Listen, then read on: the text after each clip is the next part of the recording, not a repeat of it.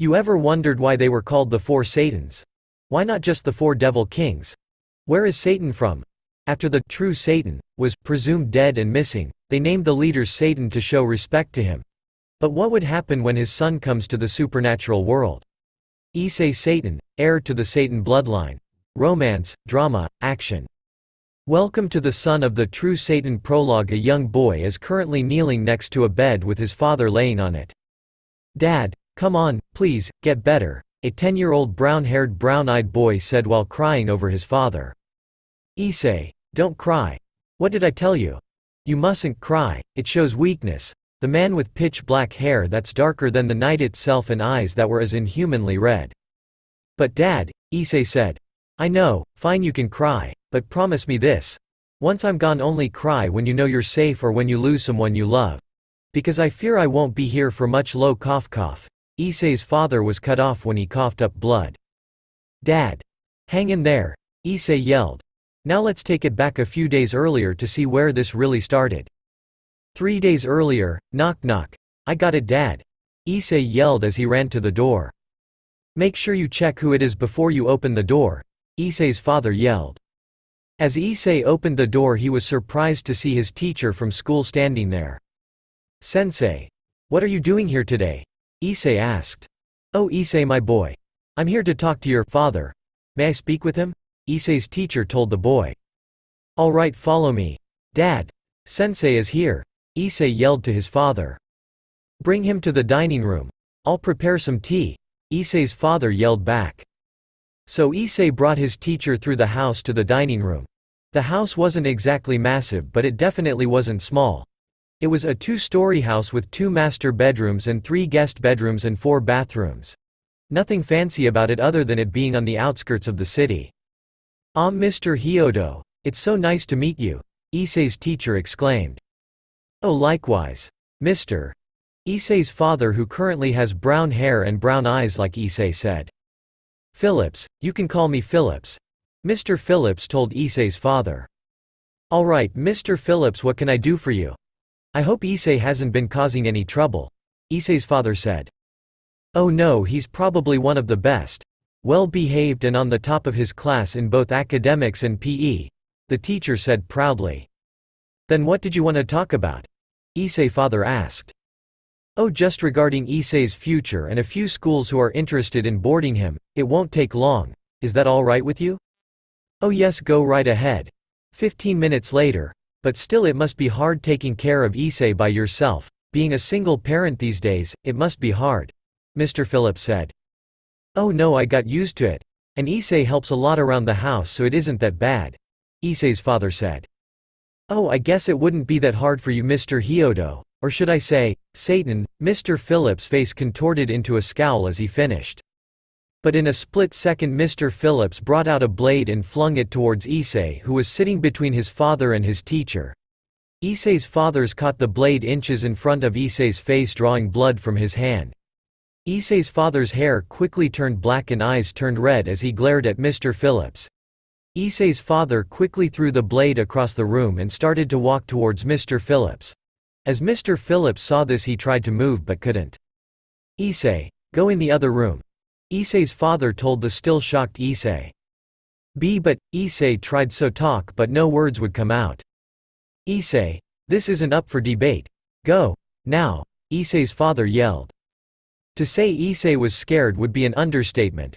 First of all, he almost died seconds before, and now his father yelled at him. His father has never yelled at him for as long as he could remember. So Issei got the message and left as quickly as he could, leaving his father and his teacher in the same room. Now then, where were we? Issei's father said with his aura getting darker with every word. Let me go, you bastard. Now why would I do that? You come into my house, try and hurt my son. You should have realized by now, you're not in charge here. You think I'm worried? That blade that cut you, it was poisoned, Mr. Phillips yelled. You think measly poison can kill me? Issei's father asked mockingly. You said it yourself, I'm the true Satan, the one and only, the first, and the last. There is no one who can be me, Issei's father yelled with power resonating through every word. You must be an idiot if you think we've been sitting idly not thinking of a way to kill somebody that might have your power. Even we understand how dangerous somebody with your power could be. You have killed thousands of people and barely broke a sweat. And after you supposedly died in the Great War, we've been making a way to kill anyone that might even have a fragment of your power. But guess what? You show up on our radar after years and years of being missing. What could be a better way to test it? Mr. Phillips yelled back. Once Mr. Phillips stopped talking, Issei's father started coughing uncontrollably. You bastard cough, you're going to feel hell cough, Issei's father said with blood coming out of his mouth. Who sent you? Issei's father barely asked as he started to crush the man from the inside. Fuck you. Mr. Phillips said as he spat out blood. Suit yourself. Any last words? Go to hell, Mr. Phillips said. Don't worry, I'll be following you there just to make you feel something worse than hell, Issei's father said as he lifted his arm towards Mr. Phillips. Oh, one last thing, Issei's father said. What? Mr. Phillips asked. See you in hell, Issei's father said with a demonic grin on his face. And as soon as he finished, blood started to pour out of Mr. Phillips' mouth and eyes. And as soon as he stopped moving, Issei's father brought his hand up once again and out of thin air a mini cyclone of blood appeared. And he sent it towards the dead body, and once it dissipated there was nothing left, just a swirl of blood on the floor. He then cast a barrier around his house that would stay up until he died, no matter how weak he was. But soon after, Issei's father collapsed to the floor. Issei. Cough, come here, Issei's father barely yelled. What happened, Dad? What happened to you? Where's Sensei? He's gone. Now please help me get to bed. Cough, I'm not in the best of shapes, Issei's father explained. It took Issei a few minutes to get his father upstairs and to the master bedroom, but in the end he did it, so he gently laid him on the bed. Issei. Cough. What, Dad? Issei frantically asked. I don't think I'm going to last for too long. I need you to prepare yourself. I can't take care of you much long. Cough. No, please, Dad, don't leave. I'll call the ambulance. They can help, Issei said, starting to cry. No, Issei, sadly they can't do anything about this, Issei's father said as he brought Issei into a hug. And for the next 3 days it would only get worse. Back to current time, Dad. Hang in there, Issei yelled. Issei tried everything to help, but nothing worked. His father's condition was getting worse. Issei's father started to puke blood this morning too. Come on, Dad. You can make it. Please, eyes, come closer, Issei's father beckoned him closer. What? Issei said with tears streaming down his cheeks.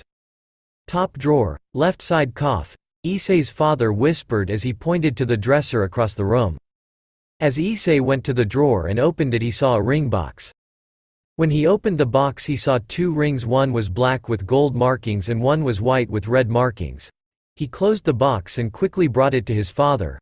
With shaky hands, Issei's father opened the box and put the white ring with red highlights on Issei's left middle finger and the black with gold highlighted ring on Issei's right middle finger.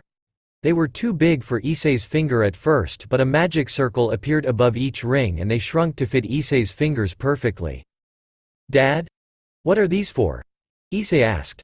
There isn't much time for me left, so I can't explain with words. Come closer again, Issei's father commanded. As Issei got closer, Issei's father brought him closer until their foreheads were touching. And as soon as they touched, a black and red magic circle appeared. But in Issei's mind he saw millions of pictures flash by, but he didn't know what they meant. And he felt power surge through him. What? What was that? Issei asked. Issei, I have given you all my knowledge, and all my power. What? What power? Why? Don't you need it? Issei asked. No, Issei, sadly, my time has come. Take this too, Issei's father said as he undid his silver cross earring and gave it to Issei. What? No, no, no. Please don't leave me, Dad. Issei. I love you so much. I always will. Issei, I want you to know you will never be alone. I'll be there right behind you every step of the way. Cough, Issei's father said. Dad. Issei said as he hugged his father. Issei, from now on, you are no longer Issei Hyodo, you are Issei Satan, the son of Satan, my sole heir. Dad. Issei said, still crying in his father's arms. You are my son, I love you, Issei's father said as the light left his eyes. No, Dad. Issei cried over his dead father's body.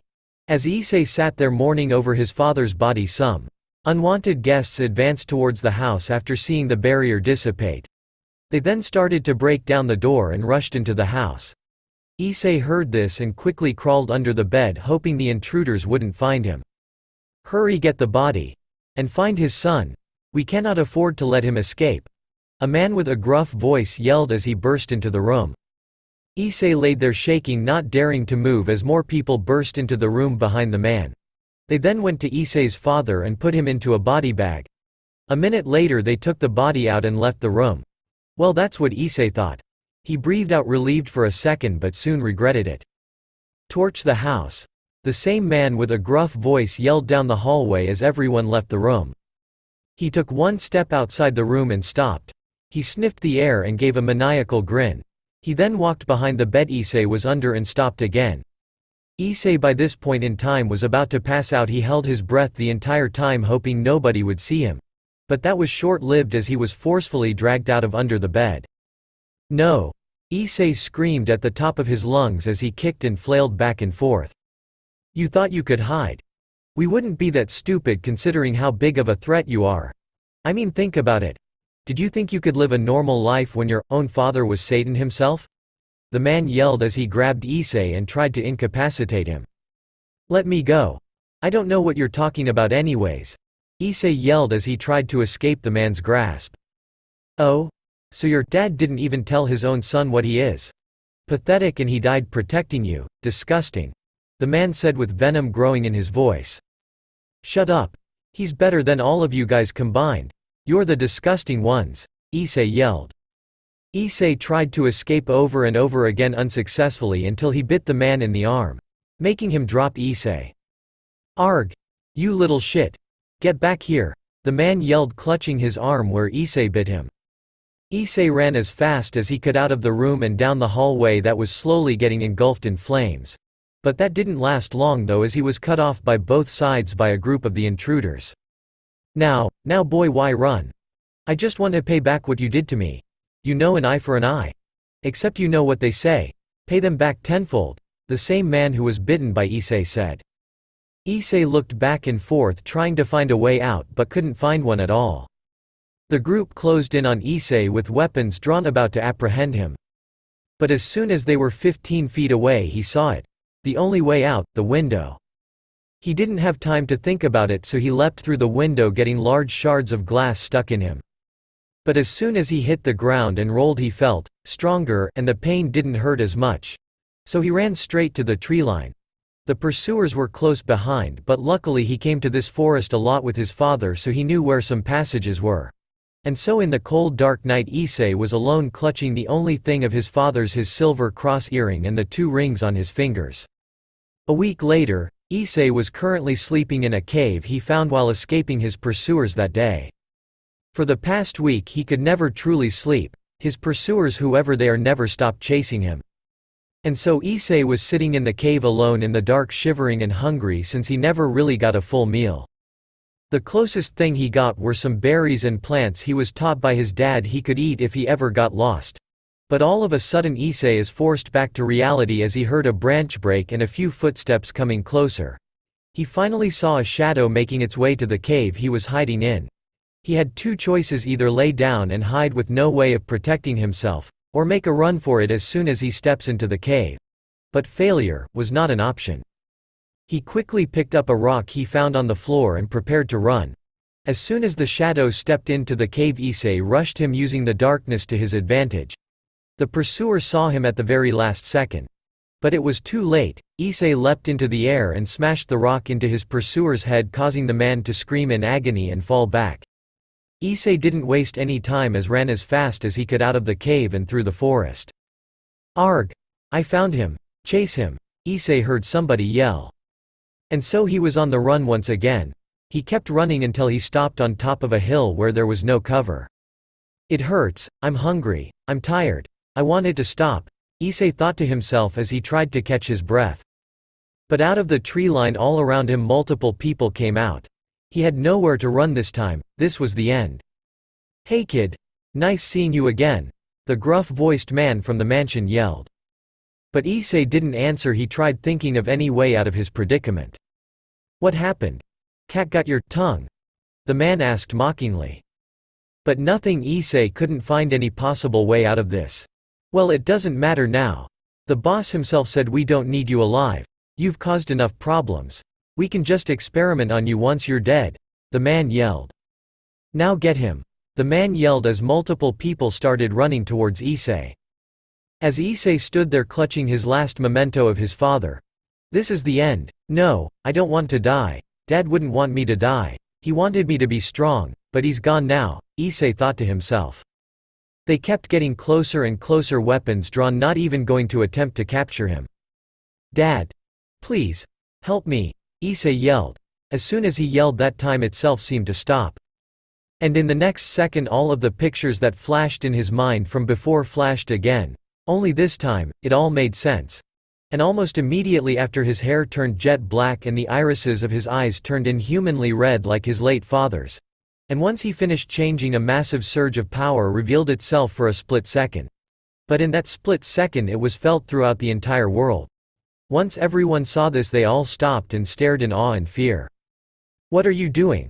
He just changed a little. He's still the same kid. Get him!" the man who seemed to be the leader yelled.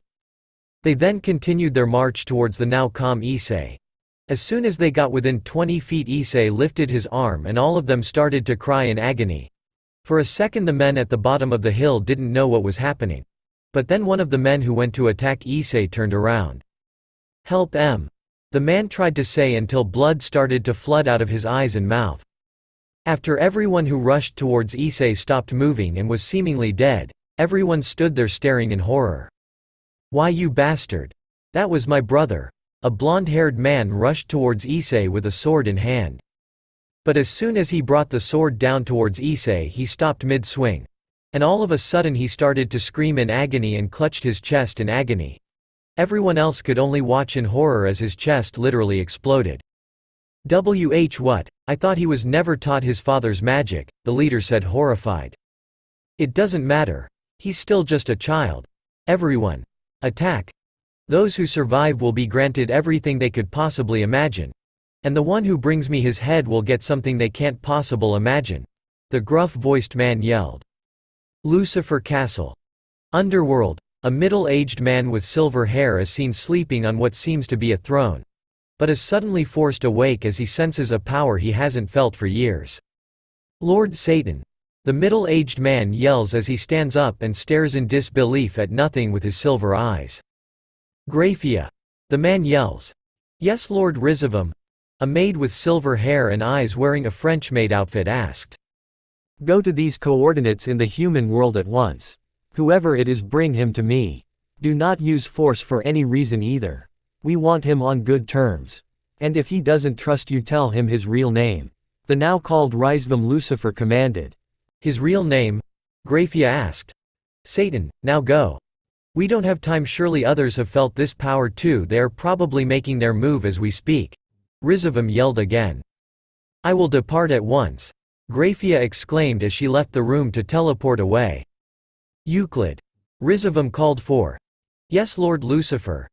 A young man with silver hair that is tied in a braided hairstyle and wears a silver robe with detailed accessories asked.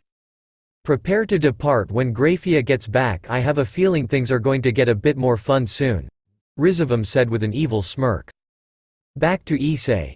A boy no older than 10 with jet black hair and irises that were inhumanly red, bathed in the blood of his enemies as he stood on top of a hill. But as you look at the big picture, you will see at least 100 if not 200 bodies at his feet.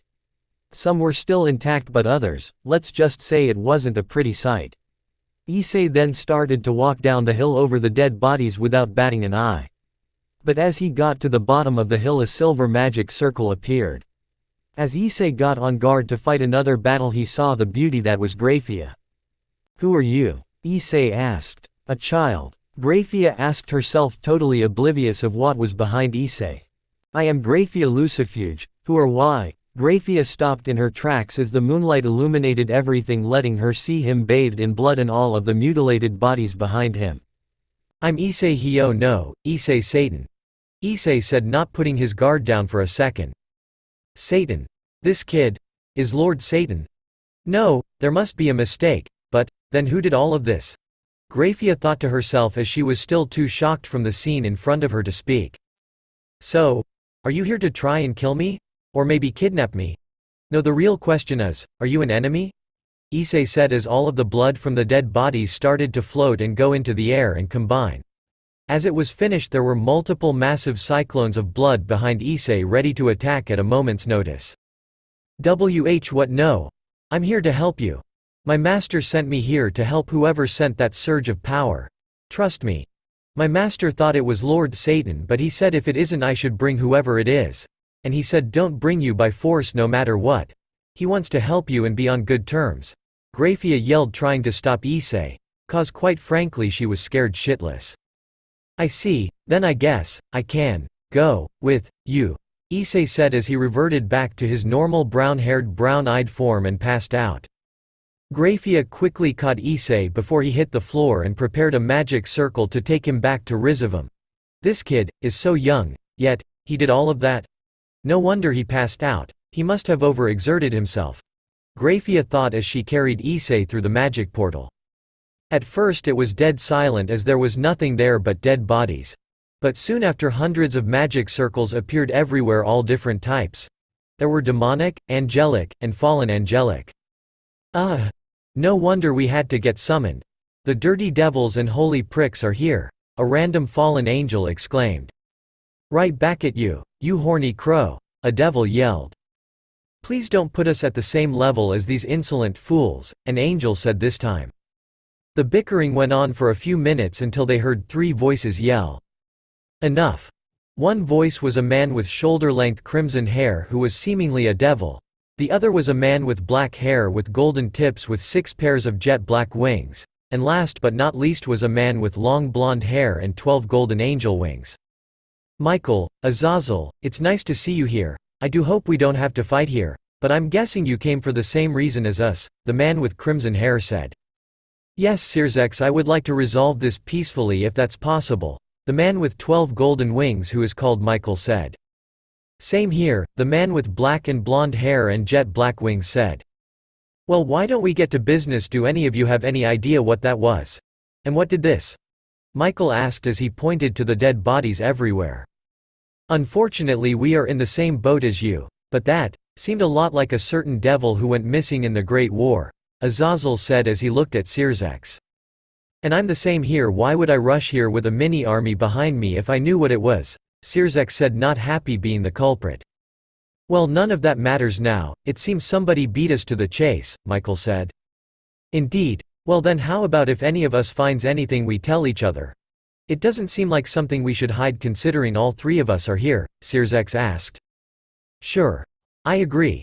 Well then, now that we have an understanding, I think we all have work to do, so I bid you all farewell, Michael said as he and his troops started going back through their magic circles. Guess the fun's over, I must go to see you, Azazel said as he left too. Lord Satan, is it really you? Sirzex thought. Let's go boys. We're done for today, Sirzex yelled as he and his troops left. Lucifer Castle. Underworld. Are you finally going to wake up? Issei. Rizavam says aloud as he looks up from his book and sees that Issei is starting to wake up from his slumber. Ha! Where am I? What happened? Issei groggily says as he sits up from the bed he was on. You, my boy, are in the underworld, and what happened is what I'd like to know, Rizavam asked. What? Who are you? How did I get here? Issei yells as he backed away from Rizavam. If you must know, Issei, I am Rizavam Lavan, Lucifer, direct descendant of the original Lucifer. And how you got here is because I sent my maid to find you after you let your power surge. And before you ask how I know your name, it's because my maid told it to me, Rizavam tells the young boy. And why are you helping me? Issei asks.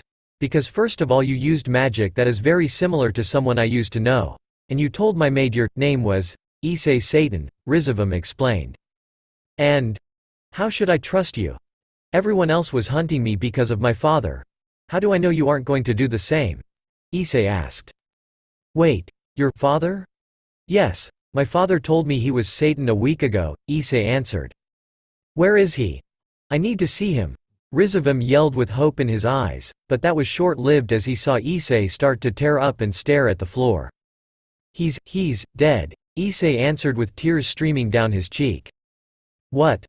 Satan was killed. Please my boy, I know it must be hard, but how did he get killed? Rizavam asked, wanting an answer.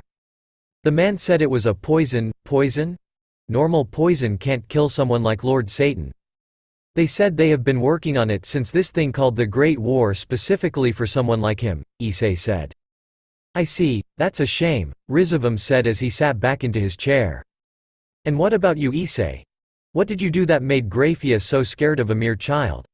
Rizavam asked. I killed them. Killed who? My enemies, but I didn't just kill them, I mutilated them, butchered them, Issei said, clutching his head. Tell me, Issei, were they going to kill you? Or capture you and make you feel something worse than death? And did they not kill your father? And trust me, Issei, you are a devil. You can get rid of anyone you dislike. Rizavam explained while staring straight at Issei. I guess, then it's all right. Anyone who is going to take a life should be prepared to lose their own life. And you are a devil, Issei. Anyone who takes from you should get punished. They killed your father, they didn't deserve life. Rizavam exclaimed. I see, tell me, kid. Do you want to continue your father's legacy? Rizavam asked Issei. I don't know. Well, think about it. What would make him proud? No, I will make my own legacy, Issei said with a determined look in his eyes.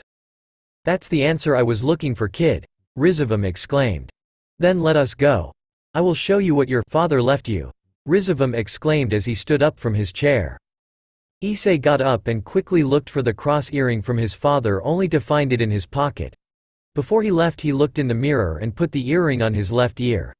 Once he finished getting dressed and so on, he left the room and followed Rizavam down the long hallway until he entered a throne room. Euclid! Grafia! Rizavam yelled. Lord Lucifer! Lord Rizavam! Ah, there you are. We are going out for a bit and I would like it if you accompanied us, Rizavam explained. Very well. Grafia and Euclid answered in sync. Euclid stared at the kid in curiosity while Grafia in slight fear. I mean, when do you see a kid who was covered in blood and supposedly killed at least 200 men just get brought into your estate? That's not that common if you didn't know. And poor Grafia, she saw the carnage Issei made in person. Alright everyone, by me, I'll teleport us, Rizavam exclaimed. And so with a silver flash they were teleported elsewhere. Forbidden Land. Underworld, Lord Rizavam. Why are we in the Forbidden Land? Grafia asked. Because we are taking Issei here to his new home, or I should say, his father's old home, Rizavam explained. They walked for about 10 minutes in the extremely overgrown forest, but was brought to a halt by a large fence and massive gate with a red spiral in the middle of it. It's a dead end, how do we get in? Euclid asked. I don't know. Hey Issei, do you know? Maybe you put your power into it, Rizavam guessed. But for some reason it just clicked with Issei, he knew exactly what to do. So he brought his hand up and a small cyclone of blood appeared behind him, but he quickly sent it towards the red spiral on the door.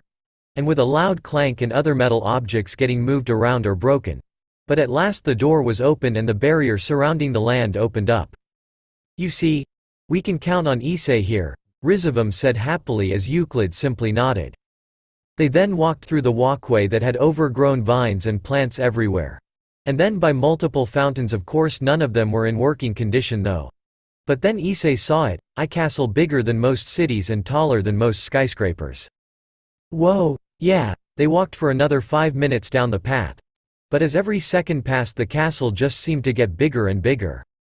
Tell me Grafia, Euclid, do you know why this land is forbidden?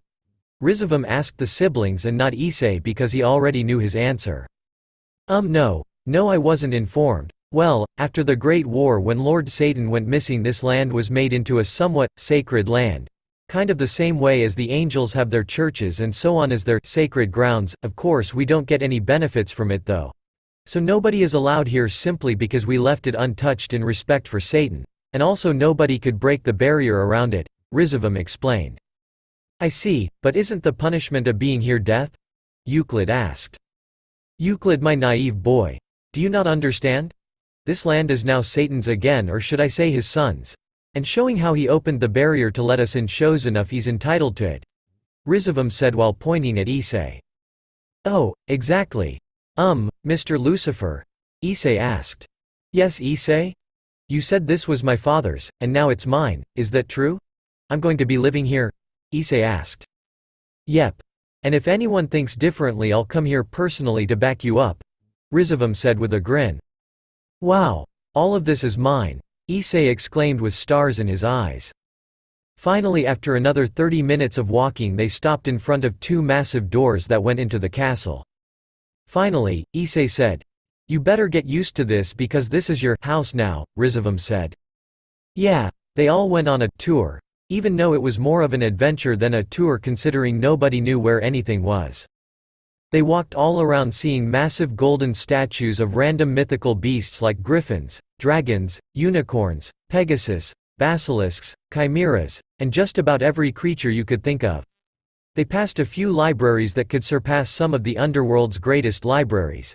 And that was seeing them separately. If you put them all together, well, let's just say it could bring up some controversy. That's how much there was and how priceless they were. Alright, I think once we find the throne room I think we should take our leave. We have some business to attend to and should leave Issei here alone so he can get used to his life here, Rizavam said, but noticed Issei get a depressed expression on his face as he said, Leave Issei here alone. So they kept walking and Rizavam thought on what he could do to help the kid, and then a light bulb appeared above his head. He had an idea. And so they kept walking, seeing multiple kitchens, many vaults of precious jewels and metals, and a lot lounges and storage and guest rooms. But soon after they passed the 5th kitchen they found the throne room. Wow! This is bigger than your throne room, Lord Lucifer, Euclid said. No duh, as sad as it is to say, Satan was of much more importance and power than the 4 Mao, Rizavam told Euclid. The 4 Mao? Issei asked. Oh yes, I forgot you don't know who they are. The 4 Mao, or should I say the 4 Satans, are the current leaders of the underworld, Rizavam explained. Satans? Why do they use my father's name? Well, before the Great War there were 4 original Satans, or well, they were called Devil Kings back then, but soon after your father went missing after the war everyone came together to agree that out of respect, the leaders of the underworld would be put into the class of Satan, in honor of your late father, Rizavam explained again. I see, so my father was a big deal, very much a big deal, Issei. You should be honored to be his son. He was one of the first devils. Even the 4 Devil Kings were named after all of the names he's been called over the years, Rizavam exclaimed. And what were those? Well, there is Lucifer, which was his first name before he left heaven, then there is Leviathan, then Asmodeus, and last but not least Beelzebub, Rizavam told Issei. Wait, Lucifer? Are you him? Issei asked hurriedly. Oh no, he has long passed, I'm his son, Rizavam answered. Oh, well that's fine, so what's this great war? Issei asked. It's getting late, I'll have to explain another time. I'll come back to teach you magic and explain the basics for devils in a few days, Rizavam said as he looked at his watch. Oh, I see, well goodbye. Thank you for helping me. And everything. I'll make sure to pay you back somehow, Issei said as he waved goodbye. Oh, I almost forgot, Rizavam yelled. What happened, Mr. Lucifer? Issei asked. I almost forgot about your housewarming gift, Rizavam exclaimed. A housewarming gift? Issei asked. Yes, I almost forgot about it too. I thought about while we were walking around here, Rizavam told Issei with a grin.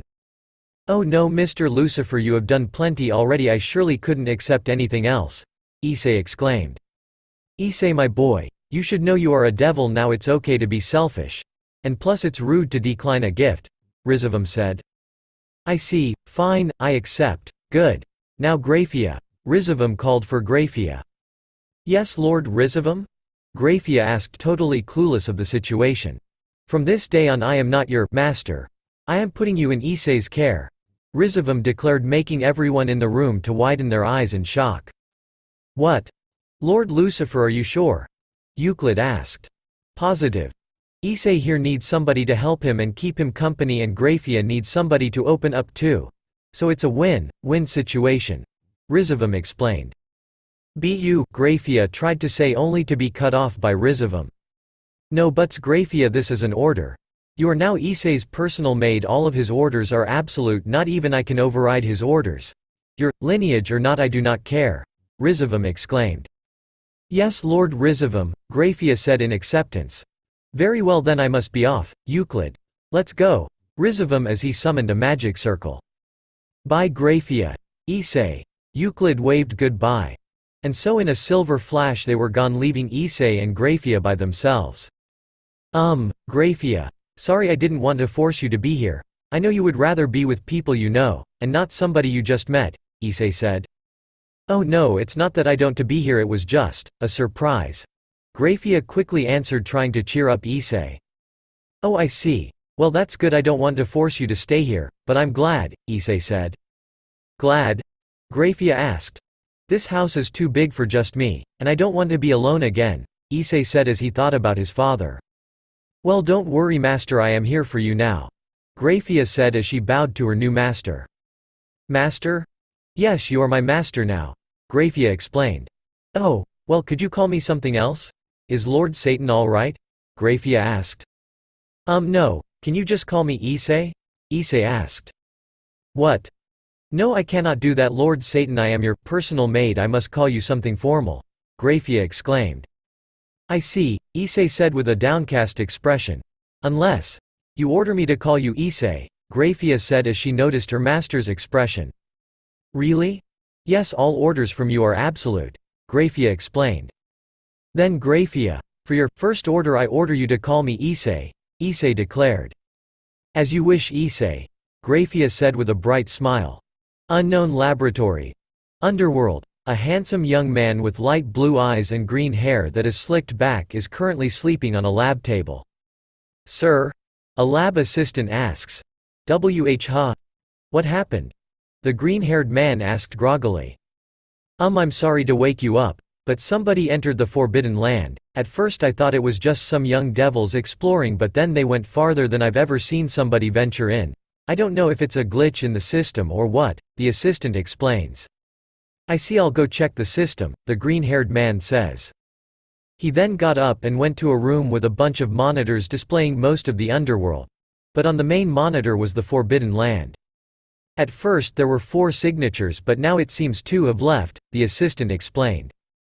But mysterious green-haired man stood there in shock. Not for the fact that 2 went missing, simply for the fact at how far they went into the Forbidden Land. Simply because nobody could break the barrier Satan placed there, and yet, there are 2 signatures in there and there are no glitches in the system. Sir? The assistant asked worriedly. I'll be back. I'm going to go check it out. Tell all of my meetings for today that I had an emergency summons. The green-haired man yelled as he prepared a magic circle. In front of the Satan territory. Underworld. Everything is still intact. The barrier's still up, the green-haired man said as he tested the barrier. Well, only one thing to do, the man said as he walked up to the gate. Does this thing even work? The green said to himself as he looked at a doorbell on the side of the gate. Only one way to find out, huh? He said as he pressed the button. Just a glitch, huh? And I really though, the green-haired man tried to say, only to be cut off by a silver magic circle appearing inside the barrier. And out of the barrier stepped Graphia. Ajuka? What can I do for you? Graphia asked in her normal stoic manner. So Rizavam, that old bastard, was the one to break the code. The now called Ajuka yelled. Pardon? Rizavam, he actually broke the code, right? Ajuka asked. I'm sorry to burst your bubble, but no, he didn't break any codes, Graphia explained. What? Then who opened the gate? Ajuka asked again. My new master did. Graphia answered. Your new what? Okay, no, that's not important now. May I meet your master? Ajuka asked again. I don't see why not, he seems bored, he just moved here today, Graphia said in thought. You do realize he could be put on trial and maybe even death for intruding Lord Satan's territory, right? Ajuka exclaimed. Is that so? Anyways, come on, I'll take you to him now. Graphia said as she opened the gate, letting Ajuka in. After Ajuka entered, he walked towards Graphia and teleported with her to the castle, since it would take like 30 minutes if they walked by foot. And so they entered the castle that Ajuka normally would have stood in awe of but had more important business to attend to. So, Graphia, yes. Who is your new master? And why did you leave Rizavam? Isn't it in your blood to serve him? Ajuka asked. To answer your second question, I'm here because Lord Rizavam gave me to my new master as a housewarming gift, Graphia answered. And what about the first question? The real question is, will you believe me when I tell you? Obviously I've never thought of you as a liar, so who is it? Ajuka asked again. Very well, my new master is Lord Satan, Graphia answered with unwavering calmness. What? Can you repeat that? I don't think I understood you correctly. I thought you said Lord Satan, Ajuka said in disbelief. Then you heard correctly. What? Take me to him immediately. Is it the Lord Satan? The one who went missing after the Great War? The one pronounced dead? Ajuka asked. First of all, where do you think I'm taking you? Second of all, not exactly, Graphia answered. What do you mean, not exactly? Well, it's not Lord Satan, it's his son. What? He has a son? Ajuka asked, still in disbelief. Yes. Then let us hurry. I cannot wait to meet this man, Ajuka yelled as he hurried Graphia. They walked until they came to a massive stairwell, and they walked up every floor of the mansion until they got to the very top of the castle. There was one door there, that's all, there was nothing else at this altitude in the entire castle. Knock knock, yes. A child's voice came from the other side of the door, surprising Ajuka. Issei, you have a visitor. Graphia spoke through the door. Come in. Issei yelled. As Ajuka walked in, he was in awe of the room for a second before focusing in on Issei. The room was the size of a small house, and was furnished absolutely amazingly, with the bed absolutely massive, a balcony and massive window that was basically the entire wall. But outside of the window, showed mountains and forest and just the beauty of nature. Who are you? Issei asked. Issei, this here is Ajuka Beelzebub, one of the 4 Satans at the moment. He wanted an audience with you, Graphia answered. Wait. This is Satan's son, Ajuka exclaimed. Why yes, Mr. Beelzebub, Issei said timidly. Oh, please call me Ajuka. May I call you Issei? Ajuka asked. Sure. Alright, may I ask you a question, Issei? Ajuka said. Yes? Where's your father? Ajuka asked, and Issei's expression changed drastically. Out of all the questions, Ajuka, Graphia said. What? What did you expect me to ask? No, it's fine, I'll answer for Issei. It's not a good topic to talk about right now, Graphia explained. Very well. Issei's father, or how you know him as Lord Satan, was killed a week ago. What? So he was alive? How was he killed? Ajuka demanded answers. From what Issei has said is after the Great War, an unknown group spent years and years making a poison for people with even a resemblance of Lord Satan's power. That was when they found Lord Satan and Issei, and they wanted to test the poison on Satan himself, Graphia explained. Still, that doesn't explain it all. Lord Satan wouldn't simply get poisoned, Ajuka said. That's because he was protecting me. The killer had a blade dipped in the poison and went to kill me. That's when my father caught the blade and ended up getting cut, and so the poison was in his bloodstream, Issei explained. I see, he died protecting his son, an honorable death, Ajuka said. And after that, they surely wouldn't have let you go so easily. Well, they didn't. I escaped from our house and ran in the woods from them for a week. That's when they cornered me and I had to kill them all. Then shortly after that I met Graphia and passed out. That's the last thing that happened before I woke up in Mr. Lucifer's house, Issei explained. I see. Wait. Did you kill around 150 men? And were you on top of a hill at the time? Ajuka asked as something clicked in his head. Yes? So that was you. What was? Yesterday we all felt a massive surge of power in the human world that strongly resembled Lord Satan's. But to think Rizavam beat all of us to the chase, Ajuka said in thought. All of us? Issei asked. When we got to the site after Graphia picked you up, we weren't the only ones. There were angels and fallen angels too. Ajuka explained. I see, yep, but this is going to bring an uproar when people figure out Satan's son has come to the underworld, Ajuka said. Hey Issei. Can I have you keep quiet of who you are for now? At least until you're older and you can take care of yourself, Ajuka asked. Sure. Awesome.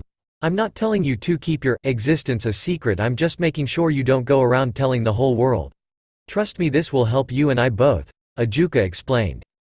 Alright, and in exchange I will give you 5 wishes that can be cashed in at any time, Ajuka exclaimed. Deal. Okay, my work here is done. I won't tell anyone what happened unless one of the Satans ask me in person. I expect you to keep up your side of the deal too, Issei, Ajuka said as he summoned a teleportation circle. I will, Issei said as he waved goodbye. Oh, one last thing, Ajuka exclaimed. Ha! What happened? Issei asked. I just thought of something. Since you are of nobility, would you like your own evil pieces so you can build a peerage? Ajuka asked. Evil pieces? A peerage? Questioned Issei. Oh, that's right, you wouldn't know what they are. Well, after the Great War. Which I will tell you about another day.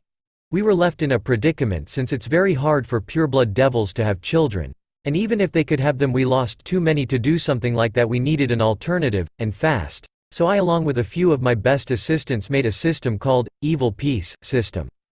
In short, high class or devils born of nobility can attain the evil pieces to create servants of other races.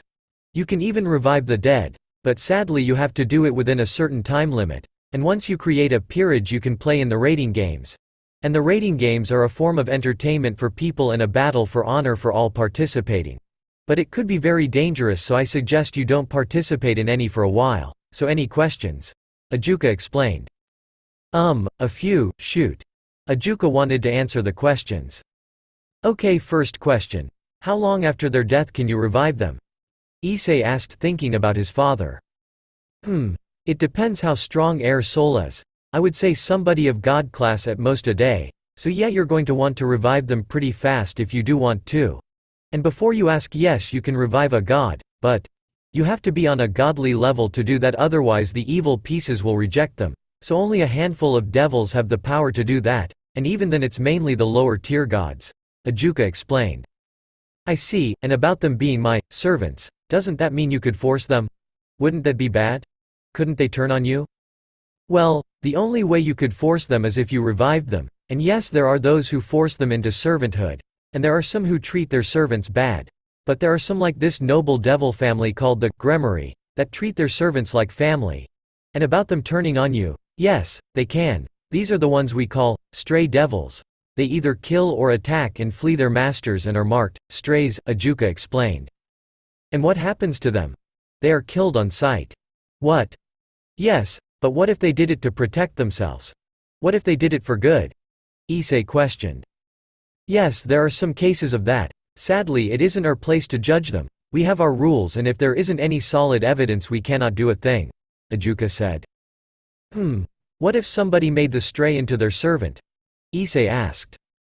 If you use your evil pieces, that could work, but it isn't foolproof, so I don't suggest it, Ajuka said in thought. And what if they put them into a servant in other means? Issei asked as he remembered something of his father's memory. Oh? And that is?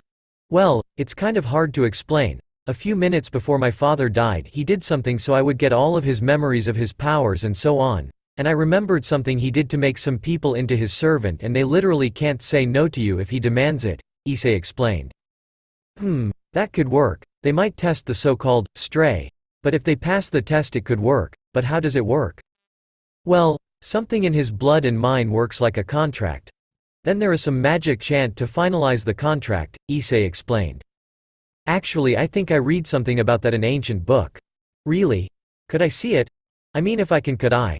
I know how to do my father's magic, but I don't know how to. It's hard to explain, like I can do it, I just don't know how to do it. Sure. I'll look at what I can find about his magic, but sadly nobody actually knows how to use his type of magic. It isn't taught anywhere and he never told anyone, Ajuka explained. Thank you. No problem. So back to where we were, would you like your own set of evil pieces? Ajuka asked. I guess. I mean, I may need them in the future, and if you're offering, Issei said. Alright, I'll come back in a few days to bring you those books and your pieces when they are ready. Alright, I'll be looking forward to it, Issei exclaimed as he waved goodbye again. Ajuka then made a magic circle to teleport away. But as he was teleporting he thought, maybe this kid could be accepted for a kingpiece, I'll have to test him. That night, Issei is currently trying to sleep but can't, his memories keep coming back to haunt him. Nightmare after nightmare torturing him in his sleep. That was when Graphia came up as she heard the ruckus. In only her nightgown she peered through a crack in the door only to be frightened by the sight of Issei rolling around the bed in pain. But it wasn't physical pain, it was emotional and mental. Then she remembered something she read in a book before. When somebody is having a nightmare, it's best to lay next to them and cuddle next to them. What book did she read? The world will never know, simply because she destroyed it after she read it. She then laid next to Issei on the bed and brought him into a hug. "Shush, Issei, it's okay," Grafia said as she patted his head. Almost instantaneously he stopped flailing around and looked peaceful. If one saw this scene they would think it was a mother comforting her son. And so they both went to sleep peacefully. 7 years later, we now see a teenage boy with brown hair and an aura that could only be described as magnificent, regale, beautiful, pure elegance, and yet horrifying, and ferocious. And that was what you felt when he was sleeping. As he starts to wake up, his eyes flutter alive with his brown eyes peering through. As he got up to get out of bed, a hand shoots up to grab him by the wrist. "Nya Issei, don't go, 10 more minutes." An attractive naked young woman with a voluptuous figure, long black hair, and hazel gold cat-like eyes groggily begged from his bed. "Kuroka, I've got work to do," Issei said stoically. "Nya how mean," Kuroka pouted with clearly fake sadness in her voice. "I don't get why you keep trying, Kuroka. You know how he is," another voice spoke up. Only this voice belonged to another naked voluptuous teen girl around Issei's age with silver hair just like Grafia's but had light blue eyes that Grafia didn't have. "Yeah, you're probably right, Valley, but it doesn't hurt to try. Maybe one of these days he'll stay," Kuroka says as she goes back to sleep with Valley. Issei then walks to the mirror and looks into it. These past 7 years he's gotten much taller. He stood at 6'1" and got much more muscular and attained several scars from a few endeavors. If you looked closely you would see he is wearing the 2 rings from his father on his left and right middle fingers and the silver cross earring on his left ear, much to the dismay of the devils around him. But behind Issei, something Issei has grown accustomed to ignoring stands there. A dark version of Issei standing behind him with jet black hair and jet black eyes, taunting him, throwing insults at him, and ridiculing him, doing all of that only to get attention. Most of the time Issei can ignore it, but in some case scenarios that doesn't work. But Issei quickly puts on his shirt and glances at a chessboard on his dresser. It would seem like a normal chessboard on one side, but on the other all the pieces were different. They were mutated. He quickly walked towards the door and opened it only to wait for a second. "Grafia, I'm going to need help, so get out of bed soon," Issei said as Grafia shot up with a bad case of bedhead and a little drool where she was laying. "I'll be down in a second, Issei," Grafia said in her stoic voice as she jumped out of bed and put on her French-maid attire. Issei then walked through the halls he grew accustomed to over the years. Everything was basically the same, only now it was very well kept, unlike when he first arrived. So he kept walking down the corridors he's gotten lost in many times. That's how big the castle is. And finally he walked past the throne room and into a room with multiple bookshelves and a desk and a few monitors. And he sat down on a chair and started doing his work, or should I say the odd jobs Ajuka let him do for future references. It was mainly political things, but sometimes he had to go in secret to eliminate a threat for him. He was sat there doing his thing for another 30 minutes until the doors flung open, revealing a tall bespectacled woman with a voluptuous figure. She has tan skin, long brown hair tied into a bun with a headset and purple eyes. "Issei, have you agreed yet?" the women asked. "Kateria, would it hurt to knock?" Issei asked as he looked up from his desk towards her. "Well, have you?" the now called Kateria asked while completely ignoring Issei's question. "Have I what?" Issei asked, even though he pretty much knew the answer. "Have you finally agreed on my marriage proposal? It would be a huge advantage to the underworld and especially the old Satan faction to have a child born from Satan's and Leviathan's bloodline. Yes, Kateria is one of the few people who know who Issei really is. It never was a secret, he just didn't go waving around a flag telling everyone who he is. For the last time, Kate, first of all, I could care less about the old Satan faction and their problems, and second of all, I told you this way too many times, I'm not planning on marrying anyone anytime soon," Issei said with his calm demeanor not wavering at all. "Oh come on, Eyes. Please, I'll be the best wife ever," Kateria begged. "That's enough, Miss Leviathan, can't you see you are disturbing Issei?" Grafia said as she walked in with Kuroka and Valley close behind. Exactly. And I'll be his wife. Either way, but I don't mind if he has multiple NYA. Kuroka said as she walked towards Issei and wrapped her arms around his neck and hugged him from behind.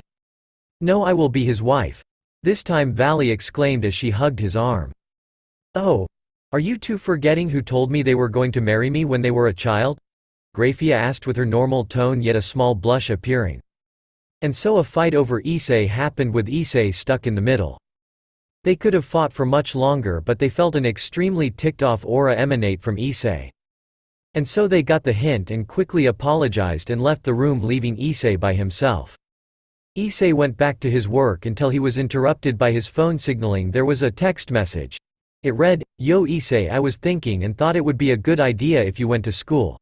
It would help you a lot with people skills and so on for future reference. Anyways, text me back if you do want to, I'll help you out with it. I already have a school in mind. 2 friends of mine have sisters who go there.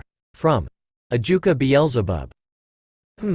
Maybe I need a change of pace, Issei said aloud. And plus, I feel like things could get a lot more fun, Issei said as he smirked to himself. Alright. Now that was my first ever prologue. I thought it would be a good thing to do as a first chapter, teaser. I don't know, tell me what you think about it, would help and motivate me a lot if you told me your thoughts, good or bad. And this is my longest chapter 1 have ever made. How crazy is that? 10K plus.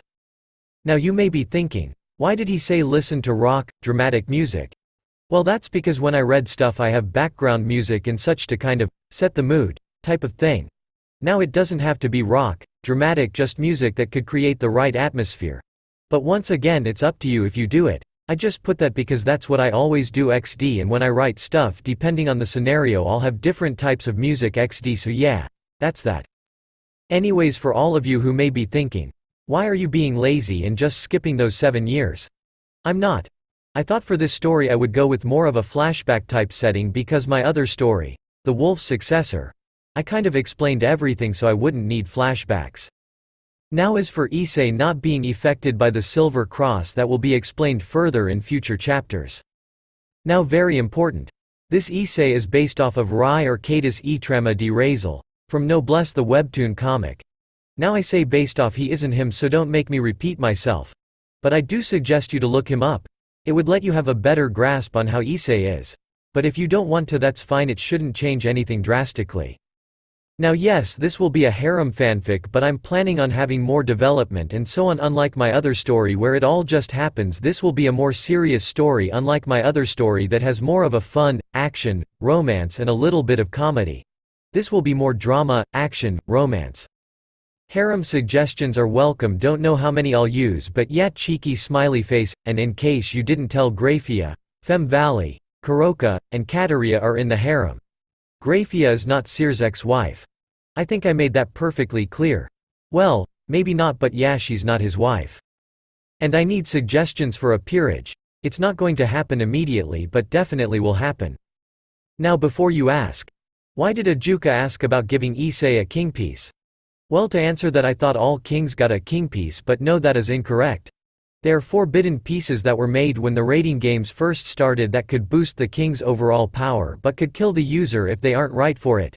And so they were banned because they were afraid people would use them to pursue their evil desires. And there are only 9 unused king pieces in the DxD universe. Now I will be having people in this story from other series. So if you have anyone in mind, tell me. I will mostly be adding people from other series for the harem and for villains, Suye. Also, I need to know what Valley's full female name should be. Valora? Valerie? Give me your suggestions. Now just because a girl may have a crush on Issei does not mean she's in the harem yet. Like let's say when he goes to Kuo and Rias has a crush on him or something, that does not mean she's in the harem automatically. But Rias will most likely be in the harem, cheeky smiley face. Now I don't know how often I'm going to be posting this because I want to have more long chapters instead of a bunch of 2K chapters, cheeky smiley face, but I don't know if they will be as long as this one, depends on how I feel. But they will be longer than my other stories' chapters. Now one last thing. What did you guys think of the summary? Should I change it? Is it good? I want it to grab everyone's attention. That's why I spent so much time on this chapter. Sadly, I didn't think of writing the first chapter extremely careful on my other story, but I did try pretty hard on this story.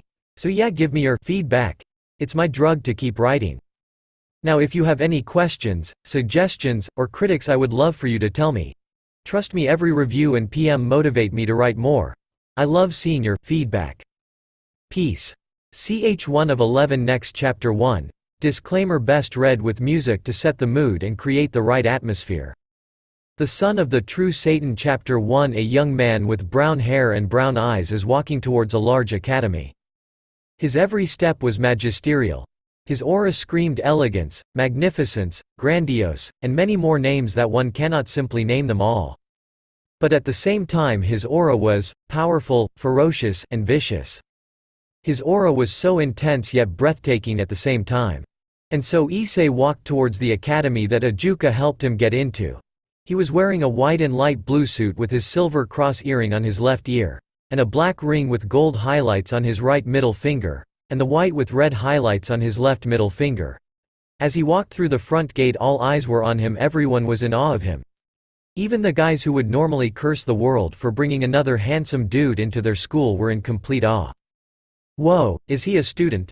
a girl student asked. "Wow, so cool," a guy said this time. "Do you think he's transferring?" a girl asked. "I want to speak to him but I'm kind of nervous," another guy exclaimed. "Yeah, I know what you mean. What's up with his clothes though? Damn Ajuka, he could have at least told me what colors I should wear." Issei thought as he noticed he was the center of attention. And wearing almost the complete opposite of colors from everyone else didn't exactly help. Everyone else was wearing a white, black, and red school uniform. After he walked through the building without interruption, simply because everyone was either stuck in awe or intimidated by him, he finally got to the faculty office and got his class schedule. He finally got to his class and stood outside of the classroom until he knocked on the door. "Knock knock, come in," the teacher yelled from inside the class. As Issei walked in, the air was filled with elegance and the class immediately shut up. "Now, would you please introduce yourself?" the teacher asked as politely as she could. Yes, my name is Issei Satan.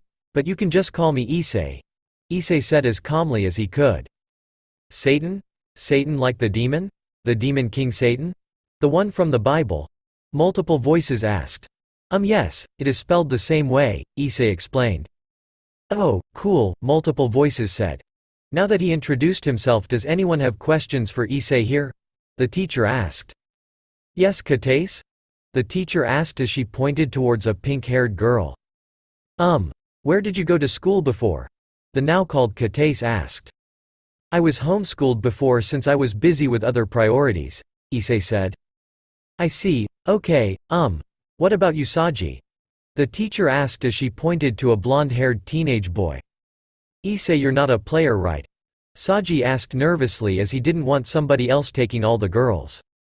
"No, I can confirm I am not. I do not have time for any serious relationships as of right now," Issei explained. "I see. That's a relief," Saji exclaimed. "Alright, that's enough for now. You can ask Issei more questions during break," the teacher said as she pointed towards a seat in the corner of the room by the window for Issei. The rest of the day was one of the most boring days ever for Issei. Nobody came to ask him questions or introduce themselves. Everyone was too scared that they would mess up or thought they weren't worthy to speak to him. He noticed a few devils but didn't care. He already knew they were there because of Ajuka, so he didn't pay any attention to them. But the devils paid a lot of attention to him. Unknown location. A beautiful young woman who appears to be in her late teens with white skin, blue eyes, and her most distinctive feature is her long crimson hair is sitting at her desk. "Kaneko," the Crimson Beauty said. "Yes, President?" a short white-haired girl asked. "That new student, what was his name?" the crimson-haired beauty asked.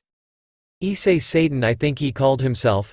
A beautiful young woman with a voluptuous figure around the same age as the crimson-haired girl with very long black hair and violet eyes said. "Issei Satan, huh? What a coincidence he would come to a school inhabited by devils," the crimson-haired girl said with a grin. "What about him, President?" Kaneko asked. "Oh, yes, I almost forgot. I wish for you to follow him. Tell me if anything suspicious happens or anything worth noting," the crimson-haired girl told Kaneko. President, with all due respect, I don't think we should try anything with him, or have anything to do with him, Kaneko said, which surprised the redhead. And why is that? The crimson-haired girl asked. I feel something from him, it's like nothing I have ever seen. It's so potent even the regular students can feel it, it's like, I don't even know, it's unexplainable. I just don't think we should mess with him or get on his nerves, Kaneko explained. You see. I knew you would get it, Kaneko. I think he may have a sacred gear, the crimson-haired girl said as she hugged Kaneko. President, that's not what I meant, Kaneko said while being suffocated by the bone-crushing hug. Rias? I think we should listen to Kaneko, she hasn't been wrong yet, the voluptuous black-haired girl said. Akeno, trust me on this, the now-called Rias said. I trust you, but, the now-called Akeno said. Then it's all right. Kaneko, please tail this Issei Satan, Rias exclaimed. Right away, Kaneko said, worried for the outcome. On Issei's way home. Hey you. An attractive young woman with violet eyes and long black hair down to her hips yelled. Issei heard this but ignored it and kept walking. Hey! I'm trying to ask you something, the same girl yelled. But Issei simply kept walking, he didn't think she was talking to him. Hey! The girl yelled as she grabbed Issei, which resulted in getting a confused glare from Issei. May I help you? Issei asked. Oh, The girl was speechless. Well? Issei asked with as polite a face as he could do. Oh, would you go out with me? The girl asked. I'm sorry, but who are you? Issei asked the unknown girl. Oh, I'm Yuma Amano. Nice to meet you, Issei. The now called Yuma said bubbly. Likewise, now what can I do for you? Issei said, not amused. Will you go out with me? Yuma asked. Is that all? Issei asked, which caught Yuma off guard again. Yes. Yuma said. Then I must decline. I am simply too busy for a date, let alone being in a relationship. Issei said as he started to walk away, leaving a speechless Yuma in his dust. Issei then walked for about 20 minutes until he got to a large apartment building.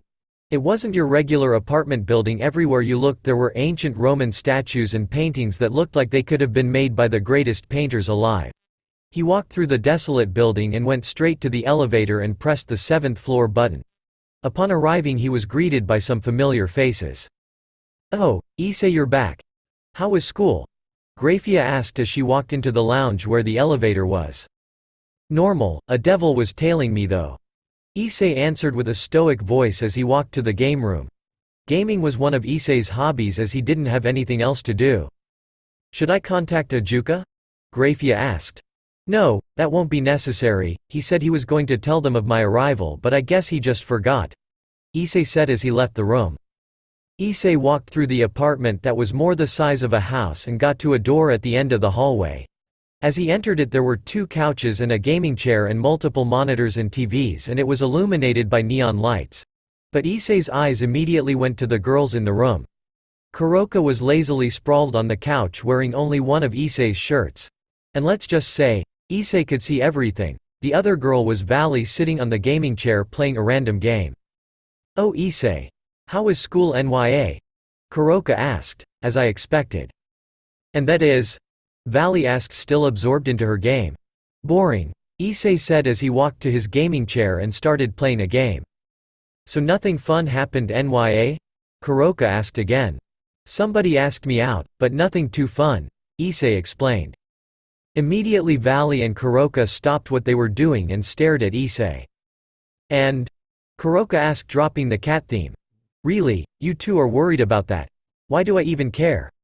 No, I said no, Issei said as he kept playing his game. Oh good, Valley and Kuroka said as they went back to what they were doing. Maybe I should go with you tomorrow just in case, nya? Kuroka said aloud. Don't even think about Kuroka. Just because you aren't a wanted criminal anymore doesn't mean every devil is going to like you being around. And it was an under-the-table deal, so I don't even know if Ajuka made your freedom public. Issei exclaimed as he kept playing his game. True nya, but if they come after me again you will just save me like back then nya, Kuroka exclaimed. You never did tell me. How did you get the Devil Society to pardon Kuroka? Valley inquired. Issei didn't answer, simply ignored the question and kept on playing his game. He wasn't exactly the talkative type. Oh, come on eyes. You don't want to tell her how you swooped in like a knight in shining armor and saved little Olmi? Kuroka exclaimed. Oh fine. I'll tell her nya. Flashback, get back here. A devil yells as he ran through the forest. I don't think so nya. A 15-year-old Kuroka yelled back as she tried to escape her pursuers. After Kuroka ran for a few more minutes, she heard one of her pursuers yell about them getting close to the Forbidden Land. As soon as she entered the Forbidden Land, the landscape changed a lot, denser trees, vines, everything got a lot more rugged, so it helped her get some more footing in front of her pursuers. She ran through until she found a gate of some sort. She was about to enter until she saw the barrier. She tried to break it or get through it, but all attempts were futile. She then heard her pursuers getting a lot closer. She kept trying but nothing worked. Her pursuers were only seconds away. Her only option was to fight. She readied herself in a fighting position, but as soon as she expected her pursuers would emerge from the forest, the gate behind her opened, revealing a way in. She didn't have time to think, so she quickly went in and the gate closed behind her. She quickly looked for whoever helped her but couldn't find anything, so she used her senjutsu to see if she could sense whoever it was. But as soon as she used her senjutsu, she felt one of the worst auras she has ever felt. It sent chills down her spine just thinking about it. She would have had a better chance with the devils who were pursuing her. She turned to where she felt the aura and out came an 11-year-old boy. Hi there. The boy said. Hi, Kuroka asked worriedly. I saw you were being chased, so I thought I should help you, the boy exclaimed. I see, thanks. No problem. My name's Issei. What's your name? Issei asked. Kuroka nya. Well, nice to meet you, Kuroka. Would you like to come inside? Issei asked. Inside? Inside my house, of course, Issei exclaimed cheerfully. Kuroka then followed Issei to his house, or should I say, castle, but never dropped her guard once. They talked for the long walk about multiple things. The main topic was why she was being chased. She told him how she had to kill her master because he was planning to take advantage of her little sister because of her power, and it would endanger her in the process. Issei could always tell when somebody was lying. He didn't know if his father did that to him or what, but if somebody was lying he would know unless they were really, really good liars. So he immediately took side with Kuroka and was trying to figure out how to bring justice to her. Soon after, he got to the front door of his house. Hey Kuro, Issei tried to say, only to be cut off by Grafia attacking Kuroka. Grafia! What are you doing? Issei yelled as Kuroka dodged and jumped backwards. Issei, stand back. She's a dangerous stray devil, Grafia yelled as she stood protectively in front of Issei. I know who she is. Stand down, Issei yelled again. But Issei, she isn't to be trusted, Grafia exclaimed. Then don't trust her. Trust me. With that, Grafia visibly calmed down. Fine, but if I see you threaten Issei in any way, you're dead, Grafia told the Nekomata. Now since we got that over with, let's go inside. Issei cheered as he walked inside with Kuroka and Grafia in tow. They walked down the halls of the castle in silence until Issei noticed something on Kuroka. Wait, Kuroka? Issei asked. Nya? You have cat ears, and 2 tails, and your eyes are like a cat, Issei said, shocked. What about it, Nya? Kuroka asked. Are you a cat lady? Issei asked with stars in his eyes. The wahahahaha. Kuroka burst out laughing. What? Did I say something wrong? Issei frantically asked. No, it's just, nobody has ever asked that before, Kuroka explained as she wiped a tear from her eye. Oh, well, are you? Issei asked again. Something like that, yes. I'll explain it some other time, Issei, Kuroka said as she composed herself again. They got to their destination, which was the lounge, and discussed what Kuroka told Issei and tried to figure out a solution to the problem. They couldn't figure anything out that day, so Issei offered her a place to stay for a few days until they could figure something out, and she easily agreed. A few days later, Kuroka stayed at the house helping Grafia with whatever she could to try and pay back Issei for all his help. Issei never stopped trying to find a way to help Kuroka, but so far nothing was going to work. But that didn't stop him. He was determined, that's for sure. Kuroka was walking through the halls bored, trying to find something to do, when she heard it. She heard Issei talking to somebody somewhat angrily. So she listened in on the conversation. What do you mean there wouldn't be any other way? Issei asked over the phone. I'm sorry Issei, but if you somehow found somebody like how you're describing, they would have to be one of your servants or possessions to even start to do research on a case like that. Ajuka explained over the phone. And you're positive? Issei asked defeated. Yes, Ajuka responded. Well, I guess thanks for the help, Issei said as he was preparing to hang up. Issei, I seriously hope you aren't doing anything risky, don't be starting any wars, Ajuka said. Yeah, goodbye, Issei said. Bye, and the phone hung up. Kuroka listened in on the conversation and was a little shocked. Somebody who didn't even know her for a week was trying to help her this much. She hasn't been helped like that by anyone she knew in her entire life.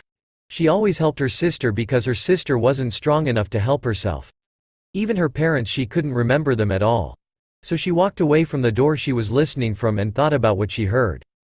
A few hours later, Kuroka walked into the lounge because Issei called for her. You called NYA? Kuroka asked. Yes, Issei said as he looked down towards his desk. Oh, come on Issei, what's with that gloomy face? Kuroka asked. It's about trying to help me with my case? Kuroka asked. Yes, I'm guessing you couldn't find anything of use? Kuroka asked again. Well, I did, but I don't want to force you into it, Issei exclaimed. I see, well, what is it? Kuroka inquired. In order for them to even start an investigation, you would have to be in servanthood to somebody pretty high up in the Devil Society. Otherwise they wouldn't care and would just keep you as a stray devil, Issei explained. Well, that's rude. The only reason the servant thing would work is because it would be like a lifeline more than anything. They would be too afraid to hurt or kill a servant of an important devil. Issei explained. I see, well, would you like to become my servant? Issei asked hopefully. Sure. Kuroka answered quickly. I will rarely ask you to do anything. I won't force you to do anything that bad. I'll protect you. Wait, you agreed? Issei asked. Yeah, NYA. Kuroka said. That easy? Issei asked again. May I ask why? Well, earlier today, I heard you talking on the phone, and you were fighting, so I could be free, and I haven't even known you for more than a week. And you've been trying to help me more than anyone else I've ever known has, Kuroka explained. I see, and I thought, if somebody is trying to help me this much they obviously can't be that bad, so I chose to become a servant to you, Kuroka said. Then, would you like to get this over with? Issei asked. Get what over with? Kuroka asked confused. There's some kind of ceremony I have to do with you for you to become my true servant, Issei explained. I see, then I guess. Kuroka said, still kind of confused. He told Kuroka to kneel in front of him first. Then Issei brought his hand to his mouth and bit his thumb, making sure blood was drawn. He then took his thumb and placed it on Kuroka's lips so that she could taste his blood. Do you, Kuroka, agree upon becoming my servant? I do. Will you follow me no matter where I go? Yes. Will you trust me even in the face of death? Yes. Can I trust you with my life? Yes. Will you obey all orders no matter how difficult they may be? Yes. Then I hereby declare you will only listen and obey your true master. I, Issei Satan, am your true master. Issei finished his chant with a wide-eyed Kuroka staring up at him. And a red collar tattoo appeared on her neck signifying she was Issei's and Issei's alone. Issei? Kuroka asked, still wide-eyed. Did you say, Satan? Kuroka asked. Oh, I never told you my family name. I totally forgot, Issei exclaimed. So you are Issei Satan? Kuroka asked, still in shock. Yep. Issei exclaimed. Kuroka was still too shocked to speak. I guess this means we should introduce each other again. I'm Issei Satan, nice to meet you, Issei said. Right. I'm Kuroka, please take care of me, Kuroka said as she bowed in the end. Right. Now let's get your justice, Issei yelled as he went back to his desk. A few hours later, Issei. Yes. When you asked me about all those things, I had my suspicions, but really? An SS-class stray devil? Are you trying to start a war? Ajuka yelled, flabbergasted. I didn't think it would matter, and either way she obeys my every word. So I think we should get on with the investigation. There has to be something of use at her old master's house, Issei said. Issei, we need to get over the whole Kuroka SS stray devil sentenced to death because she killed her former master problem first, Ajuka explained. And I said she had a reason. Trust me. We can find something to do with the case and it will be all good, Issei exclaimed. Issei, it's not that simple. Even if I trusted you on this, there are so many other devils this would have to go through, and I doubt they would trust some random kid who claims he is the son of Satan, Ajuka said. Well, you did. Well, I had evidence, Ajuka explained. Okay, that's beside the point. Leave me out of the picture and just say you wanted to do a follow-up report and something caught your interest. It's not as hard as you think, Issei told Ajuka. That might work, but, please, and remember you owe me 5 wishes, Issei begged. I forgot about those. Fine, but is this really something you want to cash one in for? Those are meant for you, not some random stray you found, Ajuka explained. I'm positive. Issei answered with conviction in his eyes. Very well, but I can't promise anything, so don't get your hopes up, Ajuka yelled as he pulled out his phone. Thanks, Ajuka, Issei yelled as he hugged the devil. Yeah, it's a bit too early to celebrate. Anyways, I've got work to do if I'm going to do this, Ajuka said as he summoned a magic circle. Bye. I know you will figure something out, Issei exclaimed as he waved to Ajuka, who started to disappear into the magic circle. CYA.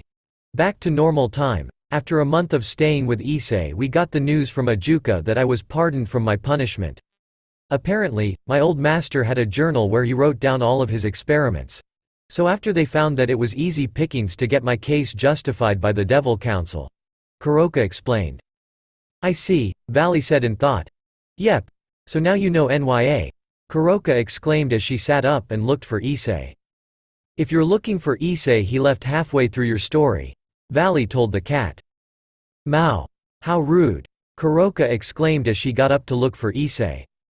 The next day, Issei got his school uniform and thought it would make him not stand out so much.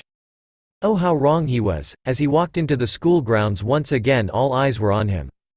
The fact that he didn't talk to anyone just added to the whole mysterious aura that made people intrigued by him. He walked to his class minding his own business while some devils were sticking their noses where it shouldn't be. Multiple student council members were watching him, and Kaneko and a blonde-haired pretty boy were also watching. He ignored them and just went on with his day until school ended. He walked out of Kuo Academy with Kaneko still trailing him. As he walked through a certain park, a barrier was immediately erected around it. Issei didn't flinch, he just looked up to where he sensed a fallen angel. You think you could damage my image and get away with it? An older version of Yuma Amano said as she flew above Issei with fallen angel wings. And how did I do that? Issei asked, clearly not amused. You denied a date with me. Nobody does that and gets off easy. I guess it doesn't matter in the end though. I was supposed to kill you either way. The older version of Yuma said. May I ask what your real name is? I highly doubt you would use it when trying to stay undercover, Issei asked. HMPH, I guess I'll tell you. You aren't going to be alive much longer either way. It's Rainier. Remember it in the afterlife. Rainier yelled as she summoned a spear of light. She threw the spear towards Issei at unprecedented speeds, but Issei simply held up his arm. As soon as the light spear made contact with his hand, it shattered. She stood there in shock before she summoned multiple more and threw them at Issei. Every single one shattered on contact with his hand. What? Who are you? Rainier screamed. Doesn't matter who I am. You won't need it once you're dead, Issei said with his normal tone. Like hell I'll die, Rainier said as she tried to fly away. She kept trying to move but she couldn't. She tried everything she knew but nothing worked. She couldn't even use magic. And Issei held up his arm once again and Rainier started flying towards it. Only Rainier wasn't flying, she was being forced by an unknown power. Her neck landed in Issei's hand and he held her up with one arm and started to choke her. She started to cry and beg for her life. Please, I don't want to die. Please, I'll do anything. I won't come near you again. Just please spare me. Rainier begged with tears streaming down her face as she struggled against Issei's grip. If you are going to take a life, you should be prepared to lose your own, Issei said as he started to squeeze harder. Please, Rainier barely begged. As Issei heard the last part and saw the tears streaming down her face, he remembered something that burdens him to this day. Flashback. A 13-year-old Issei was watching a girl who was seemingly around his age with blonde hair and red eyes cry into her hands. He walked towards the girl and extended his hand towards her to try and console her. But as soon as she saw this, she slapped away his hand and glared at him with tears streaming down her face. "Don't touch me," the girl yelled. But Issei tried to say. "Don't even come near me. You can't do anything right. All you can do is kill people," the girl yelled again. Something in Issei broke. He was heartbroken.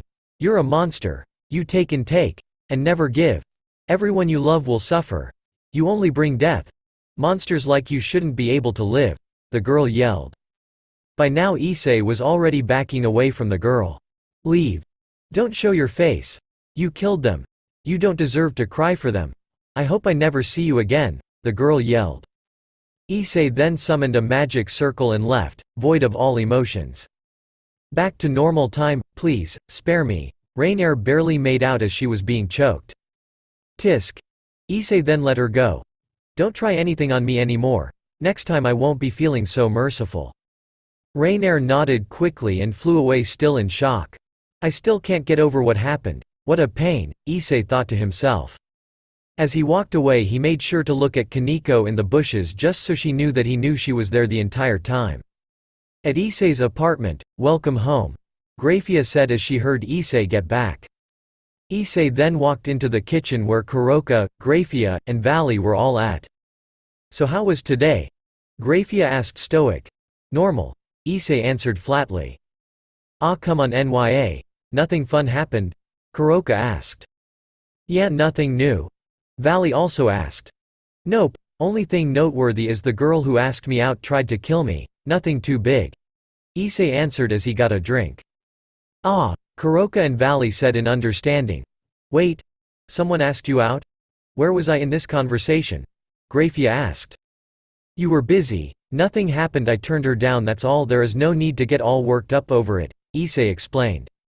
"I see, dinner will be ready in an hour," Graphia said.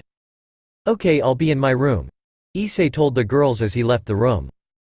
Issei walked into his room that was almost completely void of light except the small amount of light that was shining through a small opening in the blinds.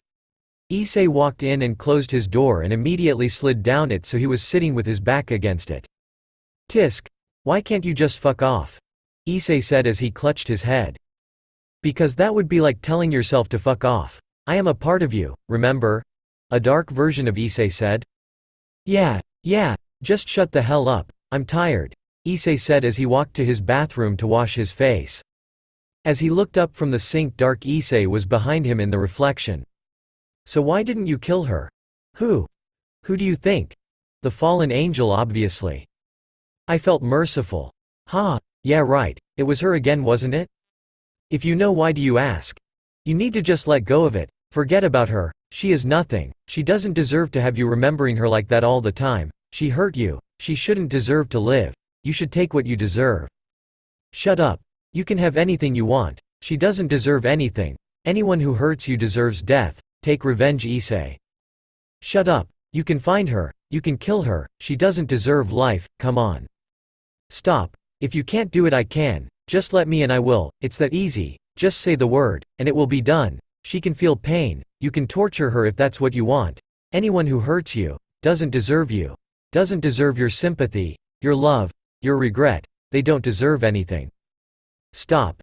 Issei finally yelled and punched the mirror, shattering it and drawing blood from his knuckles. "Finally, just stay quiet," Issei said as the dark Issei was finally gone. "Issei? Are you okay?" Graphia asked frantically as she and Kuroka and Valley barged in. "Yeah, just a little tired. I don't think I'm going to have dinner tonight, I'm just going straight to bed," Issei said as he walked to his bed. "Okay, if you need anything just ask," Graphia said as she walked out. "Want me to stay here Nya?" Kuroka asked. "No, I just want to be alone right now." "Do you want to talk about it, or train?" Valley asked. "No, just please, give me some time alone." "All right," and Issei was left alone once again. "Dinner? Yeah, it happened again. If it wasn't for that bitch we wouldn't be having this problem," Kuroka sneered. I know the basics of who this girl is, but what exactly happened?" Valley asked. "Well, you say," Kuroka was cut off by Graphia. "I don't think it is our place to say, When Issei's ready to tell us, he will. Before then we can only support him," Grafia interrupted. "I guess," Kuroka said as she looked down.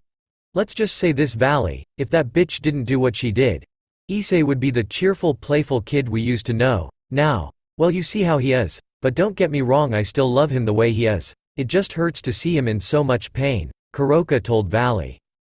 "Same with me," Grafia agreed. "Yeah, those were fun days," Valley said as she remembered the past. "Hopefully we can break though, or he can find himself." Agreed. The next day, Issei walked to school without any unwanted people trailing him. It was a normal day just like any other. He walked through school, all eyes were on him. He got to class, took his seat and waited it out. At lunch he walked through the halls to get outside. "Unknown area, Kaneko," Rias said. "Yes, President? Before we make our move on him, can you try and see how strong he is?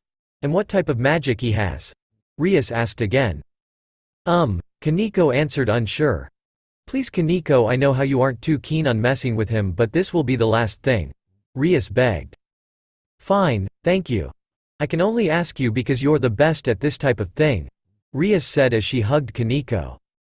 Back to Issei. As Issei was walking through the hallway, somebody called out to him.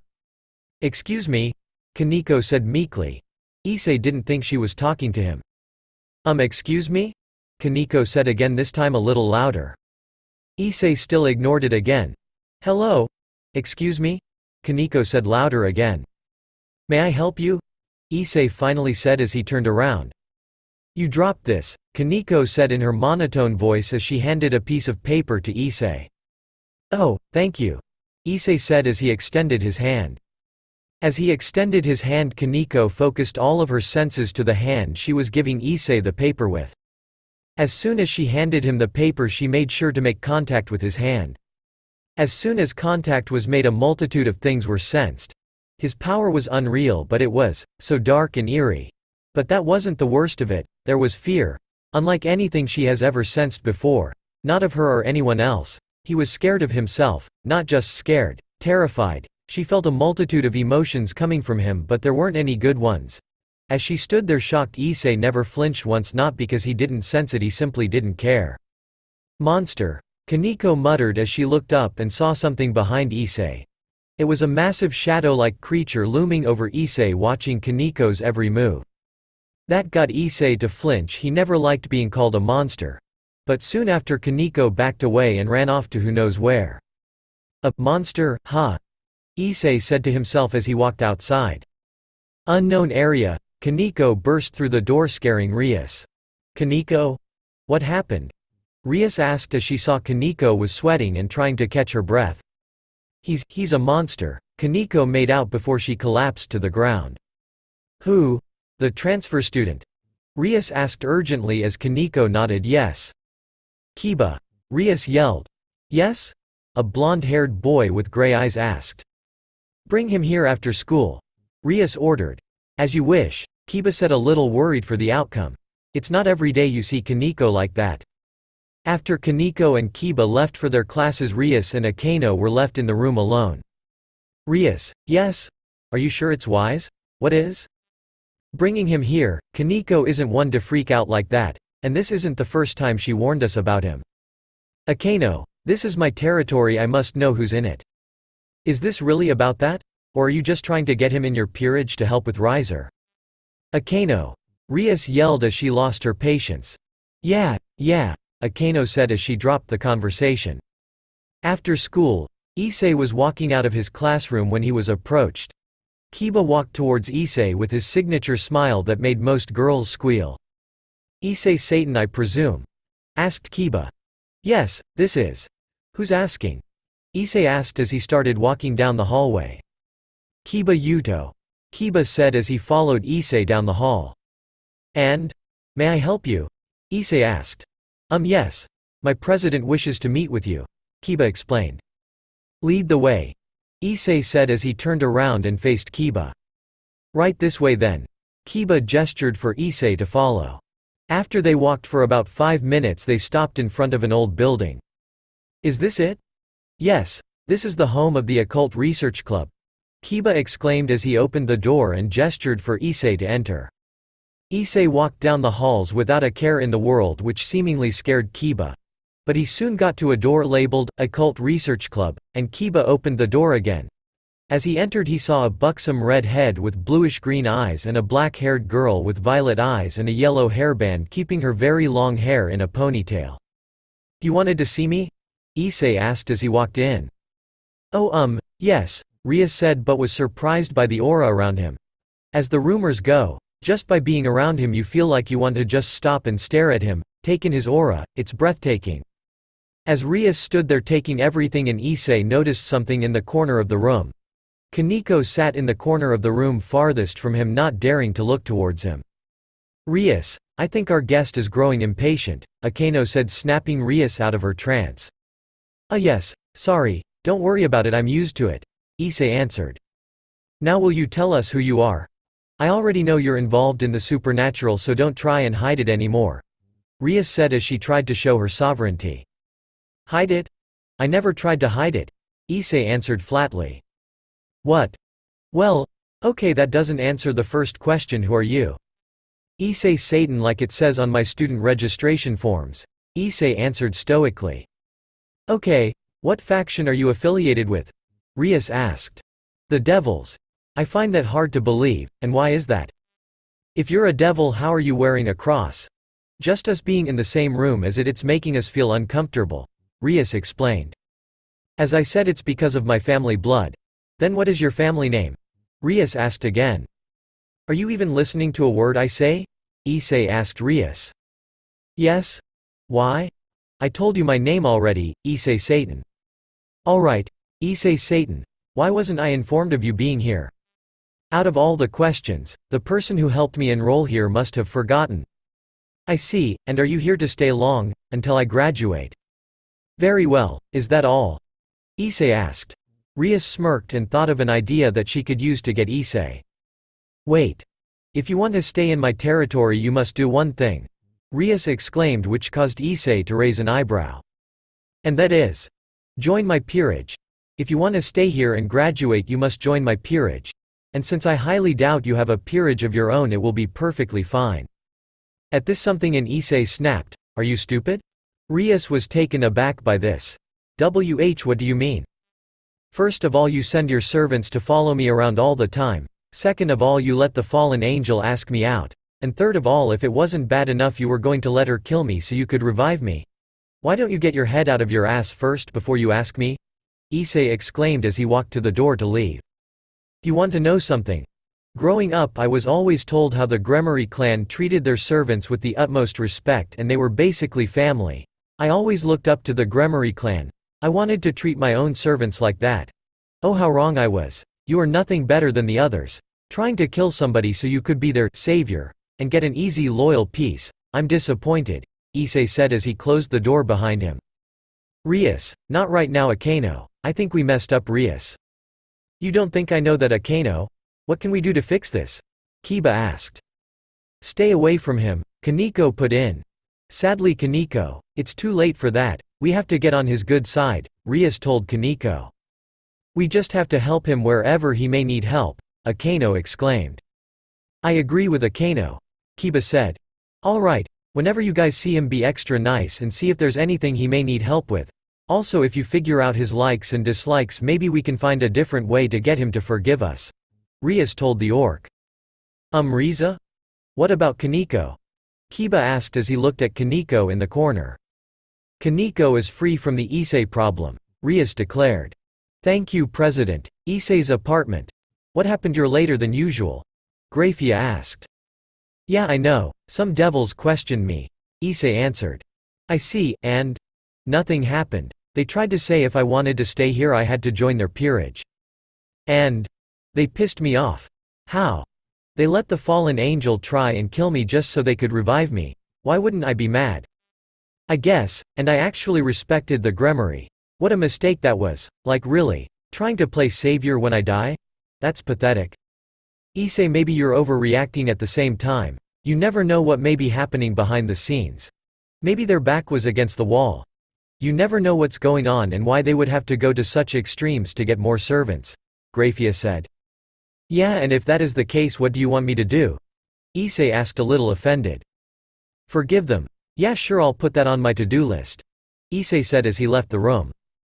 Have a juka on speed dial, Kuroka. I don't want to start a war, Grafia told the Neko show. Yeah. Next day, Issei. How's your day today? Rias exclaimed as she and Akeno stood at the gate of school. Issei ignored them and walked through the gate without batting an eye. The rest of the day was annoying to say the least for Issei. Every corner he turned, every place he went, there was an occult research club member waiting for him. Sometimes they simply greeted him and sometimes they went out of their way to help him with things he really didn't need help with. The day ended and he thought he should go out on a walk before he went home. He walked through the busy shopping district minding his own business until he heard somebody he was hoping to avoid. Issei. What a coincidence meeting you here today, Rias called out, wearing casual clothes and a purse around her arm. Yeah, coincidence, Issei said as he walked past her. So what are you doing here today? Rias asked cheerfully as she caught up with Issei again. Walking around hoping to relieve some stress that a certain somebody is causing, Issei said, which made Rias flinch. I see. For the next few minutes they walked in silence. Rias just fiddled with her hands and Issei walked around with his hands in his pockets. Then out of nowhere a man ran through the crowd and grabbed Rias' purse and ran as fast as he could.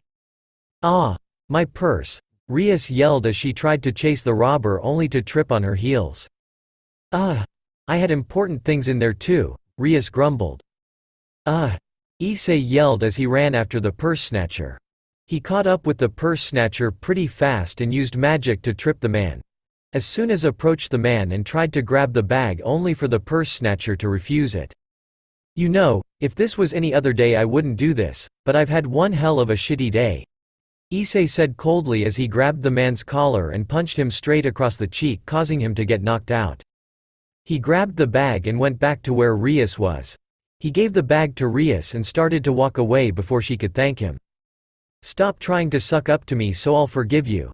If you want forgiveness, simply apologize. I'm not one to hold grudges when somebody clearly regrets their action, Issei said as he disappeared into the crowd. Later that night.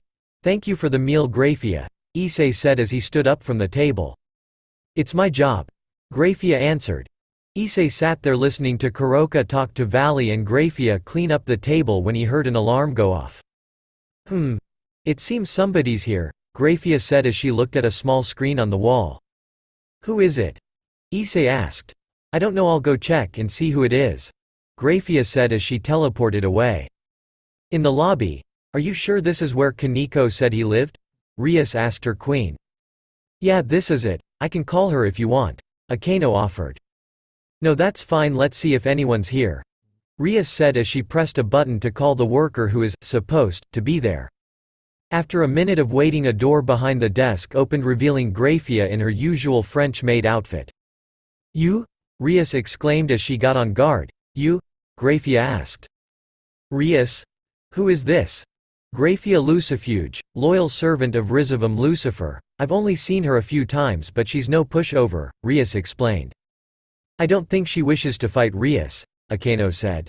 Your queen is correct, Lady Gremory. I came to see who wishes to see my master, and I no longer serve Rizavam, if that makes you feel any better, Grafia said.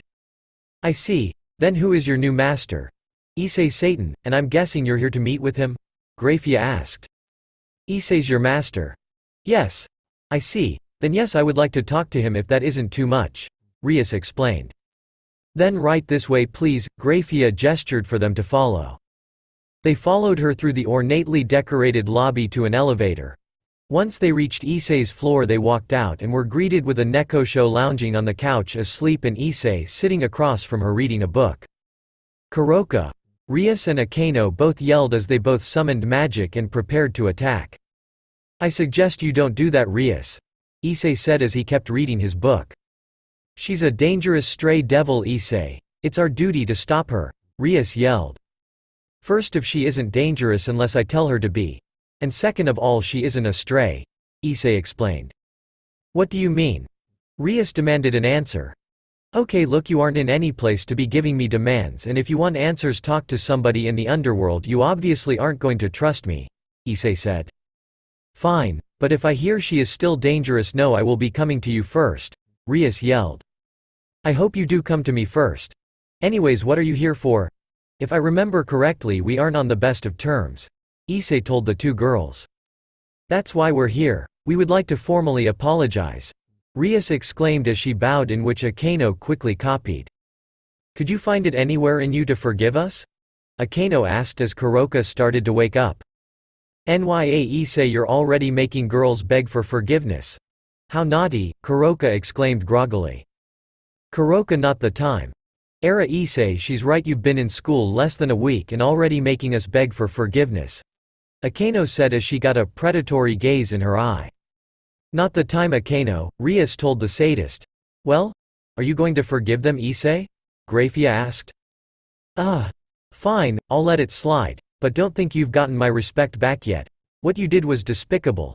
Even if you needed it for some emergency, Issei said as the last part made Rias flinch.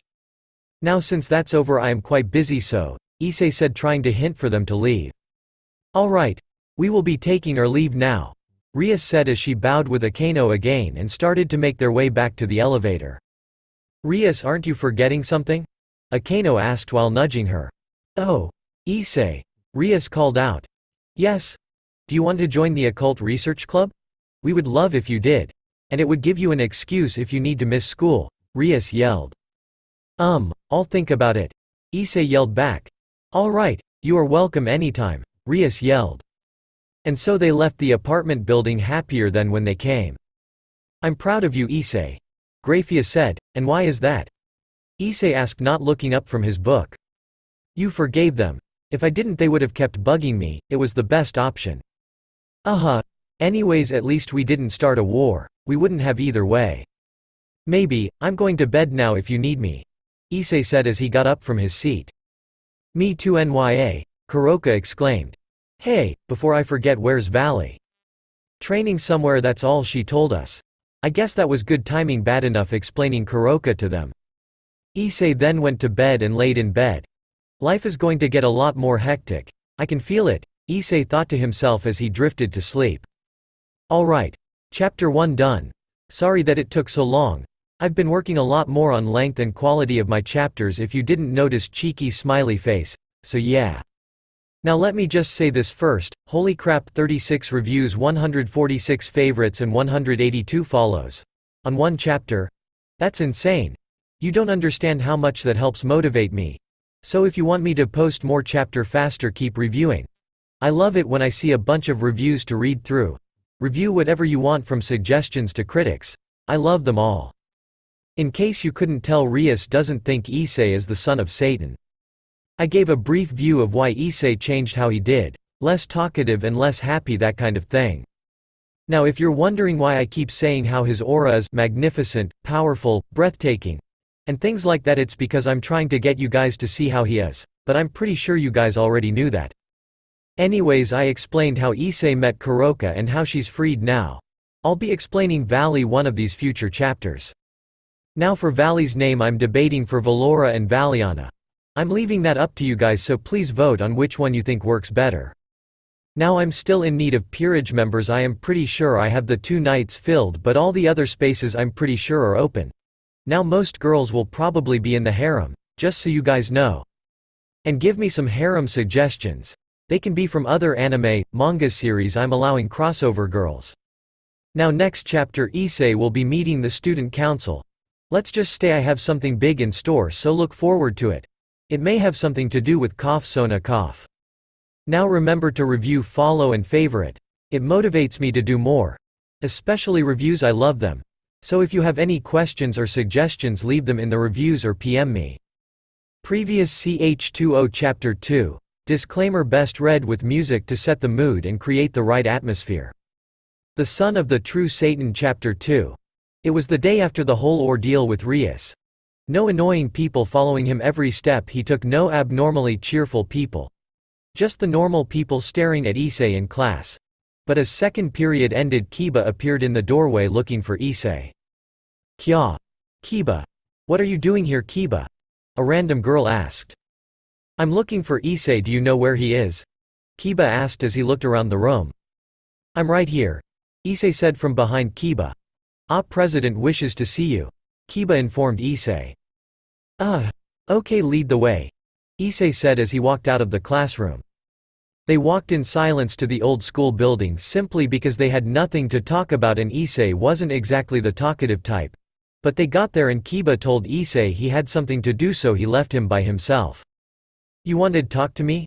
Issei asked as he entered the room. Only he wasn't prepared for what he saw inside. Inside he saw Rias wearing only her undergarments and Akeno with no shirt or bra on. Oh, sorry, Issei said as he backed out of the door and closed it. After a few minutes, they finally called for Issei. You can come in now. Issei walked in and immediately saw a very flustered Rias, and not as flustered but still really flustered Akeno. Oh sorry again, I didn't think you would change in here. No, that was our fault, Rias said. Well, what did you call me for? Issei asked, trying to change the subject. Oh yes, it's regarding Kuroka, Rias exclaimed. And? Issei said as he instantly got serious. She is, Rias started. Kaniko's sister, Akeno finished.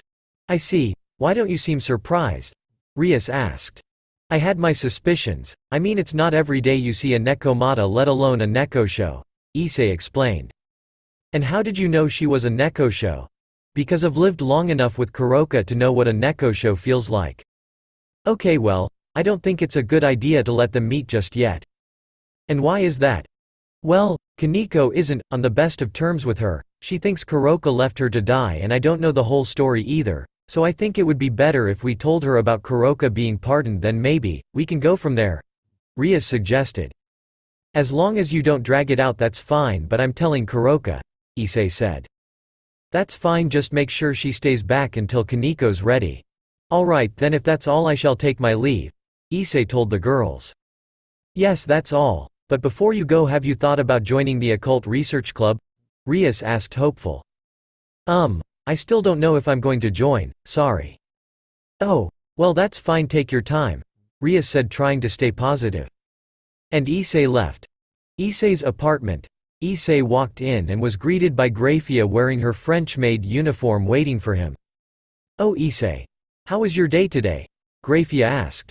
Fine, have you seen Kuroka? Issei asked as he walked to the kitchen. She was in the game room reading a magazine, I believe, Grafia answered.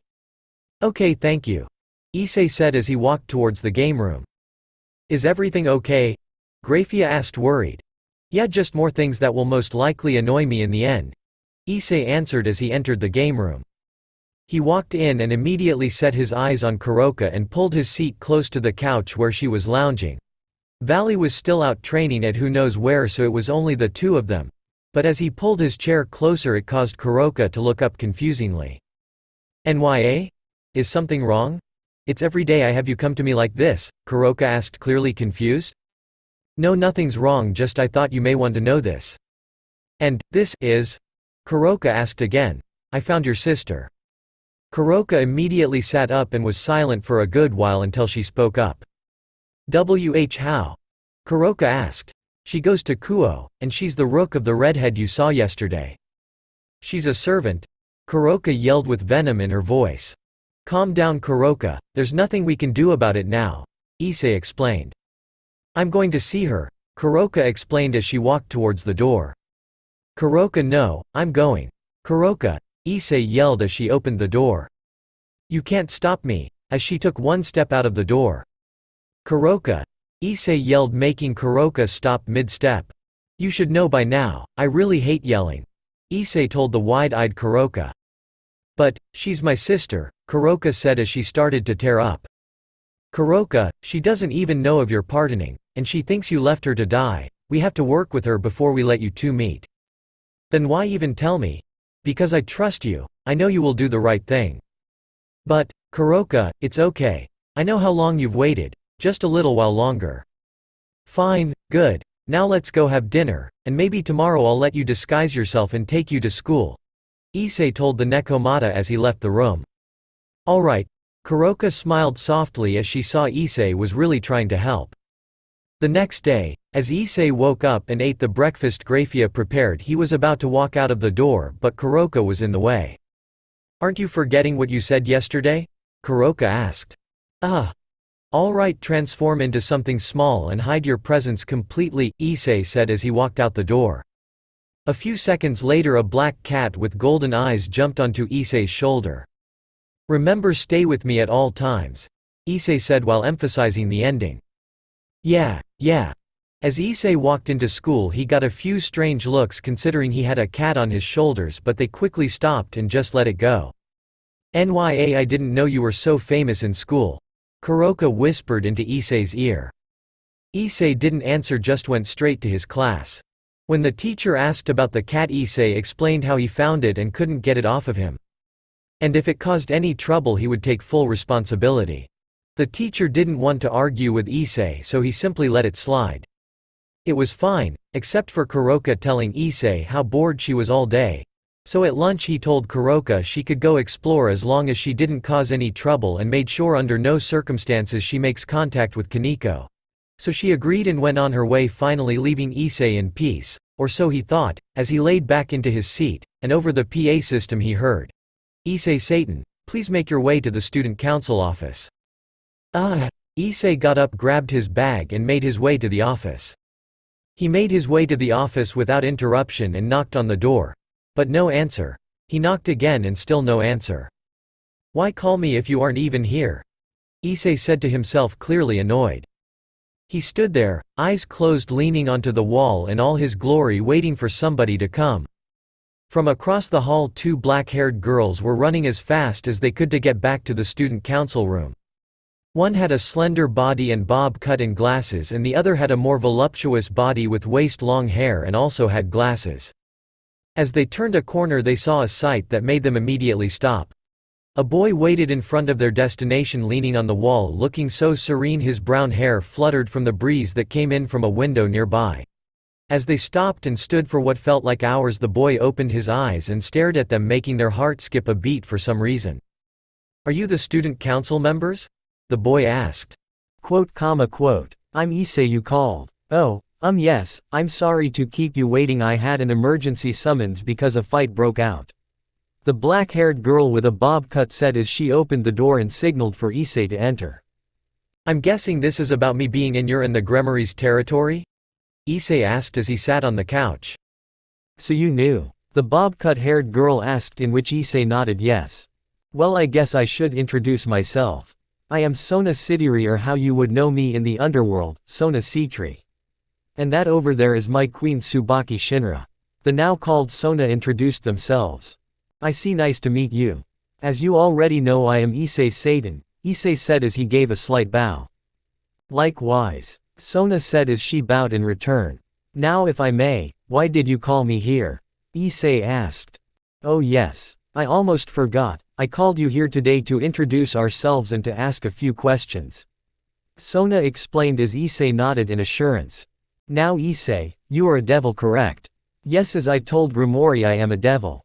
"I see, and you told her that being able to be around holy objects runs in your family," Sona said as she directed her attention to the silver cross earring on Issei's ear. "Yes, it runs in my family." "So are you affected by light-based attacks?" Sona asked. "They affect me as any normal being would. So no, they aren't amplified against me like a normal devil." "I see, and would you mind telling me the name of the family you are from?" Sona asked, since she along with many others don't believe he's the son of Satan. "As I said before, Issei Satan." Alright," Sona said, a little ticked off but mainly defeated. As Sona sat there thinking, Issei looked around the room. It was a finely furnished room, nothing too fancy but was far from lacking. A desk for, he was guessing Sona, a lounge-type area in the middle of the room, bookshelves everywhere filled with books to the brim. But then he stopped when he saw a chessboard set up and ready to be used on the desk. "Do you play?" Issei asked. "Excuse me. Chess, I see you have a chessboard over there," Issei explained. "Oh yes, I play, what about it? Would you like to play?" Issei asked innocently. Sona was taken aback by his inquiry but quickly composed herself. "You do realize what you're asking, right? Does it matter? I just want to play," Issei answered, totally oblivious to what she was talking about. Very well, Tsubaki informed the teachers me and Issei will not be attending afternoon classes today." "Very well." Tsubaki bowed as she left the room. And so she walked over and grabbed the chessboard and brought it back to the table that separated the two of them. And you are prepared to take responsibility if you win? Sona asked again. Yes, let's just get on with the game, Issei said. It started off good, both sides trading attacks and defending the king at all costs. Sona was quite surprised. Nobody has had to push her this far this quickly in a game. But she stayed calm because she knew she would win, or so she thought. 30 minutes later, Sona couldn't believe her eyes. She was losing. She wasn't just losing, she was being demolished. Everything she did wouldn't work. She was being overwhelmed. The next piece she placed would seal her fate.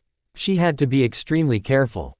And so she placed her piece as sweat dropped from her forehead.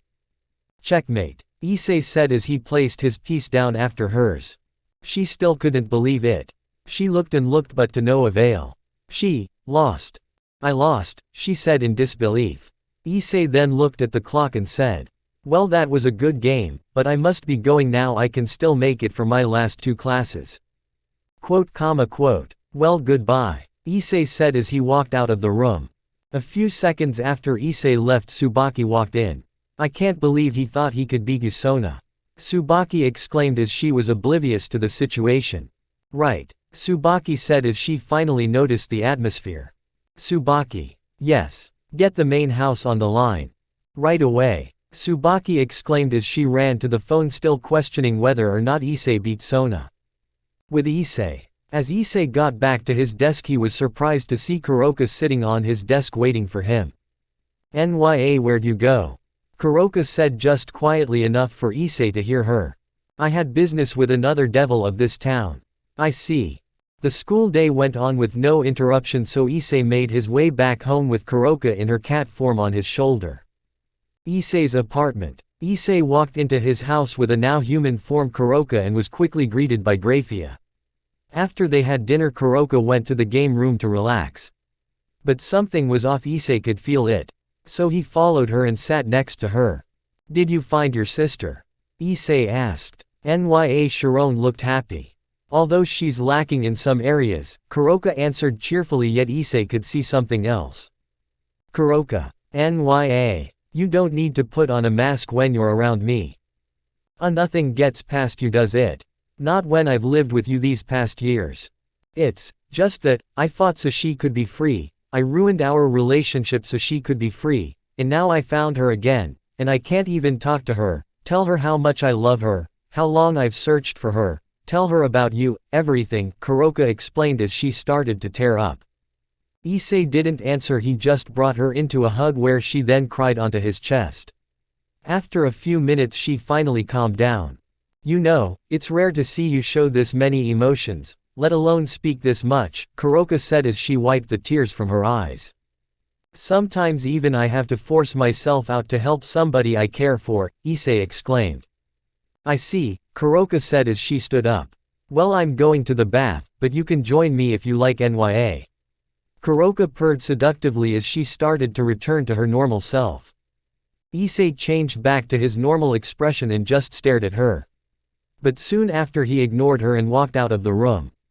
But she didn't see the slight smile on his face as he left. The next day, Issei walked to school by himself, minding his own business, ignoring all the people staring at him. As he walked, he thought about something Sona said before his game of chess yesterday. And you are fine taking responsibility if you win. Something about that was sticking out to him, but he couldn't figure it out. He disregarded it as he got to his classroom and sat at his desk waiting for the teacher to enter. The rest of the day went on normally, but at the end of the day he made his way to the orc clubroom. Before he entered, he made sure to knock so he didn't have another mishap. Come in, Rias yelled from the other side of the door. Oh Issei, what can we do for you? Akino asked with her signature smile. About the whole Kuroka ordeal. What happened with Kaneko? Issei asked. I told her exactly what I told you I would say. I informed her that Kuroka was pardoned from her crimes after they found out that her former master was doing illegal experiments on his peerage. And that Kuroka killed him to help her fellow peerage, but especially Kaneko. After she heard that, she left looking very pensive and has been like that ever since. Rias said. I see, good, now let's hope she thinks about it and finds it in her to try and rebuild her relationship with Kuroka. Issei hoped. Now enough about that, I heard you're engaged with Sona, Rias said, changing the topic completely. What? I don't know what you mean. Issei answered truthfully. Didn't you ask for her hand in marriage? And earn it? Rias asked, clearly as confused as Issei. No. Where did you hear this from? Issei asked. I guess it was just a rumor, you better figure this out yourself. Rias explained. Okay, well that is all, I shall take my leave now. Issei said as he walked to the door. See you later. Akino cheerfully yelled as she waved. Bye. Rias exclaimed. But right before Issei walked out of the door he stopped. Oh, I almost forgot. Issei. Is something wrong? I'm going to join this club. You said if I join and need to get off school I could get off, right? Yes. If you need anything of the sort I can help with that. Rias exclaimed cheerfully. Then I will take my leave. Issei said as he left for real this time. Issei's apartment. Issei stood outside the building. He couldn't help but feel a foreboding feeling. He walked in, not letting his guard down since he didn't know what to expect, and went straight to his floor. When he entered he noticed a few extra pairs of shoes and a fairly large suitcase in the doorway. Issei walked down the hallway making sure his presence was completely hidden. As he walked into the lounge he saw Graphia serving 3 people on the couch. The first was a middle-aged man with black hair and gray eyes wearing a black tux. The second was a middle-aged woman who also had black hair but had violet eyes. The third was none other than Sona Citri. Ah, you must be Issei. The man said as he stood up from the couch to shake Issei's hand.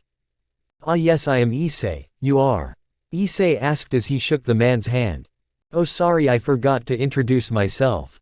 I am Silica's Citri, Sona's father and current head of the Citri clan. The now named Silica's Citri introduced himself. And I am his wife and Sona's mother, Seiko Citri. Seiko Citri introduced herself. I see, it is a pleasure to meet you too. Now what do you wish to see me about? Issei asked, still oblivious to the situation. Oh, I wanted to meet my future son-in-law. Lord Citri exclaimed. Future son-in-law? I don't remember getting engaged to Lady Sona. Issei explained. Really? Sona told us you asked for her hand and won it. Lord Citri told Issei. Issei immediately remembered what he was trying to remember about the Citri clan earlier that day.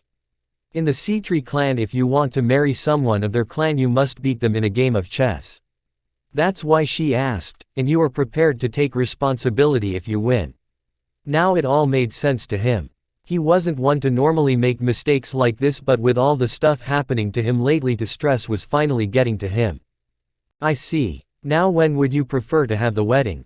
Lord Citri asked again. Okay, please wait. I'm sorry for making you come all the way out here, but I never went into that game to get your daughter's hand in marriage, so please forget this ever happened, Issei said as he bowed slightly. Which was a rare sight for Graphia. He only bowed when he really messed up. She guessed this was one of those times. But as Issei finished, the room got a lot more tense. Issei, are you mocking our clan's traditions? Because if you are, I am not one to take lightly to that. Lord Citri said as he flared his power, making everyone flinch but Issei. No, I'm not mocking your traditions at all. It's just that, Issei quickly said. Great. Then we will finalize the papers. Lord Citri said as he got cheerful again. Okay, no, I'm not mocking your family traditions, but my father told me long ago that there must be love in a marriage. And I plan to stand by that. Issei told Lord Citri. I see, then how about I propose an idea that will hopefully satisfy both sides? Lord Citri asked. And that is, how about we do a trial period? And what do you mean by a trial period? Well, you two are, officially, engaged, but we let you naturally fall in love. And if we don't, then we will dissolve the marriage. And this is fine with you, Sona? Issei asked. Yes, I was prepared to take responsibility the moment you asked for the game. Sona replied with a slight blush. Very well, I cannot decline then. Issei was forced to agree. The next 5 minutes were in silence until it was time for Issei to sign the contract. He signed it as, Issei Satan, which caught Lord Citri's eye. Issei, is Satan your true name? Lord Sitri asked as he thought Sona was either joking or Issei was making it up or something of the like. Yes it is, Issei said as he finished up writing down the contract. May I ask, why let just anyone marry into the Sitri as long as they beat them in chess? Issei asked. Good question. We Sitris don't worry about brute force or power like other clans. We specialize in the strategy department and medical. So she could have married someone from a whole different faction if she wanted, but only if they beat her in a game of chess. We don't worry about pedigree like all the clans still clinging onto the past. We see that the future needs change. We already lost a large majority of the devil population in the Great War, so if we only stick with pure-blooded devils our faction will quickly fade to nothing. Lord Sitri explained. I see, that is very wise and brave of you. Now what about your parents? When will you introduce them to us? Lord Sitri asked. Issei immediately did a 180, his calm demeanor was shattered and he looked very downcast. Oh, I'm sorry for bringing up something that you clearly don't wish to speak about. Lord Sitri apologized. No, I'm sorry for showing that, they are both deceased to my knowledge. Issei told them. I see, well I should get back now. We will discuss an official wedding date on a later day. Lord Sitri said as he stood up. I see, well I hope you have a safe trip. Please take good care of our daughter, Issei. Lady Sitri said. And Issei, I hope one day you can open up to us. Lord Sitri said as he teleported away. The last part stuck with Issei, I hope one day you can open up to us. Today has been a long day, so why don't I start dinner? Grafia offered. Yes, that would be good. Issei, I wish to apologize in advance. Sona said as she bowed to Issei. About my sister. Okay, I think I can deal with that. I hope. After dinner they found Kuroka and introduced her to Sona, much to Kuroka's ire. After Kuroka finally let up on Sona, Issei brought her to a spare room so she could settle in. In the lounge. You realize Valley isn't going to be happy about this, right? Kuroka said, still angry about Sona somehow getting married to Issei before her. It doesn't matter if she likes it or not, and knowing her she won't care, Issei answered as he drank his tea. Nya, how rude, you haven't known this girl for a week and you're already engaged. Kuroka said jealously. I'm not planning on getting married anytime soon, I told you that already. Issei explained. But you are, that's the problem, Kuroka said downcast. Issei kept reading the book he was reading until a green magic circle appeared out of nowhere revealing Ajuka. Issei. How could you go and get married? Ajuka exclaimed. It was an error on my end. Error or not, you got engaged. And to a Sitri no less. Yes, except it's only a trial at the moment. Still, Seraphal isn't going to be happy when she hears about this.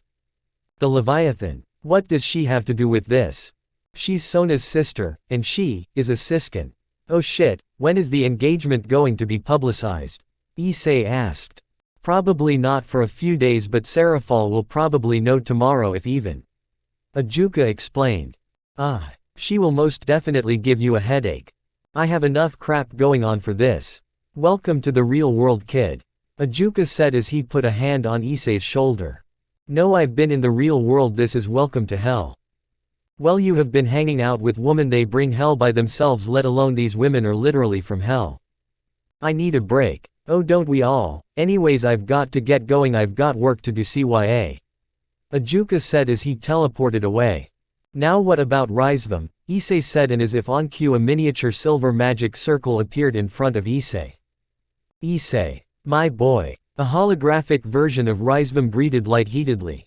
Hey, I heard you got engaged. Yes, accidentally, but how did you know? That isn't supposed to be publicized yet. Issei asked, even though he could figure out the answer. Oh Issei, you forget who I am.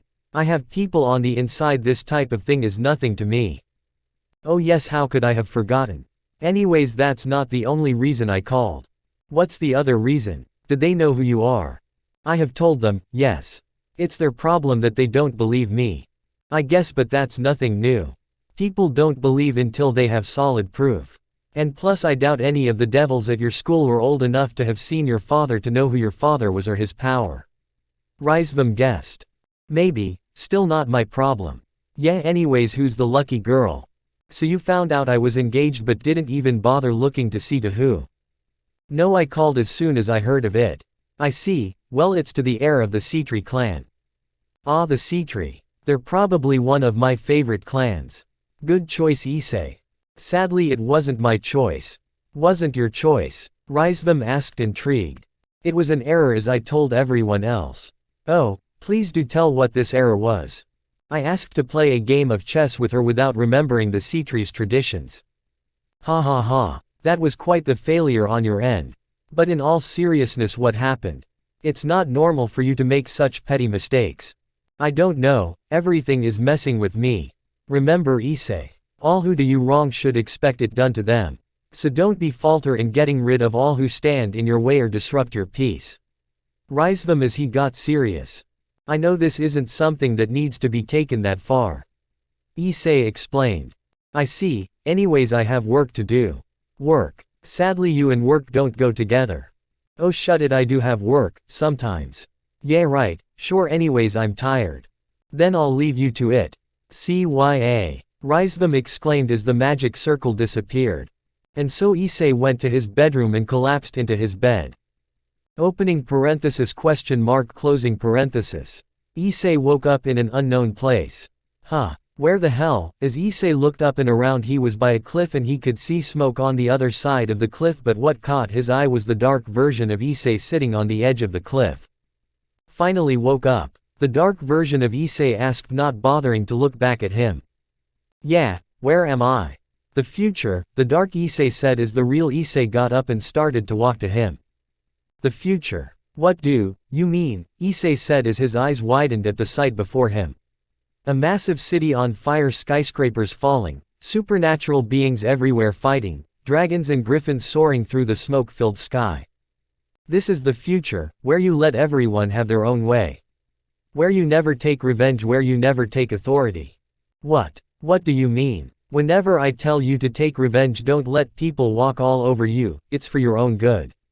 That's why it pains me when you curse and hate on me.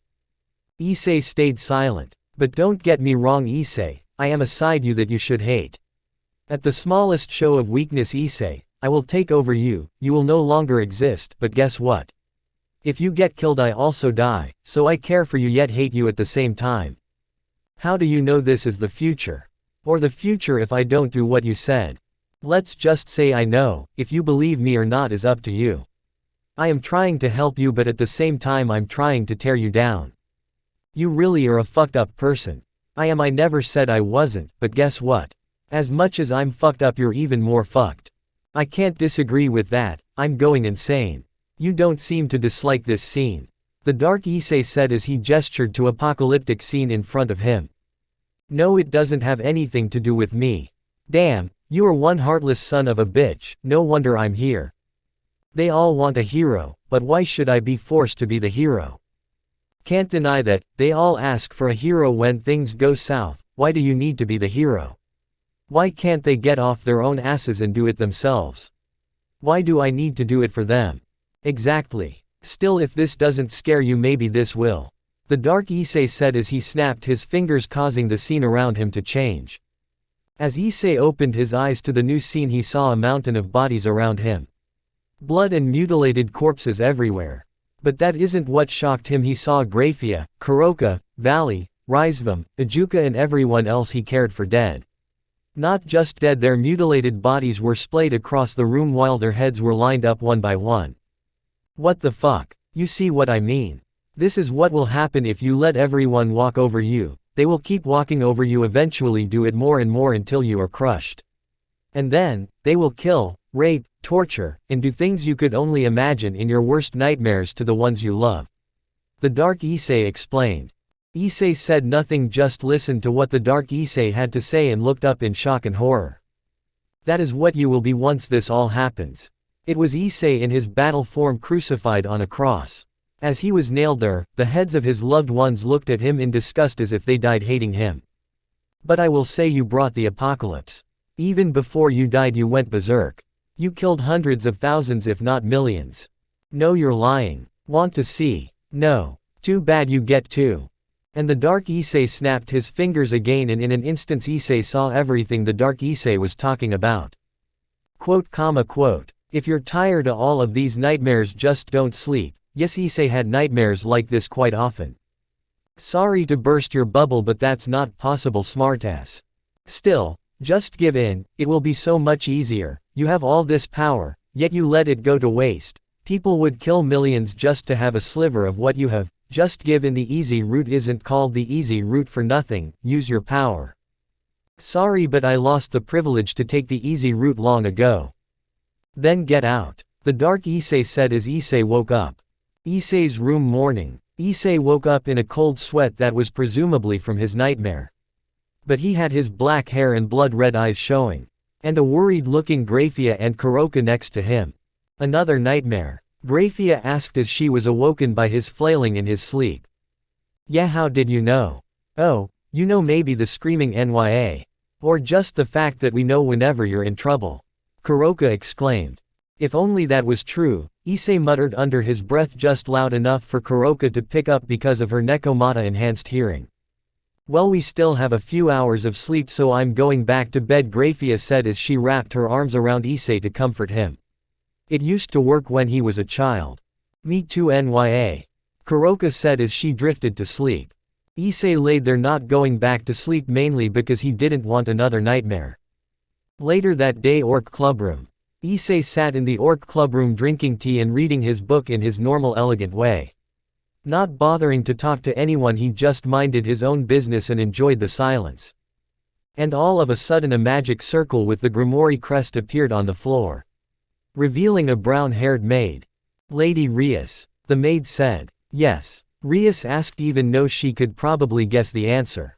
I need you to come to the underworld right away. Is it regarding the contract? Yes. Shit, I'm running out of time. As soon as possible would be best, Lady Rias.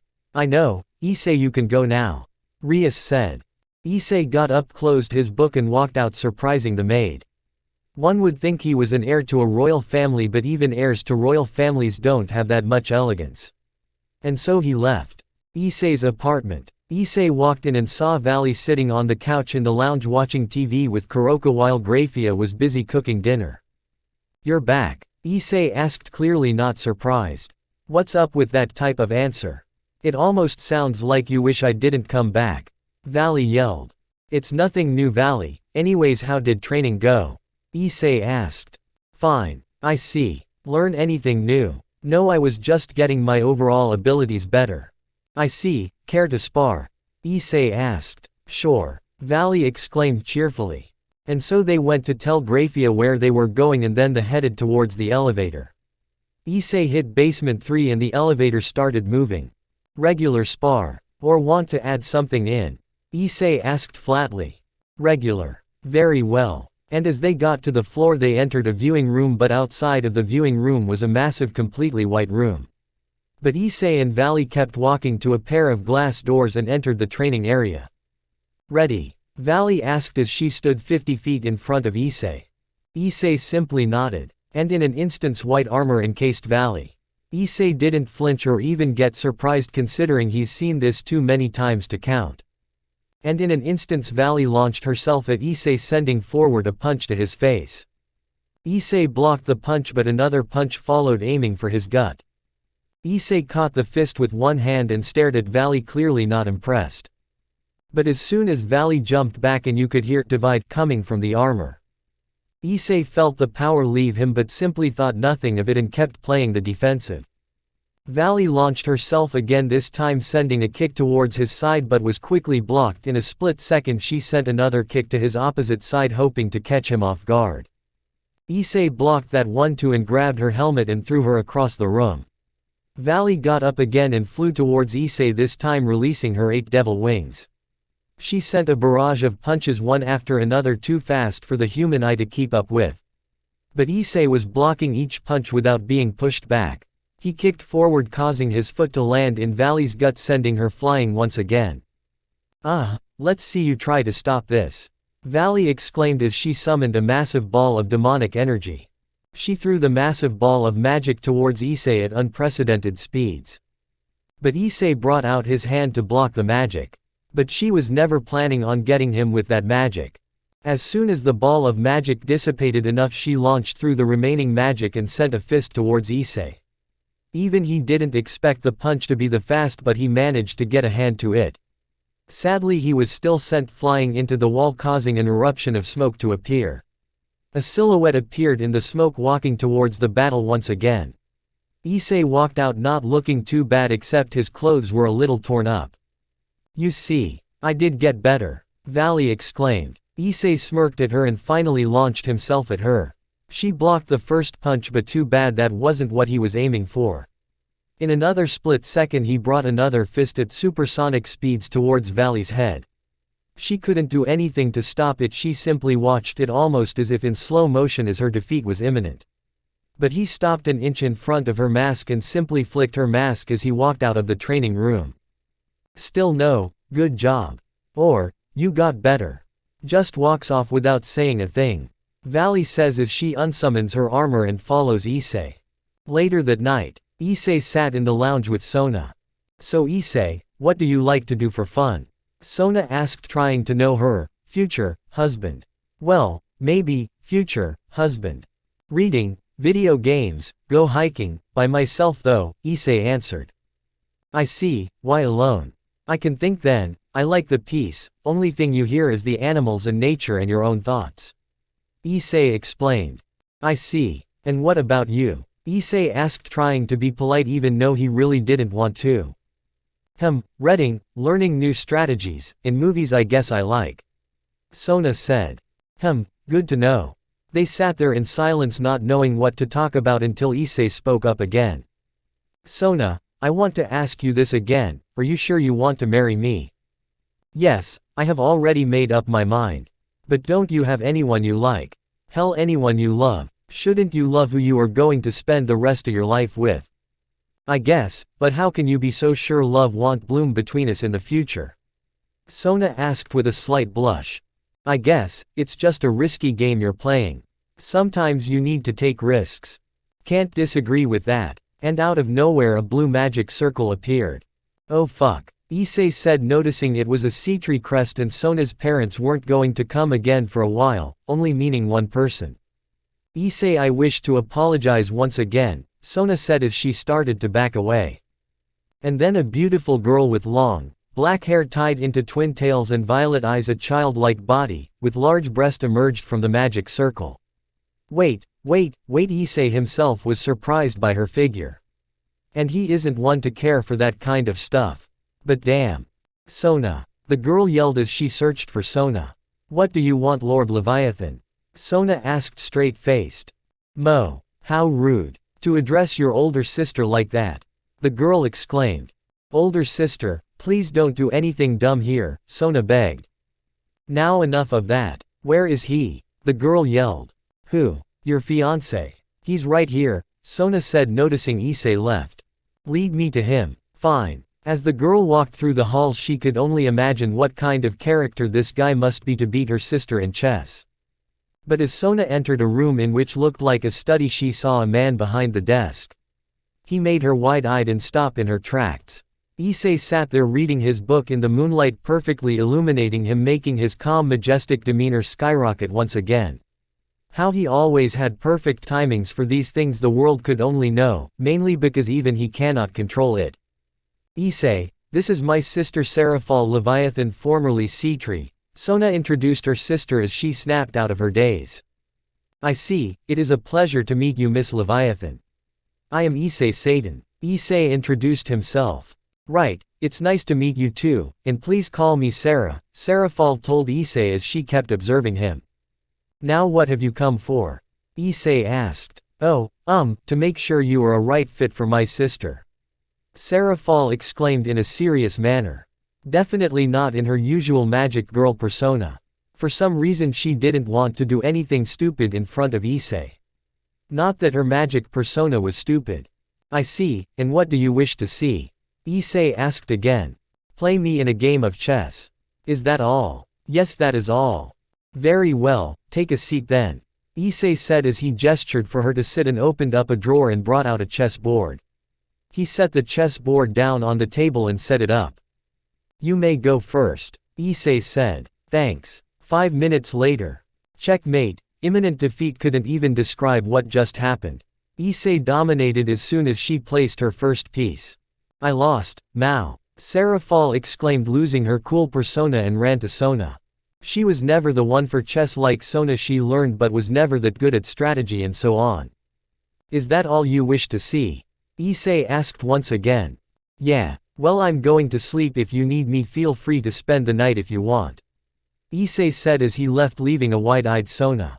Sona, did you hear that? We can have a sleepover. Sarah Fall yelled cheerfully. Yay. This one is a keeper, Sona. Don't let him go. Or I may just take him. Sarah Fall said as she skipped out of the room. Take him. Yep. Or maybe we can share. Sarah Fall yelled from down the hallway. Issei's bedroom. Issei laid in bed staring at his rings on his hand and thinking. He stared at the roof after trying to find anything but nothing. He just gave up whatever he was doing and fell asleep. And so the next few weeks went by peacefully. Sadly, that never lasts long for our hero. Even when he doesn't want to be the hero, he will be pushed into that role whether he likes it or not. Chapter 2 done. Once again, amazing feedback. Thank you all so much. It motivates me so much when I see all of the reviews. Now we're up to 71 reviews, 208 favorites, and 256 followers. Holy crap. Thank you all. Keep reviewing please. I love all of them.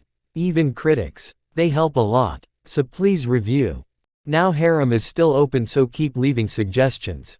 They can be from DxD or another anime. Peerage is also still open too. So please leave suggestions. The same rules apply to this as the harem. All suggestions are welcome. Now, as I should say before people get confused, the Dark Issei is going to be confusing as frick. Like he will be good one time and evil the next, so don't expect anything. Also, he may be telling the truth with some things others not. He's trying to get Issei to surrender himself. As I said, imagine the Joker's personality but still changes from good to bad. Now if you think I rushed his dream, no I didn't. It's a recurring thing. I just wanted to point it out this chapter before I drag it on too long. Now if I remember correctly, Sona had it was her own rule that whoever she marries must beat her in a game of chess, right? Anyways, as you saw, I changed that to a family tradition just to make it a little more realistic. Kinda. I personally don't think I rushed it only because they don't love each other yet. They will eventually. I just thought this could be a good way to get her introduced. Now, as you may have guessed, Sarah Fall is in the harem. I haven't figured out how yet. But I will. Now Issei will literally have a lot of times where he looks majestic and elegant as fuck. As I made clear in this chapter.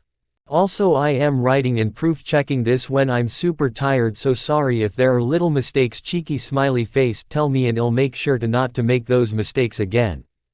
Now next chapter is the Riser arc. But it won't be the usual showdown hoedown. Like Issei gets pissed and he challenges Riser and so on. Neither will it be he trains Rias Peerage and they win or lose and he breaks in at the engagement party. I'll be doing it a way I haven't exactly seen been done that way. I've seen things, like, but so far haven't seen anything too familiar. Now I probably forgot something like usual cheeky smiley face, so yeah. Now any questions, suggestion, critics, or hell anything. Just leave it in the reviews. I love reading everything. It motivates me to do more the more feedback I get. First, previous ch3 of 11 next. Disclaimer. This story is meant to be read with music of your choice to set the scene. The Son of the True Satan. Chapter 4. I'm back, Issei said with his normal calm voice. Issei. Multiple girls yelled as they launched towards him. Fuck. And so Issei was hugged by 3 girls. Kuroka, Valley, and Sona. Rias would have joined in but she was still confused. On one hand, she was happy but on the other she didn't know if she was forced into another marriage. You're back. Yeah, I'm back, Issei said as he tried to get out of their grasp. What have you been doing? Why did it take so long? You said it wouldn't take any longer than a week. Kuroka asked. A lot of things. Well, would you like to tell us? I'm pretty sure everyone would like to know, Sona asked. Fine, but first, Rias. Issei called. Yes, Rias asked. Don't think I'm forcing you into a marriage like before. I already see that you think that way. Issei explained. What do you mean? I made this an under the table trial engagement like how I'm engaged to Sona. Why under the table? That's where it gets complicated. Basically, if I didn't make it an official engagement, the council would have forced you into yet another marriage. And as I think you already know, everyone would love to have you and have an easy life, so I expect everyone here to stay quiet about this and don't do anything stupid. If the council hear of this, I'll get in trouble and Rias will be forced to marry somebody who could be even worse than Riser. Issei explained. Everyone nodded, but then Sona spoke up. Wait, the council let you have an engagement with me and Rias both? Yes, why? Well, usually a clan head or heir can only marry one influential clan heir or head. So if you're engaged to both me and Rias, that's kind of breaking the rules they made, Sona explained. Ah, well, that did come up, but they honestly want me to marry more people from influential clans, something about wanting me to restore the devil faction and so on. Issei answered. I see, you really thought about everything, didn't you? Sona asked. It's more complicated if I didn't, and so, Rias, you can go find your true love, like you wanted in the beginning. Just don't go blowing the cover. Issei explained. Rias started to tear up slightly and rushed towards Issei and brought him into a bone-crushing hug. Thank you, Rias said with tears of joy. I promised I would help. I was just fulfilling that promise. Still, thank you. Now can we get on with your questions? I'm tired, I want to sleep. And so they all went to the lounge so Issei could tell them all what happened. Ah, where should I start? How about from the very beginning? Sona added. Fine, gosh, this is going to take a while. After the wedding I was taken by Ajuka Beelzebub to a meeting. A meeting? All of the elders, council members, and clan heads were at the meeting. All of them. All of the main ones and most of the lower ones.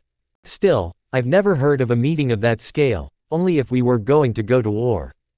Well, I guess I'm a big deal. Anyways, they questioned me and made their decision to see what they would do with me. And when a few individuals heard that, they yelled about how there wasn't a decision to make in my life and what I do isn't up to them. And so they all agreed that I would be named the son of Satan and heir to the Satan bloodline. After a lot of paperwork, I was told I was to have meetings with all of the clans in order to have a somewhat familiar relationship with all of them. Shortly after I made my first few meetings, I was named part of the supernovas. That fast? I thought it would take longer than that to decide on something like that. Rias was quite surprised. That's what I thought, but considering I took down Riser Phoenix, an extremely powerful foe, without getting injured in the slightest, they deemed it was more than necessary. I see. Can you tell me who exactly are in the supernovas? I didn't have the time to investigate at all. I don't entirely know what the supernovas even are, Issei announced. What? They didn't tell you? No, I was too busy dealing with everything else to ask. Ah, very well, Sona said as she adjusted her glasses. The supernovas are basically a group of young devils who excel in some sort of field and are prodigies in that field. Okay, that explains a little, I guess. And who's in the supernovas so far besides me? Issei asked. Well, to start off, there is me and Rias cousin Saraorg Bale, Sikvera Agaras. Sona seemed to be in thought and didn't finish. Only 4? Issei asked. Oh no, I just got sidetracked, sorry. There is also Diodora Astaroth, Zephyrdor Glacia Labelas, and… Sorry, I'm forgetting somebody, Sona told Issei, trying to remember who it was. Oh, the Aemon clan, Rias exclaimed. Ah yes. Thank you, Rias. Erica and Iolava Aemon, Sona exclaimed. Crash Graphia, who went to get tea, dropped the tray she had as she walked in and heard the 2 names that were spoken. Graphia, are you okay? Sona asked, clearly worried. Ah yes, I'm fine, I just slipped. Graphia looked towards Issei to see how he reacted at the names, but he simply didn't react. He was surprised, that's for sure, but he damn well didn't show it. He wasn't angry or sad, just nothing, absolutely no emotion was shown. This didn't go by unseen by Sona. Already she was trying to figure why they would react that way. Okay, after I was named a supernova, I had meetings with the other clans and had a lot more paperwork to do. Then I had a meeting with the 4 Satans about territories and all of that clan stuff. And, did you get any? Rias asked, clearly intrigued. I got a lot, but I really didn't need it. Issei explained. Didn't need it? Sona questioned. I already have probably one of the biggest territories in the devil faction, so what good would it do? Issei told the group. What? How? Sona, who was clearly confused, asked again. Well, you all know about the massive territory, the Forbidden Land. Issei asked. Yes, the orc and Sona asked. That's Satan territory. I've lived there my entire life until I came here. You're kidding. Nope. Why is it forbidden then? Because after my father went missing they made it somewhat sacred land, kind of as a memorial of sorts. Issei explained. I see, but wait, wouldn't somebody have noticed you there? They have that place monitored like everywhere else in the underworld. They did. Thankfully that person was smart and thought about the collateral damage there would be if he exposed who I was when I was 7. Issei told them. Who was it? A Juka Beelzebub. Issei answered like it was nothing. What? A Satan didn't tell anyone. Sona and Rias both lost their cool with that one. This time Graphia spoke up. Well, think about it. You both have Satans as siblings, have you never heard them complain about all the work? Well, yes, but what? He thought about the underworld being plunged into chaos like how it was after your wedding. And a 7-year-old handling all of that. No, obviously that wouldn't work even if Ajuka helped him. So he told Issei to wait until he was older to introduce himself to the underworld. And he was going to wait for when he was at least 25, but somebody had a certain marriage she needed breaking, so he had to rush into it. Graphia added emphasis on the somebody. Sorry, Rias timidly answered. What's done is done. Wait, so Issei? Rias asked. Are you really the son of Satan? Rias asked. Quote. Graphia was one to always keep her calm, but even she couldn't comprehend what she just heard. Valley facepalmed so hard the entire town could hear, and Kuroka fell to the ground laughing. Seriously? Issei asked. I'll take that as a yes, Rias answered, blushing up a storm from being embarrassed. Anyone who has read anything about Satan would know Issei is his son, Graphia answered. I know. Wait, then Issei. Yes. Your power is the same as Satan's, so, how does it work? I've always read how no faction up to today has figured out how your power works, Sona asked. Ah, well, I don't even know, I just know, I tried to do my own research but nothing came up. Issei explained. Then how can you use it? Sona asked, clearly confused. My father on his deathbed transferred his knowledge of the power to me. I see, so Satan really is dead, Sona spoke. Yes, Issei clearly didn't like the topic. Please don't bring up that topic, Sona, it's not the best one to talk about here, Graphia spoke up since Issei obviously didn't want to. I see, I'm sorry. It's fine. Wait, so if he transferred his knowledge of the power to you, does that mean you know all the magic he knew too? Rias asked. Sadly no. I'm almost positive he wanted me to find my own magic and grow in my own way. That's how he would have wanted it. He only gave me the knowledge of the blood control power since nobody has any other knowledge on it. Issei explained. So can you teach it to anybody? Sona questioned. No. It's in my bloodline, many others have already tried but nothing worked. I see, if I may ask. Who all has tried? Sona countered. Only a few. Ajuka did. Rizvam did, and Euclid was the last to try. Issei answered. Wait, Ajuka, Rizvam, Ajuka Beelzebub helped you. He didn't just ignore you. What's your relationship with him? Rias exclaimed. Me and Ajuka are brothers. It took a second for what Issei just said to set into the unsuspecting group in the room. What? My god, do I need to repeat everything? Me and Ajuka are brothers. No, technically we aren't, since we don't share a drop of blood or DNA with each other, but growing up he was my brother and I was to him. Issei explained. I see, what about his real brother Diodora? Sona asked. That is a complicated story, sadly it is not my place to tell you, so if you want to know you will have to ask Ajuka yourself. Okay, and you said Rizvam. Yes, Rizvam, Lucifer, also known as one of the super devils. Why am I even surprised anymore? That explains a lot now that you explain it, and what's your relationship to him? Sona asked. Like an uncle. Something like that. If it wasn't for him I would have been introduced to the entire world when I was 7. And he gave me graphia when I came to the underworld too. So did they teach you anything? Rias, who clearly wanted to know, asked. As a matter of fact, yes. They both taught me magic since I came to the underworld. May I ask what kind? Ajuka taught me demonic power and some of his personal, calculative demonic power, while Rizvam, if there is one thing that old bastard is good at, it's forbidden and ancient magic, or a mixture of both. Forbidden magic. Yeah, while Ajuka has his calculation and strategy skills along with massive demonic powers that makes him a super devil. Rizvam has his magic knowledge and all that forbidden arts and ancient magic to back up his immense demonic powers to make him a super devil, Issei explained. I see, can you show us? Sona asked as she clearly wanted to know so she could add something to her already vast knowledge of magic.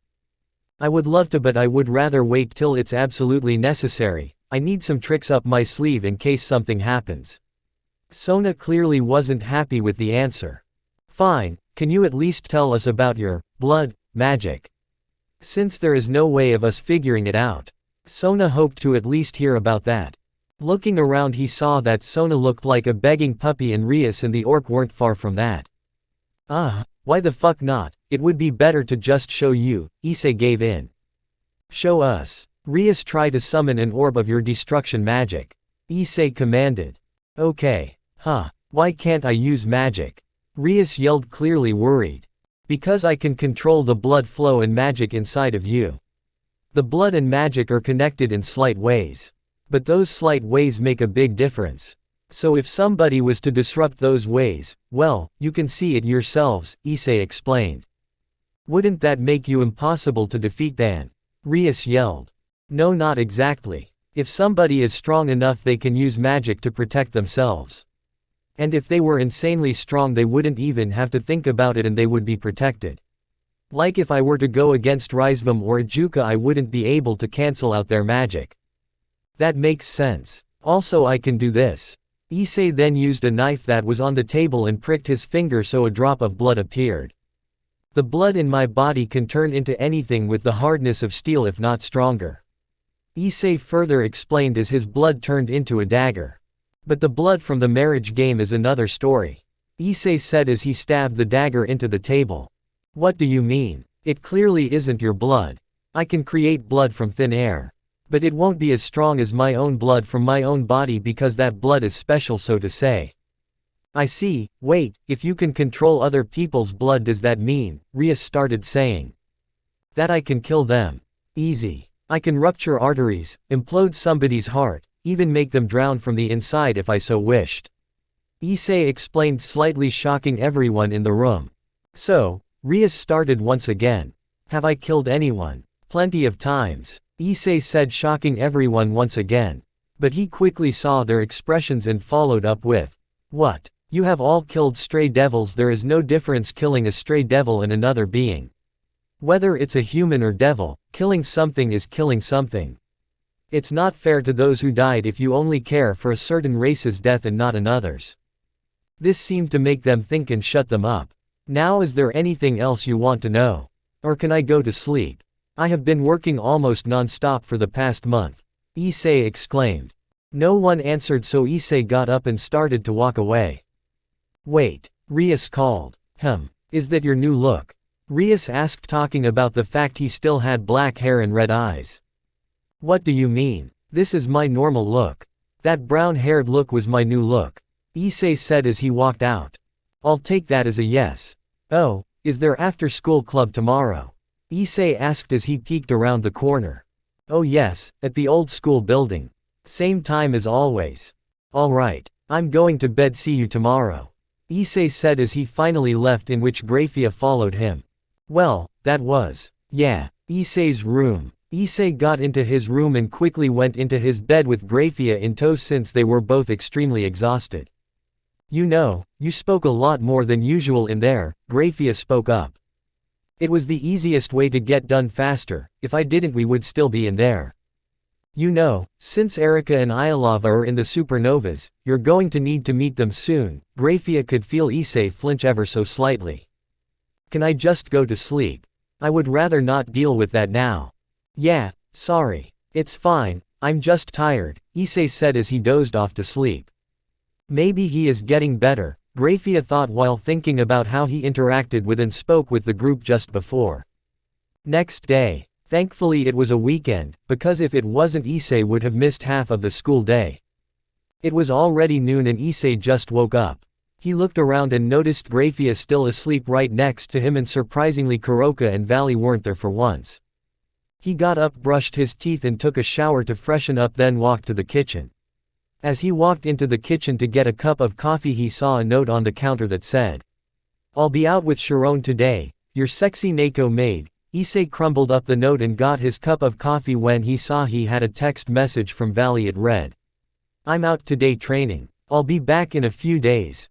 Valley. Issei then sat down and drank his coffee in silence. So it's just me today, huh? Kuroka's with her sister, Valley's out training, and Grafia isn't waking up anytime soon. Sona is probably doing student council work, Issei said aloud. Oh come on. You've got me. Issei's dark counterpart said. How could I forget? Issei said sarcastically. So what are you gonna do about it? The counterpart asked. About? Issei asked as he sipped on his coffee and read his book. Oh, you know, how about the Aemon clan? Erika and Iolava. I don't need to worry about that right now. Issei answered with a voice that said there was no room for argument. Sadly, his counterpart could see right through it. Oh, but you know you're going to have to see them soon. Your past is catching up with you. You're a supernova now, aren't you? You know who else is a supernova? Erika. The counterpart countered. I'll deal with it when happens, Issei said as he started to get ticked off. Ho. Am I starting to get on your nerves? I'm just saying what you usually say. Aren't you the one who says it's less stressful to take care of things before they happen? Issei's counterpart mocked. Just shut up, I'm not in the mood for you right now. And when are you? Exactly, so just fuck off. You know, the dark counterpart was cut off because Issei's phone went off. Finally, just stay quiet, Issei said as he looked at his phone. It was a text from Rias. It read, "Can you get here early please? We have a problem, sorry to bother you, I know you're tired but, I'll explain when you get here. Why do I never get time off? At least I won't be bored all day," Issei said as he got up and put on some casual clothes. He was wearing a blue t-shirt, black jeans, and a black jacket. So he walked through the town completely ignoring all of the remarks about him and stares he attracted and just kept walking to the school. At school, 20 minutes later. As soon as Issei stepped foot into the schoolyard he felt three presences he wasn't familiar with. So he made his way to the old school building. As soon as he was within earshot of the building he already heard yelling and some arguing. So he went to the door and opened it. Inside the Orc clubroom. Are you trying to say we would side with fallen angels? Rias said, clearly not in the best of moods. No, but I'm saying I don't want any devils poking around where they don't need to. A blue-haired teenaged girl wearing white church robes said with venom in her voice. I will poke around where I need to, this is devil territory if you can't get that through your thick skulls. I have my job to do and I intend to do it. Anyo. Can't we just come with an agreement? I'm sure these devils don't intend to do anything bad, a blonde nun with green eyes said from behind the blue-haired girl. Exactly. So, can't we just do our job, Zenobia? We don't need to make the devils angry, a girl with chestnut-colored hair said. Irina, Asia, be quiet, I'll handle this. The now called Zenobia said. I know but, Irina started. Just be quiet, Zenobia snapped back. How about this then? We have a duel. If you win we won't interfere with your work.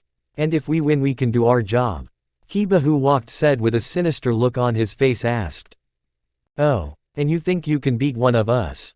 Zenobia said sarcastically. I know so, I've waited a long time to face an Excalibur fragment, Kiba said. Oh, and why is that? Because it took everything from me. My friends. My family. You must be from the Holy Sword Project. From years ago, I thought you seemed familiar, Zenobia said.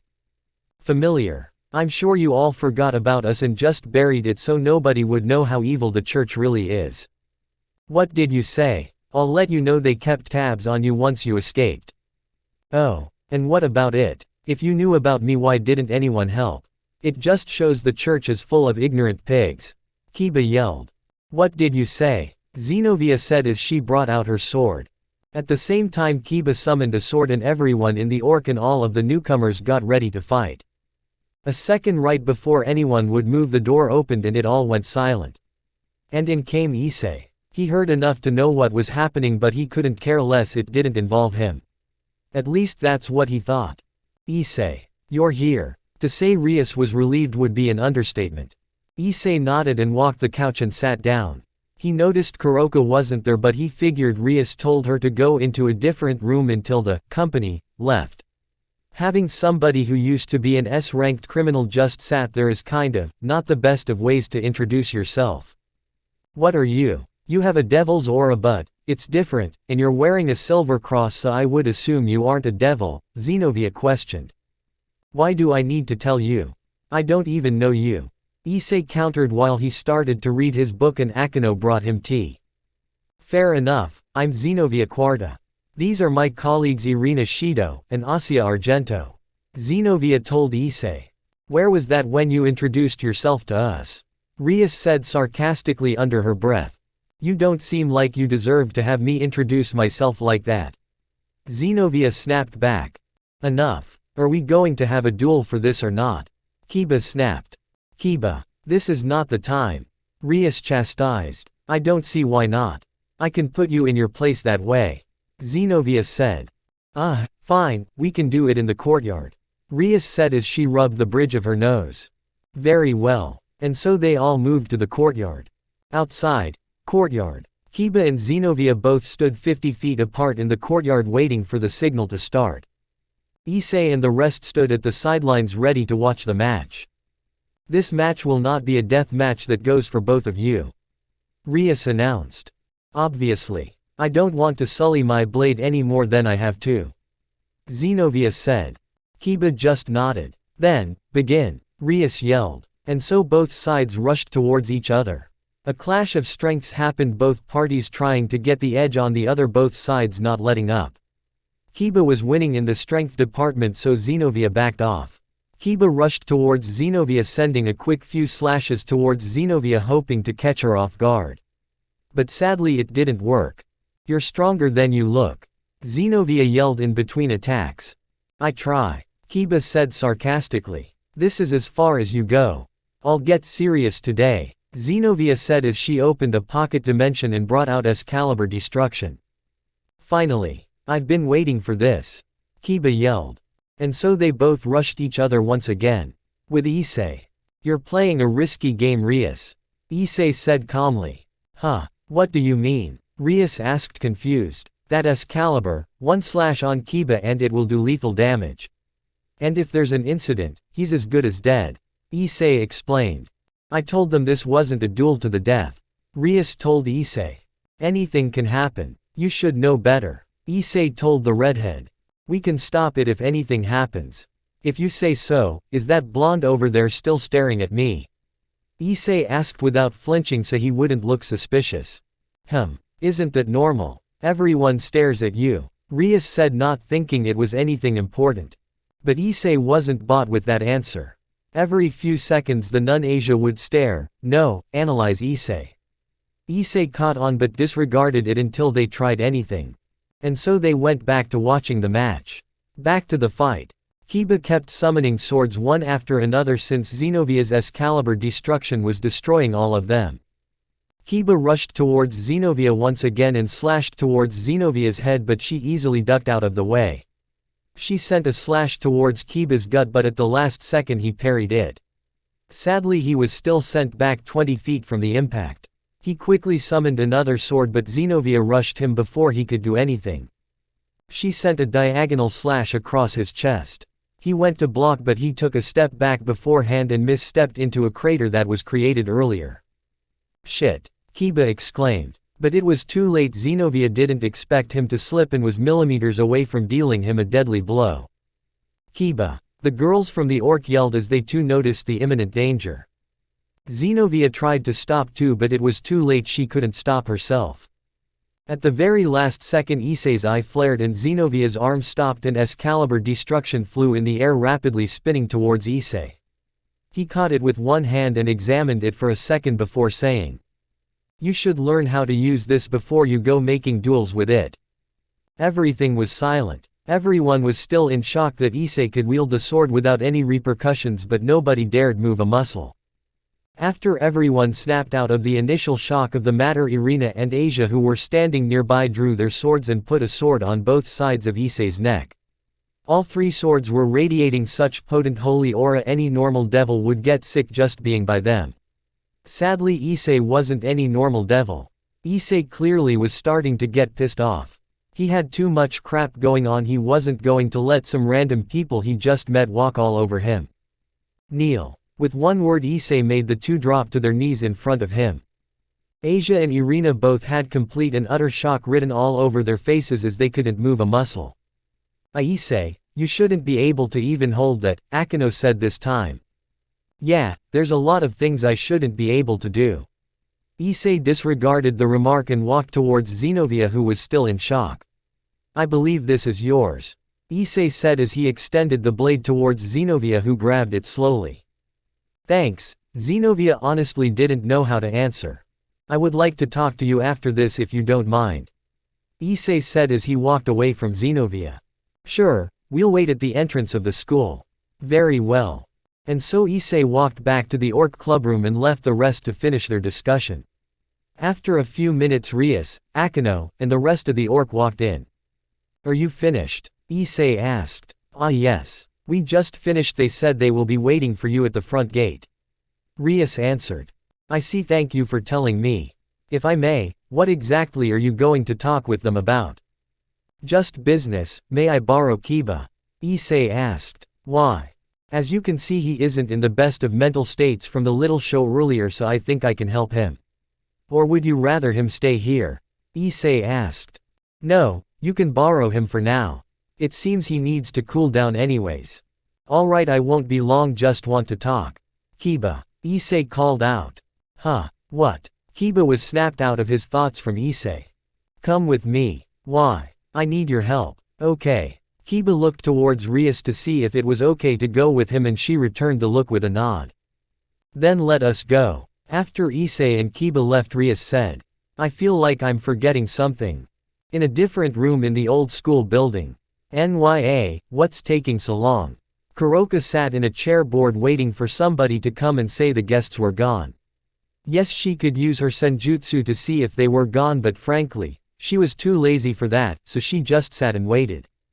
At the front gate. "Thank you for waiting," Issei answered.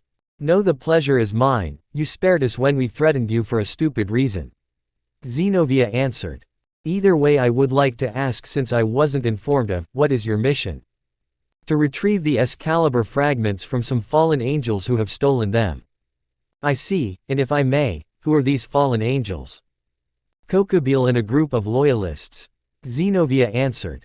"I see, I have one request of you." "And that is?" Zenobia was clearly starting to get skeptical. "Let Kiba here help you," Issei said as he nudged an unsuspecting Kiba forward. "What? I'm sorry, but I don't think I can grant that request," Zenobia exclaimed. "Oh, and why not? From my view, both of you did something wrong and aren't all in the right. Think of it as you merely atoning for what the church did to him as a child in the Holy Sword Project." Fi, Zenobia tried to say but was cut off by the blonde nun, Asia. "And why should we do that? What did you do for us to make us agree?" Asia said, narrowing her eyes. "Oh, have you forgotten? First of all, I saved your friend over here from killing the Grimoire Heiress Knight. If you killed him, you would have a lot more problems on your palette. And you and your other friend brought both your swords upon me. I could myself do something about that in itself. But I'm willing to forget about that if you let my friend here help with the job. And I'm sure he would help a lot," Issei explained with a cold stare towards the blonde. This shut the blonde nun up. "And what would the Grimoire Knight gain from this?" Zenobia asked. "You allow him to destroy one of the fragments." "What? I will destroy all of the fra," Kiba quickly was shut up as Issei glared toward him. And why do you think we would allow him to destroy a fragment? The chestnut-haired exorcist asked.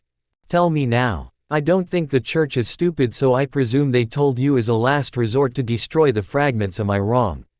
They obviously would rather them be destroyed than be in the hands of an enemy. Or am I wrong? Issei asked. No, you are correct. Irina looked downcast. Then let Kiba here help you, and if need I will too. But just promise to let him destroy one of the fragments. Issei knew he officially had them all right where he wanted them. Sadly for the exorcists, Issei isn't one you want to have a battle of wits with. Everyone was silent. Can I presume you agree then? Issei asked. Yes. All right then, I'll let you all get to know each other. Issei said as he turned around and was about to walk away. One last thing. Issei started. What is it? What do you plan to do if you encounter Kokobile? Issei asked. Fight him, of course. Zenobia said, full of resolution. You'll die. Issei told them flatly. If I can die for the Lord, I will do so wholeheartedly. And I think it is the same for these two here. Zenobia answered while looking at the other two, in which they too nodded. You know, God doesn't want you to run to your own death. He wants you to stand firm in the face of death if it comes to you. That is what he says to you all, isn't it? And you running towards Kokobile and your imminent death isn't helping anyone. Especially not God. Anyways, that is all I wanted to know. I'll see you later. Issei answered, not wavering at all. You seem to know a lot. Are you a fellow Christian? Zenobia asked. Nope, I just know a lot. Issei said as he started walking away. The church is open for you at all times if you wish to join. We would welcome you with open arms. Zenobia yelled towards the departing figure. I'm sorry to say, but I'm the last person they would welcome. Nonsense. They would welcome anyone. Issei didn't say anything else, just quietly walked away. Once he was out of earshot, he said to himself. The church welcoming the spawn of Satan with open arms. Don't make me laugh. Issei said to himself as he kept walking. Later that day, after finishing things up with the orc, he told Rias that Kiba will be helping him with some things for a few days, and Rias trusted Issei enough to let him and hoped that it would help Kiba with his past. Ah, you're back, Grafia said with her stoic voice as she peered down the hallway from the kitchen. Yeah, Issei answered. Ah, I know that look. What happened? Grafia asked as she saw Issei was more stressed than usual. There are unwanted guests in town, Issei said as he sat down and got a cup of tea from Grafia. And who is it? A group of exorcists and fallen angels. Anyone important? Just the fallen angels' leader. Oh, and who is he? Kokobile, the angel of the stars, also known as the fallen angels' war mongrel. Issei informed Grafia, and immediately Grafia got serious. Why is he here? He isn't some pushover. I could probably barely keep up with somebody like that. He stole some Excalibur fragments. I'm assuming he wants to do something to Sona and Rias to start a war or something.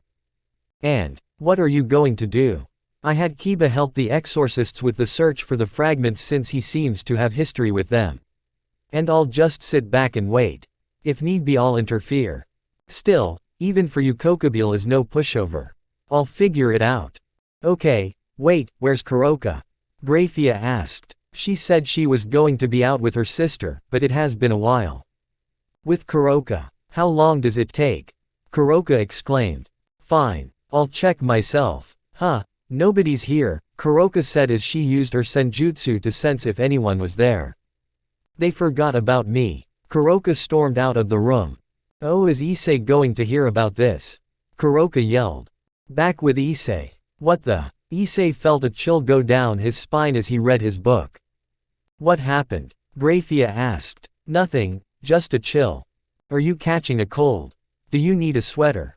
And so Grafia started babying him, and later that night Issei heard from Kuroka every detail on how she was forgotten.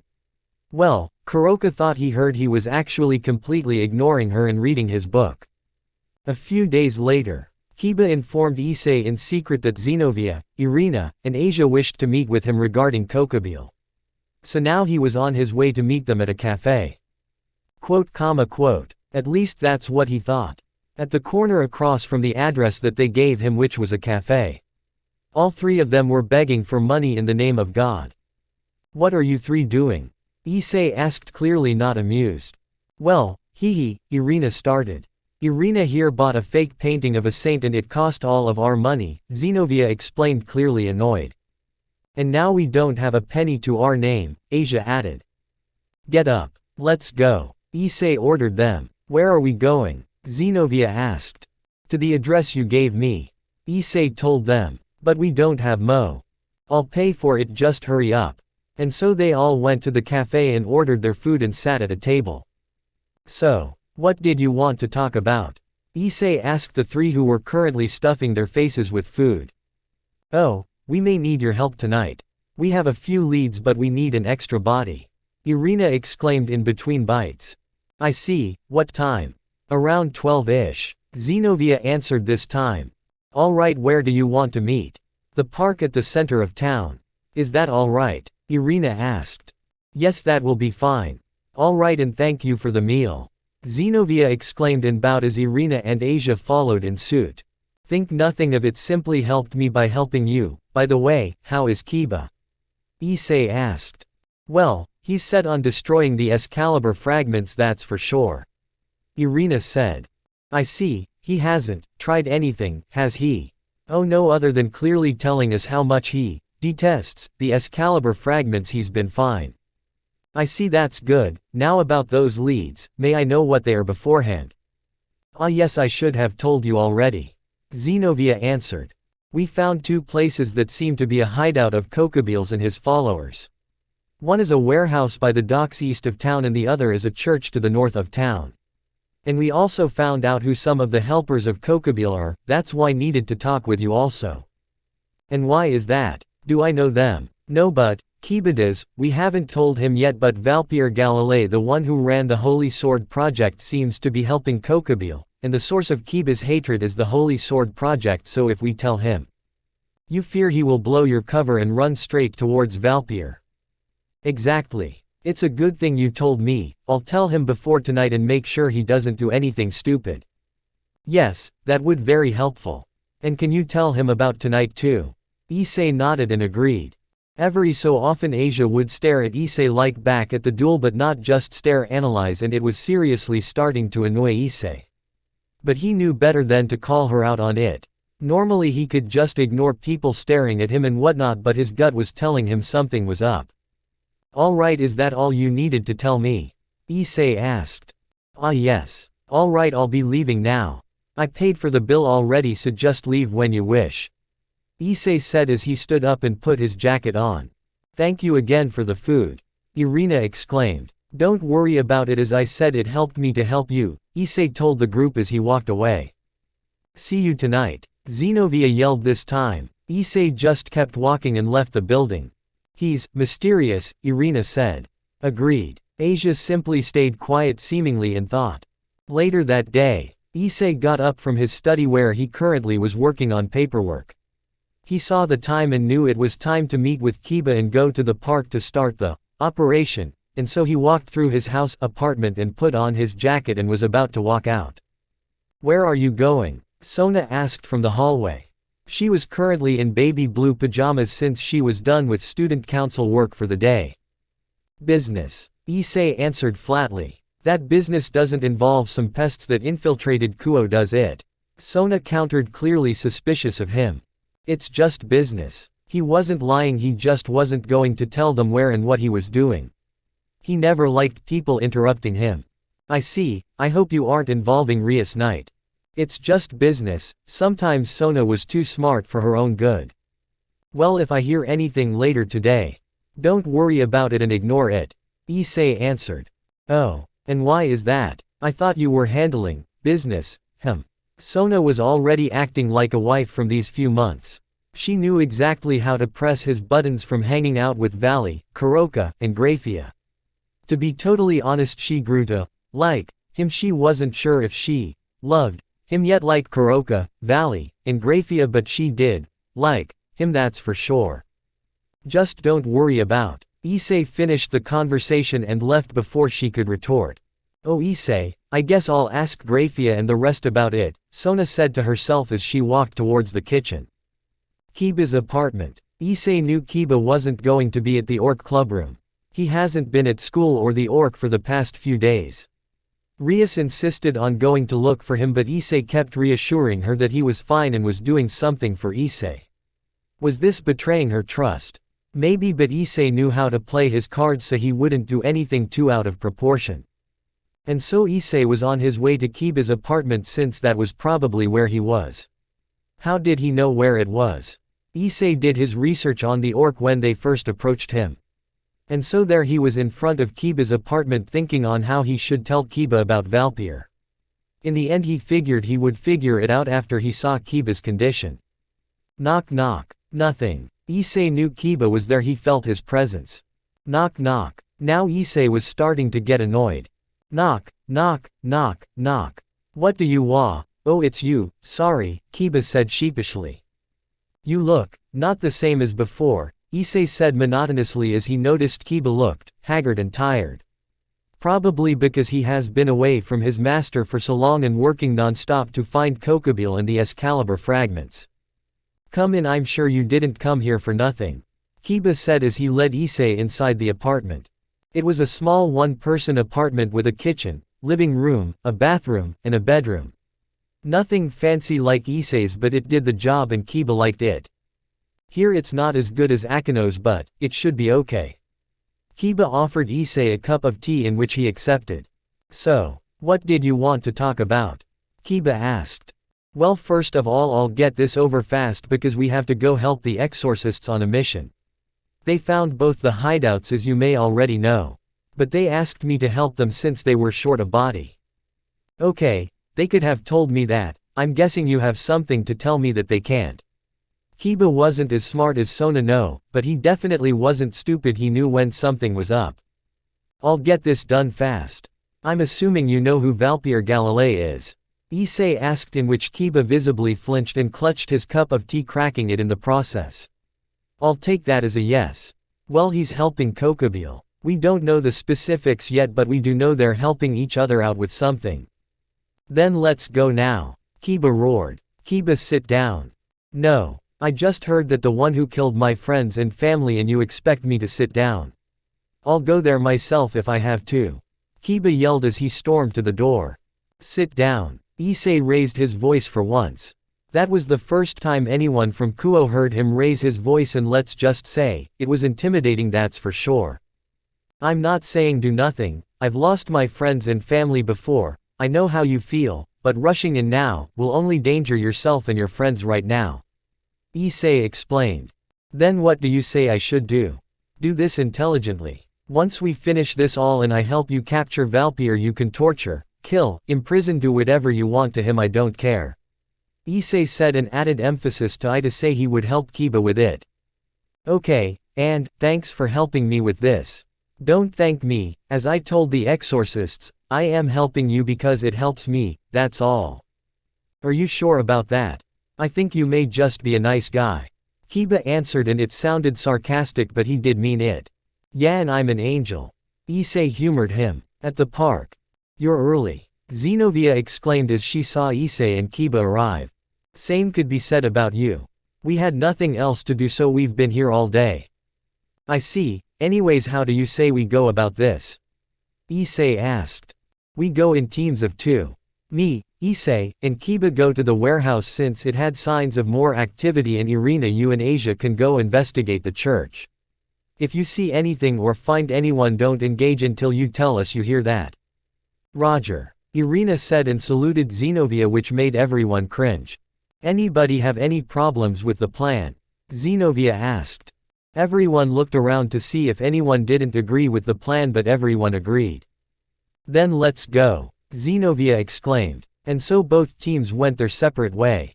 At the warehouse. After an awkward journey to the warehouse, they finally made it. Why was it awkward? Well, Kiba was focused as hell. Issei wasn't a very talkative person if he didn't need to. And Zenobia, well, she tried. Yeah, you could say that. But they made it in one piece at least. So this is the place? Issei asked. Yeah, we saw some fallen angels going in and out and found a few things in there that said they were there, but we didn't get far before the guards picked up on us. Zenobia explained. There are 2 people inside. Issei answered with his blood-red eyes flaring in the night. What? I can't feel anything. How do you know? Kiba asked. Their blood, was all that Issei had to say, and Kiba seemed to understand. Zenobia was still confused as hell though. Their blood. What does that mean? Should we sneak in, or go through the front door? Zenobia asked.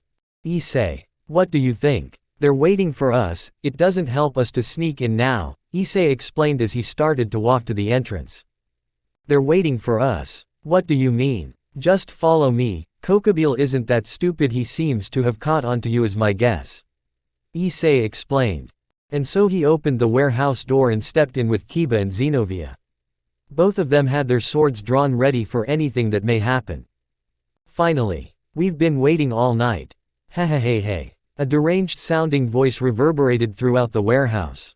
Issei immediately looked into the pitch-black part of the warehouse as he knew where the voice was coming from, but Zenobia and Kiba looked around trying to find the source of the voice. Then all of a sudden in the back part of the warehouse the spotlights turned on, blaring at a makeshift stage made from crates, and on top of it were 2 figures. One was a middle-aged looking man with short black hair wearing a trench coat and a black fedora. The second figure was a young man with white hair and red eyes wearing an exorcist outfit. You! Kiba exclaimed. Ah, the shitty devil boy. It's so nice to meet again. The white-haired man snickered.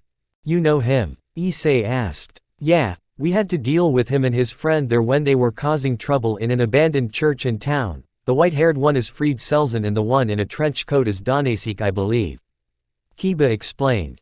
Oh, would you look at that Danesik. He remembers us. Fried was happy. It would seem so. What do you 2 want? I know you 2 were waiting for us. Issei spoke up. Oh, we have a smart one. Well, it doesn't matter now, we've waited long enough. They should be done by now. We were simply stalling. Now your friends should have been dealt with by now. What? We were sent to stall while Kokobile and Valpier dealt with the other pests. Danesik explained, much simpler than Fried. We've been tricked it seems. Why are you helping the war mongrel, if I may ask? Issei spoke up. He noticed Zenobia starting to get nervous at what they said and Kiba starting to get annoyed that he missed Valpier. Why you ask? He gave us power. Danesik yelled.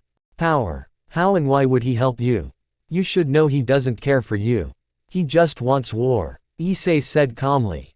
It doesn't matter, he's giving me what I want and Fried what he wants. Care for me to show you? Sure, what power can he give you to make you want to be his pawn? Issei asked, still keeping his calm. This. Danesik yelled as he let out his 8 fallen angel wings. Impossible. Kiba exclaimed. What happened? Issei asked. Just a few months ago he only had 1 pair of wings. What? Fallen angels take decades just to gain another pair. Zenobia yelled this time. Issei was surprised, but he damn well didn't show it. Care to know how? Danesik asked. Enlighten me. Issei answered. By this. And almost instantaneously dozens of fallen angels fell from the ceiling. But, they were all skewered by chains and mutilated to an inhumane degree. Kiba and Zenobia felt sick just seeing them, but Issei didn't flinch. And you Fried, what has he given you? Issei asked. Me. Sadly I cannot show you yet. Kokobile said to wait for the big reveal. And oh, I can't wait. I can't wait, but sadly you won't make it out of here today. Issei said as he flared his power. Oh, I don't think you should be doing that. You should be rushing towards your friends to save them. Or are you going to let them die? Fried mocked. Issei looked back at Zenobia and noticed she was scared. Not for herself but for Irina and Asia. And so Issei picked the safer option. Let's go, they should be alive still, it hasn't been long. Issei said as they ran towards the exit. But a few feet from the exit and the doors slammed shut. Cold iron on iron reverberated through the warehouse as they turned to face Fried and Danesik.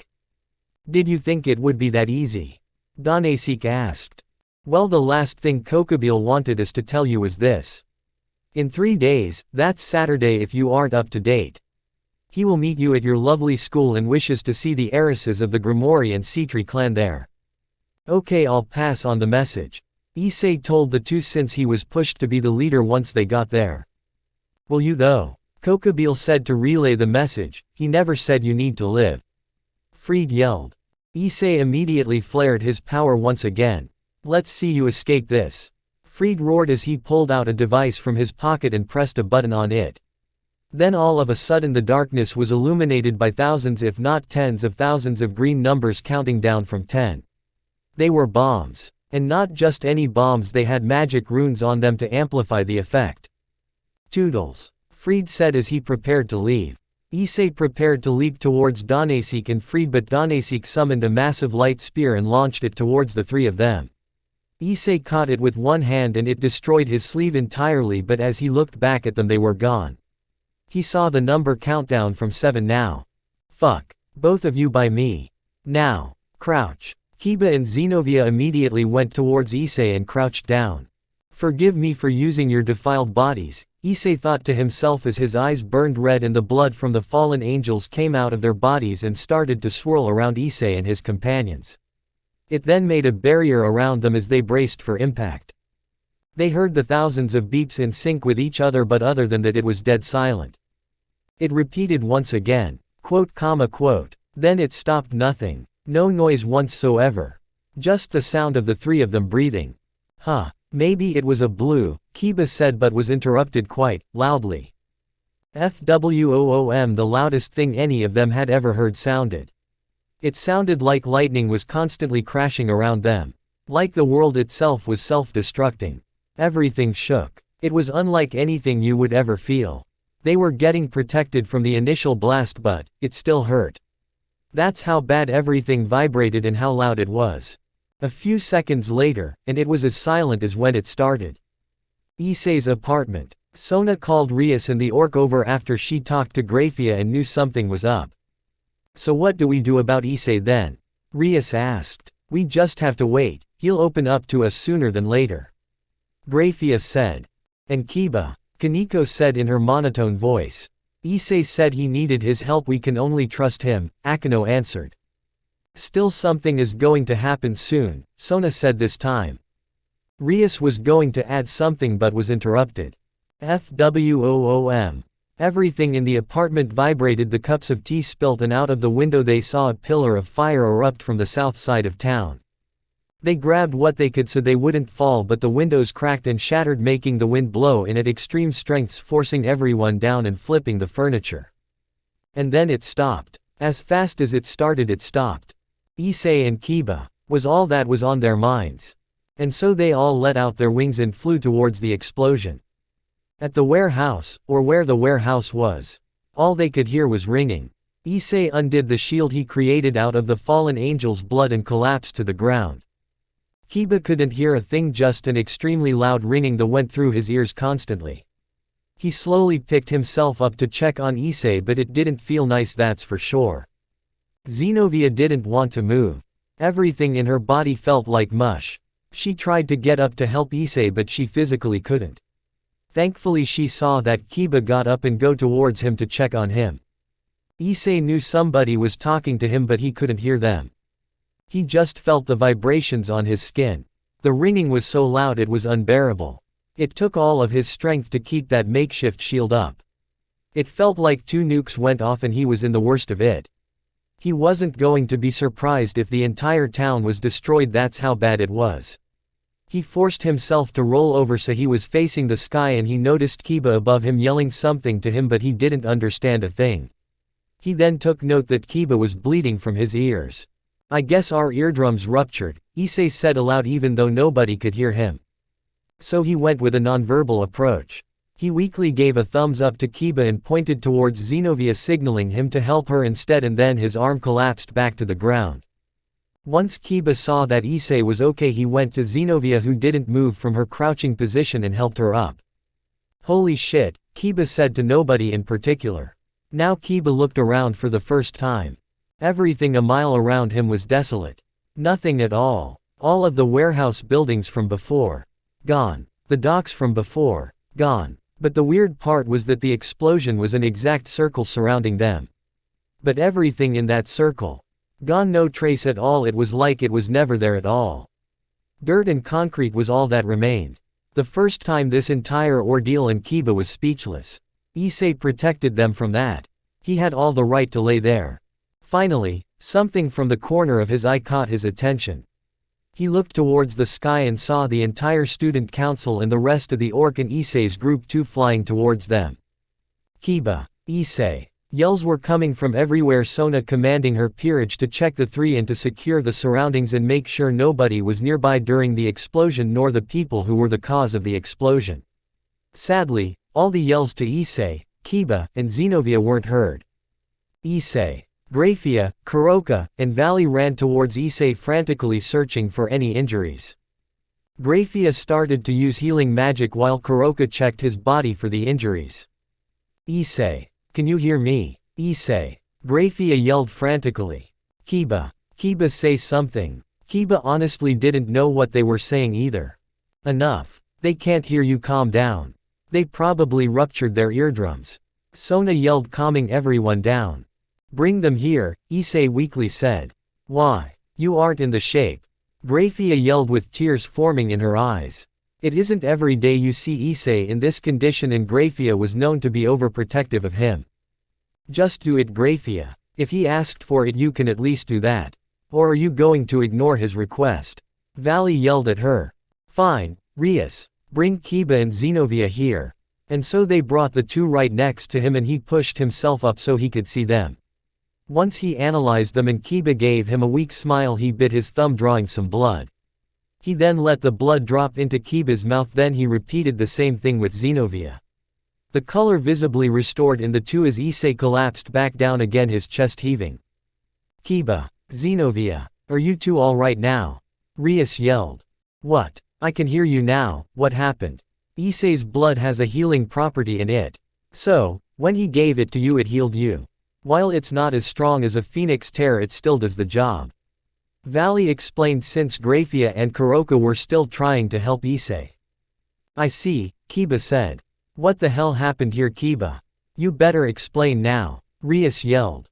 Well, we came here to search for Kokobile and the fragments, but it was a trap. Well, Kokobile didn't mean for it to be a trap at least. Freed Selzen and Donasik from the abandoned church a few months back were here and planned on killing us after delivering a message from Kokobile. And so they activated the bombs all around us. But they had runes on the bombs to multiply the power or something too. Kiba explained. And the message isn't important right now. After they trapped us inside, Issei was going to take them down, but they launched a massive light spear at us and he was forced to block it. Once he looked back, they were already gone and the bombs were at 7 seconds. So he yelled for me and Zenobia to crouch near him, and after that I didn't see what happened. Kiba finished explaining. He protected you 2 from something of this caliber? Sona asked, clearly impressed. Exactly, Kiba answered. Issei. Come on, respond. Kuroka yelled as Issei was in a horrible condition. What's wrong? Rias and Sona yelled. His vitals are dropping. He used too much power frantically to protect the other 2 from the explosion, it burned him dry. Kuroka explained. What can we do? Sona yelled. Does he need blood or something? I don't know. Rias yelled. That's it. Graphia yelled as she remembered something from long ago. What? Tell us. Rias and Sona yelled in sync again. A blade, give me a blade. Graphia yelled. Kiba, blade. Rias commanded urgently. And so Kiba summoned a small dagger and handed it to Graphia, who was still kneeling by Issei. What are you going to do? Just be quiet. Watch. She then cut her neck so blood flowed out in a steady stream and brought Issei into a hug where his head was in the crane of her neck where she cut it. The blood entered his mouth and he flinched for a second before it bit her neck so he could take in more blood. Graphia moaned slightly, causing the females to blush, but looked relieved when finally the color came back to him and he stopped taking blood. Sadly, Graphia was drained of magic and blood, so she was close to unconscious now. Is he a vampire? Rias asked, confused. No. He's not vampire at all, that's just, damn, not even I've seen that before. Where did Graphia even learn of that? Kuroka clearly didn't know what just happened. Issei looked towards Graphia, who smiled weakly at him but was happy to see him healthy again. He then picked her up in a princess carry and said, Thanks, but you know I don't like it when you do that, Issei told Graphia, who was in his arms. What can I do? When I see you like that my heart breaks. I couldn't resist, Graphia said weakly. I'll let it go today then, now get some sleep, you deserve it, Issei said as he kissed her on the forehead and she finally lost consciousness. What happened, Issei? Valley asked sternly. I'll explain later, we have to get to her comrades. Issei said, looking towards a resting Xenovia. Very well, I'll wait for an explanation for later. Sona said this time. Valley, Kuroka, please take care of Grafia, I'll be back in a little. Issei asked. Hell no. We aren't leaving you alone after what just happened. Valley roared. Valley, please, Issei asked desperately. But. Valley, come on, Issei asked as politely, we can't deny that now, can we? Kuroka said as she grabbed Grafia out of Issei's arms. You better get back soon. Otherwise you're giving me more kittens than you promised. Kuroka explained, making everyone's sweat drop from her antics. Deal. Issei said as he turned to look towards the group. Irina and Asia went to an abandoned church to the north of town. I can go with Xenovia and Kiba since they are back to able condition, and I'm pretty sure they aren't going to sit down and wait. They both have reasons to go, so I expect you to allow them both to follow me there. Issei explained. Then let us go with you too. We can help you in case you encounter any trouble. Rias offered. No, you and Sona must not come with us. Kokabil is planning something, and if he gets you too we would just be playing into his hand. Issei sternly said. What? Can you please explain it to us then? Sona asked. I will later. We don't have time, let's go. Issei looked towards Xenovia and Kiba. Wait, at least take Akano and Tsubaki. Rias exclaimed. Fine. But hurry. We're leaving, Issei said as he summoned a magic circle to transport them. Wait, how will Xenovia teleport? She won't be able to, she doesn't have the right type of magic. Akano asked. My teleportation circles are different and won't matter. Do you know where we're going? Xenovia asked. Yeah, I planted a teleportation circle on Irina earlier without her knowing. Alright then, what's the wait? We have to save them. Xenovia yelled. You heard her. Let's go. Issei commanded as he fully summoned the magic circle and everyone entered it. And the next second they were gone. In a forest. As they came out of the magic circle they saw Asia kneeling over Irina, and Irina in a horrible state. Cuts and bruises all over, probably broken bones underneath her skin. Irina. Xenovia yelled as she sprinted towards her. Everyone check the perimeter. Me and Kiba will check the church. Issei yelled. Xenovia, do you know any healing magic? Issei asked. No, but Asia does. Then why the hell aren't you healing her? Issei yelled as looked towards Asia for the first time. But as he saw her, he couldn't help but notice she was close to perfect health. Only her clothes were slightly ruffled up. Her blood flow showed no problems at all. It was suspicious to say the least. Oh, I'm sorry, Asia said as a green light enveloped Irina. Kiba, a blade please, Issei asked. Here. Kiba handed him a blade. Issei then cut his palm and let the blood drop into Irina's mouth. After he did enough, his hand healed up perfectly. It won't do a lot since she's in that condition, but it should help accelerate the healing. Issei explained. Thank you. It's fine, Kiba, let's go. Issei said as he started to head towards the church. Alright, it's just ahead, Kiba explained. After running for 5 minutes they finally found a small wooden building. Is this it? Issei asked. Yeah. Issei then heightened his senses and checked if anyone was inside. Well, whoever was here is long gone. Tisk damn. Let's go search inside, I have to get back fast otherwise I'll have hell to pay. Issei said as he opened the door. I heard about it, kittens. Are you against buying her a kitten? Kiba asked as he didn't get what she said. Issei stopped completely, he didn't know how to go about it. What? Are you that against it? No, just. Then why don't you give her one? Kiba asked, totally oblivious to the hint. It's not that simple. Issei really wanted this conversation to change. Usually Kiba is the one to catch the hints the fastest and figure out what the hidden names meant, but it seems that today wasn't Kiba's day because of the recent problems. And it wasn't even a hidden name. Then why not? I'm sure you wouldn't even know it's there.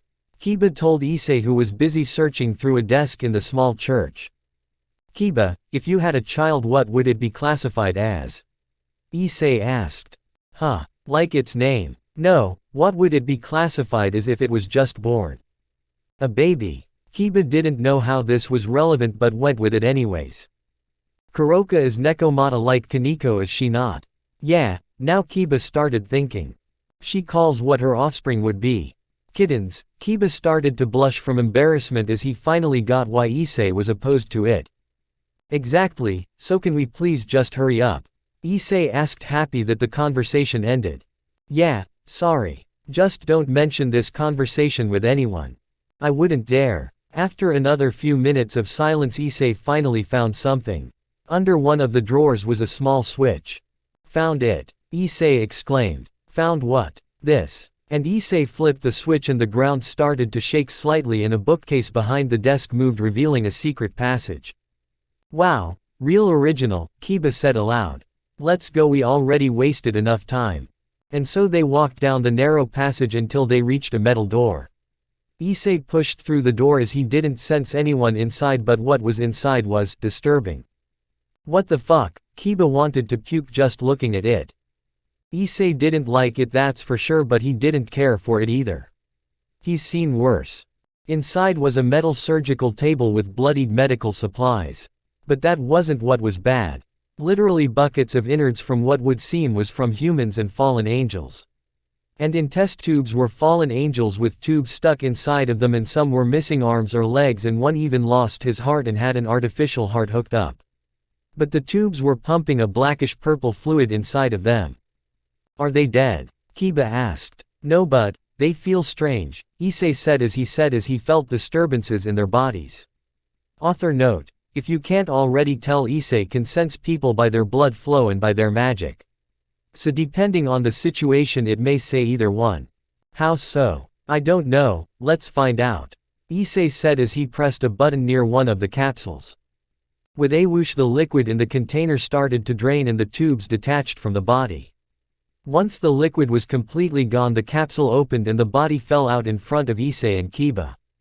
Is it dead? No, he's waking up. The man that fell up and opened his eyes and looked around before flailing in pain. Kill me, please, kill me, the man asked in desperation once he stopped flailing. Why? What did they do to you? Issei asked, wanting to get answers before the man died. Experiments, things, you don't want to know, now please, kill me. Kill everyone, they would all want it, the man said. Very well, I'm sorry we didn't get here earlier, Issei told the man. Thank you, the man said, giving a small smile towards Issei. As Issei approached the man and held up his hand about to kill the man. But the man started flailing again and stood up this time. Hurry! The man screamed. The man's arms started to grow larger and gain a purple tint. Then from his back sprouted 5 fallen angel wings. Not 6 but 5 wings. It was unheard of fallen angels to have an uneven number of wings. Once one wing was torn off, either the holder of the wing would die or the other wing would fall out. It never stayed. But in front of them was a monster with 5 fallen angel wings. It was no longer a fallen angel, it couldn't be classified as one anymore. Kiba freaked out and drew his sword, but Issei stayed calm and looked like he pitied the creature. Rest in peace, you have been defiled in death, I will punish the ones who did this. Issei then brought his hand up towards the creature, but the thing ran towards Issei and Kiba. Goodbye, and Issei closed his hand. The creature stopped in its place, then blood poured out of its eyes and mouth. After the creature fell, making the cabinets and tables shake around it. We're done here, after I deal with the others we can leave, look for anything around while I do it, Issei said as he walked towards another capsule. You're going to kill them? Yes, they would just ask like the other guy here, even the guy said it, least I can do is give them a peaceful death they don't see coming. But, what if they feel the same? I already know it's going to end the same way. I'd rather not see that again. It's not easy killing somebody who doesn't deserve death, even if they ask for it. Issei clearly wasn't keen on the idea of killing them all either. Sorry. It's fine, just try and find anything you can. I don't want to stay here any longer than need be. Alright. And so one by one Issei walked to each capsule and extended his hand and did the same motion for each capsule. He imploded their hearts so they died instantly and painlessly. Once he was finished, he walked towards Kiba, who was looking at a folder full of paper. It's finished. Okay, I'm done here too. Find anything? Just this, Kiba said as he had journaled to Issei. I'll look at this later. Did you see anything of importance in it? No, I couldn't read it, it was in some language I didn't understand, but there were pictures, some looked like Excalibur but I couldn't tell. And others looked like, the fallen angel anatomy. I don't know, that's just what the pictures looked like. Kiba explained. Got it, I'll look into it tomorrow, I just want to go home quite frankly, Issei honestly said. Same, but thanks. What did I do to deserve your thanks? You could have told me to help you deal with them, but you didn't. It's fine, nobody should have to do that, sadly, never mind. Still thanks. Save it for after we get Valpier and Kokobile, but can you do me a favor? Sure, what is it? Save explaining what happened till tomorrow, I don't feel like doing it today. Issei said. You don't have to ask me again, I feel like crap too. Kiba said as they finally got out of the church. Go meet up with the rest, I'm going to destroy this place, it doesn't deserve to see the light of day. I can wait, we're in no rush, Kokobile isn't here anymore. Suit yourself. Issei then held out his hand and out of nothing a black spiraling orb appeared. Imagine the Rasengan but pitch black. You may want to step back. Issei said, in which Kiba took his advice immediately. Issei then tossed the orb into the middle of the church and started to walk away.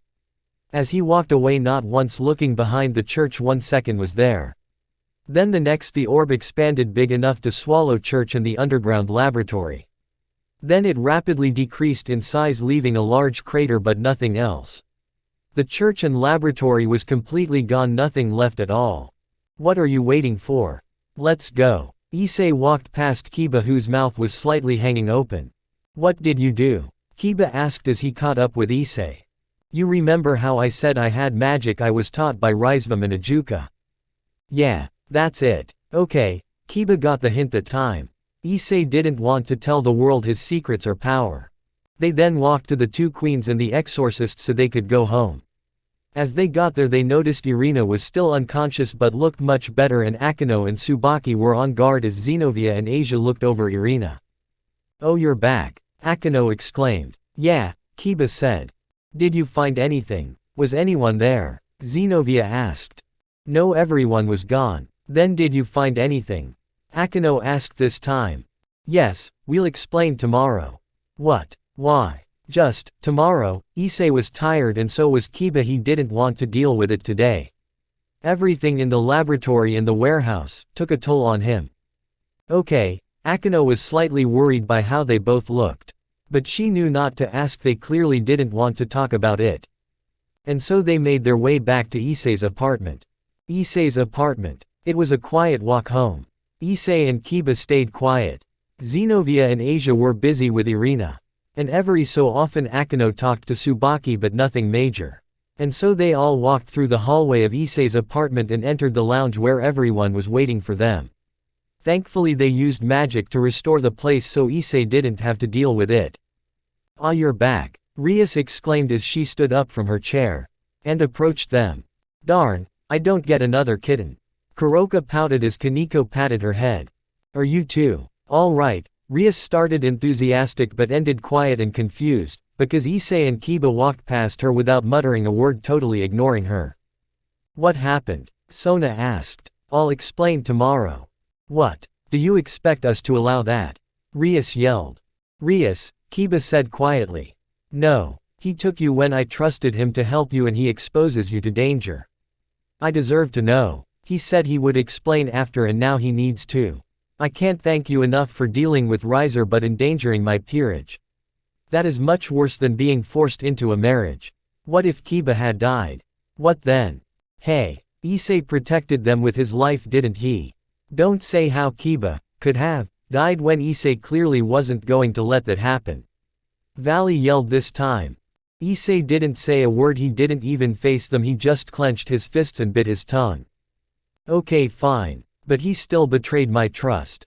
Now explain what happened. Rias was cut off by Kiba. Rias. Kiba yelled. Kiba. Rias was speechless. Not once has Kiba ever yelled at her, this was a first. Issei may have betrayed your trust, but if he didn't, I wouldn't even be here anymore. I would have went without you even allowing me. I would be astray right now if Issei didn't interfere. Sure, he endangered me. But what would have happened if I went there without him helping? I wouldn't be standing here now, would I? I know you, Rias tried to say again. No buts. He did something today no person should ever have to do. I don't blame him if he wants to take more than just a night off. Hell, he shouldn't even help us with Kokobile. He's done way too fucking much, just give him a fucking break, Kiba said as he calmed down and tried to catch his breath. Issei, now Rias looked visibly ashamed after hearing that. How could she not? Rias and Sona, both your peerages and you are to stay here until Sunday. Tomorrow you guys can go and get your essentials, but today don't leave for anything before that. Kiba, you and Saji can use the rooms by mine. The rest of you, Kuroka, Valley, and Sona will show you to your rooms. Issei said as he walked out of the room, not looking back even once. Kiba and a tan-haired boy from Sona's peerage named Saji followed shortly after. Quote. What the fuck happened out there? Valley asked, breaking the silence. I don't know, but I think I messed up, Rias told nobody in particular. You think? Valley asked sarcastically. With Issei. After showing Kiba and Saji their rooms, Issei went straight to his. Once he entered, he noticed Grafia lying in bed sleeping. The moonlight illuminated the room and glistened off her pale face and silver hair and made her look breathtaking. Issei made his way towards the bed and sat there and stroked a lock of hair out of her face. Issei. Grafia asked weakly as she just awoke. Sorry, I didn't mean to wake you. Oh, you're okay. Grafia exclaimed as she pounced on Issei. And so she lay on top of him, hugging him as tightly as she could. I told you I'd be fine. I know, but after seeing you like that after the explosion, I couldn't help but worry. Well, I'm fine, so you can relax now. Promise me you won't do that again. Grafia demanded. I told you I was caught off guard. Issei was cut off as Grafia smashed her lips on top of Issei's. This caught Issei completely off guard. And for once even Issei blushed. Promise me, Grafia said sternly, her face blushing like crazy and out of breath. And her hair draped over Issei, making him see nothing but her face. I told you. Issei was cut off once again. As Grafia kissed him once again. Promise me. Issei knew the voice Grafia was using. That was the voice she used when she was in an argument, and she wouldn't back down and lose it no matter what. I promise. Good. Grafia exclaimed cheerfully as she gave him one final peck on the lips. And so they laid there for a good while in silence, with Grafia laying on top of him using his chest as a pillow and Issei running his fingers through her hair. Kuroka and Valley surprisingly didn't come in either. You know, Issei started. I did something today I don't regret doing, but it didn't feel right. Do you want to tell me? Maybe I can help. We found an underground lab at the abandoned church, and somebody experimented and tortured these fallen angels. They were tested on like livestock. It was disturbing, but that wasn't what got me. The guy we released from the capsule he was in, he asked me to kill him. That's how bad it was. Even in death, though he was defiled, he turned into this thing, and I had to kill him in that state. But he seemed happy in the end. Then I did what he asked and killed dozens of other fallen angels who were in the same condition and would have asked me to kill them too. I killed somebody who didn't deserve death, yet asked for it. It doesn't feel right. You know, Eyes, you really confuse me sometimes. Sometimes you're so intelligent and other times you're just like anyone else. What do you mean? You have killed so many people, but you never bat an eye, or you help somebody when no one else would. Yet you have your moments like this when you seem just like one of the normal people. I didn't know I wasn't normal. Far from it, sweetie. Anyways, what I'm trying to say is that you shouldn't feel bad. I know why you do and understand you, but they would thank you if they could. Trust me on this one. Alright, I will. See, don't you feel better now? Yeah, thank you. Grafia hummed as she snuggled closer to him. Now we should get some sleep, we have a long day tomorrow. Yawn. Alright, I'm tired from today anyways. You know, giving somebody your blood takes a toll on you. Yep, Issei said as he drifted to sleep. And so, the two fell asleep with smiles on their faces and not a worry in the world. The next day, Issei got up at the crack of dawn and freshened up before his day. He made sure to get up really early so he could start his research early. He had to figure what that journal was that Kiba found. For some reason, he felt motivated to get to the bottom of everything. Was it what Graphia did the night before that motivated him? Maybe. Or was it the fact he swore to avenge the fallen angels who were experimented on? Maybe. It was most likely a mixture of both. And so he walked out of his room as quietly as he could so he wouldn't wake Graphia and made his way through the apartment. As he entered the lounge he noticed Valley and Kuroka sprawled on the couches. They seemed to have caught on that Graphia and Issei were having their personal time and were letting them have it. Thanks you too, Issei quietly said to the two sleeping figures. Quote. Yeah, you're still sleeping. I shouldn't expect you to say anything, Issei said as he started to head towards the kitchen. No, Issei, Kuroka said in her sleep. Not here Issei, Kuroka moaned out. Really Kuroka, even in your sleep, Issei quietly said, clearly disappointed. Ah, you're so big. Fuck me. Give me a whole litter of kittens. Kuroka started to yell. Issei noticed her hands started to wander towards her nether regions. What the actual? Oh, you think we're done here big boy? Kuroka mewled. Fuck, Issei finished his sentence. After another minute of her rambling, Issei had finally had enough. He walked towards Kuroka and extended his arm towards her. And in a loud snap Issei flicked her right on the forehead. Oh www, what the heck, Kuroka exclaimed as she held her forehead in pain. That was for your show, learn some restraint. What? Why? Kuroka asked. First of all look at your hand. Second of all what were you dreaming about? Issei asked. Oh, he, Kuroka said as she noticed there was a sticky fluid on her fingers and it was stained through her panties too. Save it for when you're by yourself. I can't help it if I'm asleep. Figure it out somehow. Issei started walking towards the kitchen. Wait, Kuroka called out as she grabbed Issei by the wrist. What? You know why I'm like this? Why? And with one fluid motion Kuroka pulled Issei onto the couch and trapped him under her. You don't do enough stuff with me, like last night, I couldn't help but think of what went on in that room with you and Graphia, it made me get in the mood. Kuroka said as she pulled off the t-shirt she was in and let her breasts free. With a jiggle both her mounds were unleashed for Issei to see. Kuroka usually slept in one of Issei's shirt and a pair of panties and that's all. And Issei clearly wasn't in the mood. I just really want to fuck you right now. I'm so horny, Kuroka exclaimed. That's when Issei saw it.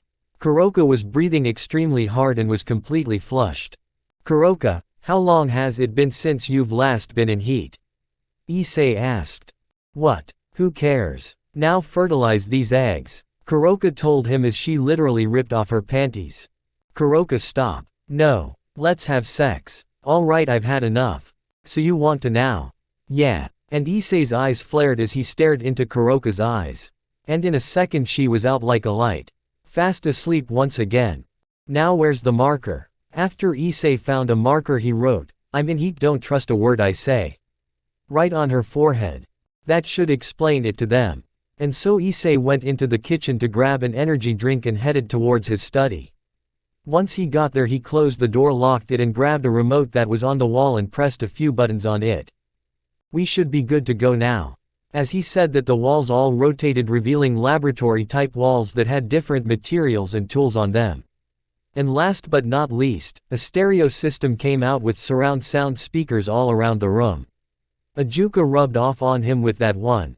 Nobody knows it except his closest friends and family, but Ajuka likes to listen to very, very loud music when he does his experiments. It's just something Issei picked up over the years. Now this, where should I start? Issei asked aloud as he brought out the journal.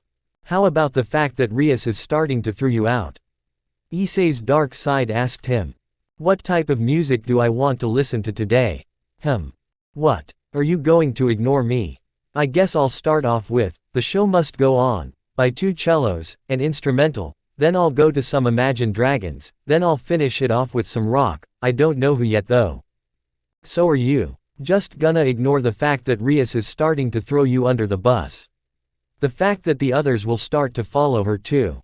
Issei then walked straight towards his dark side. As he got right in front of him, he stared him straight in the eyes and said, "I don't need to ignore you if I can't hear you." And Issei pressed a button on the remote and music started blaring. The dark Issei then disappeared into thin air and Issei could do his work again. Thankfully his walls were soundproofed in his study so nobody could hear from it. All you could hear was the slight sound of music when you stood in front of the door. So he didn't need to worry about waking the others since it was still 5 a.m. and everyone was asleep. And so Issei started his work. A few hours later, Rias just woke up from a bad night, you could say. She was afraid of approaching Issei after Kiba's breakdown. She didn't know what to think. And this is Rias we're talking about. The princess of the underworld. A supernova. The heiress of the Grimoire. But I guess in the end she was still a teenage girl. And so she got up, put her clothes on and walked to the kitchen to meet the others who she heard talking. "Rias, would you like breakfast?" Sona asked as she was cooking today. To be frank, Sona couldn't cook before getting engaged to Issei. She always thought her servants would do it for her, but after living with Issei she saw how they lived and was taught by Grafia, so she could sometimes cook for the house. "Sure. You don't look good," Akano said. "It's nothing, just, have you seen Issei?" Rias finally knew she had to approach Rias herself to apologize. "Nope, been gone all morning. He hasn't left, but I haven't seen him and his shoes are still here, so he's in the house." "Alright, I guess I'll go look for him. By the way, where's Grafia?" "She's usually up earlier than us." "Still sleeping. I guess whatever she did for Issei yesterday did a number on her." "Oh, well, I'm going to go look for Issei. Leave my food on the table please." "Okay." After looking around the house for 15 minutes she finally stopped in front of his study. She heard music coming from inside, so she knew somebody was in there and everyone else was either still sleeping or in the kitchen or lounge, so it had to be Issei. Knock knock, she tried knocking but no answer. Knock knock, she tried once again but no answer. "What is it? Is Issei in there?" a voice asked from behind her. "Yeah." Rias turned around to see Grafia in a robe and holding it closed with one hand. "Here, let me see," Grafia said as she walked towards the door. "What are you doing?" Rias asked as she saw Grafia put her ear to the door and listen. "Nope, he won't hear you. So don't feel bad either. When he's working he locks the door and blares music." Grafia explained. "I see, when will he come out?" "Don't know, sometimes he's been in there for days, other times just a few hours." "Days? Yeah, he's very devoted, if that's the right word." "Wow. Yep, so like I said, don't worry, just ask him whatever when he comes out," Grafia said as she walked away.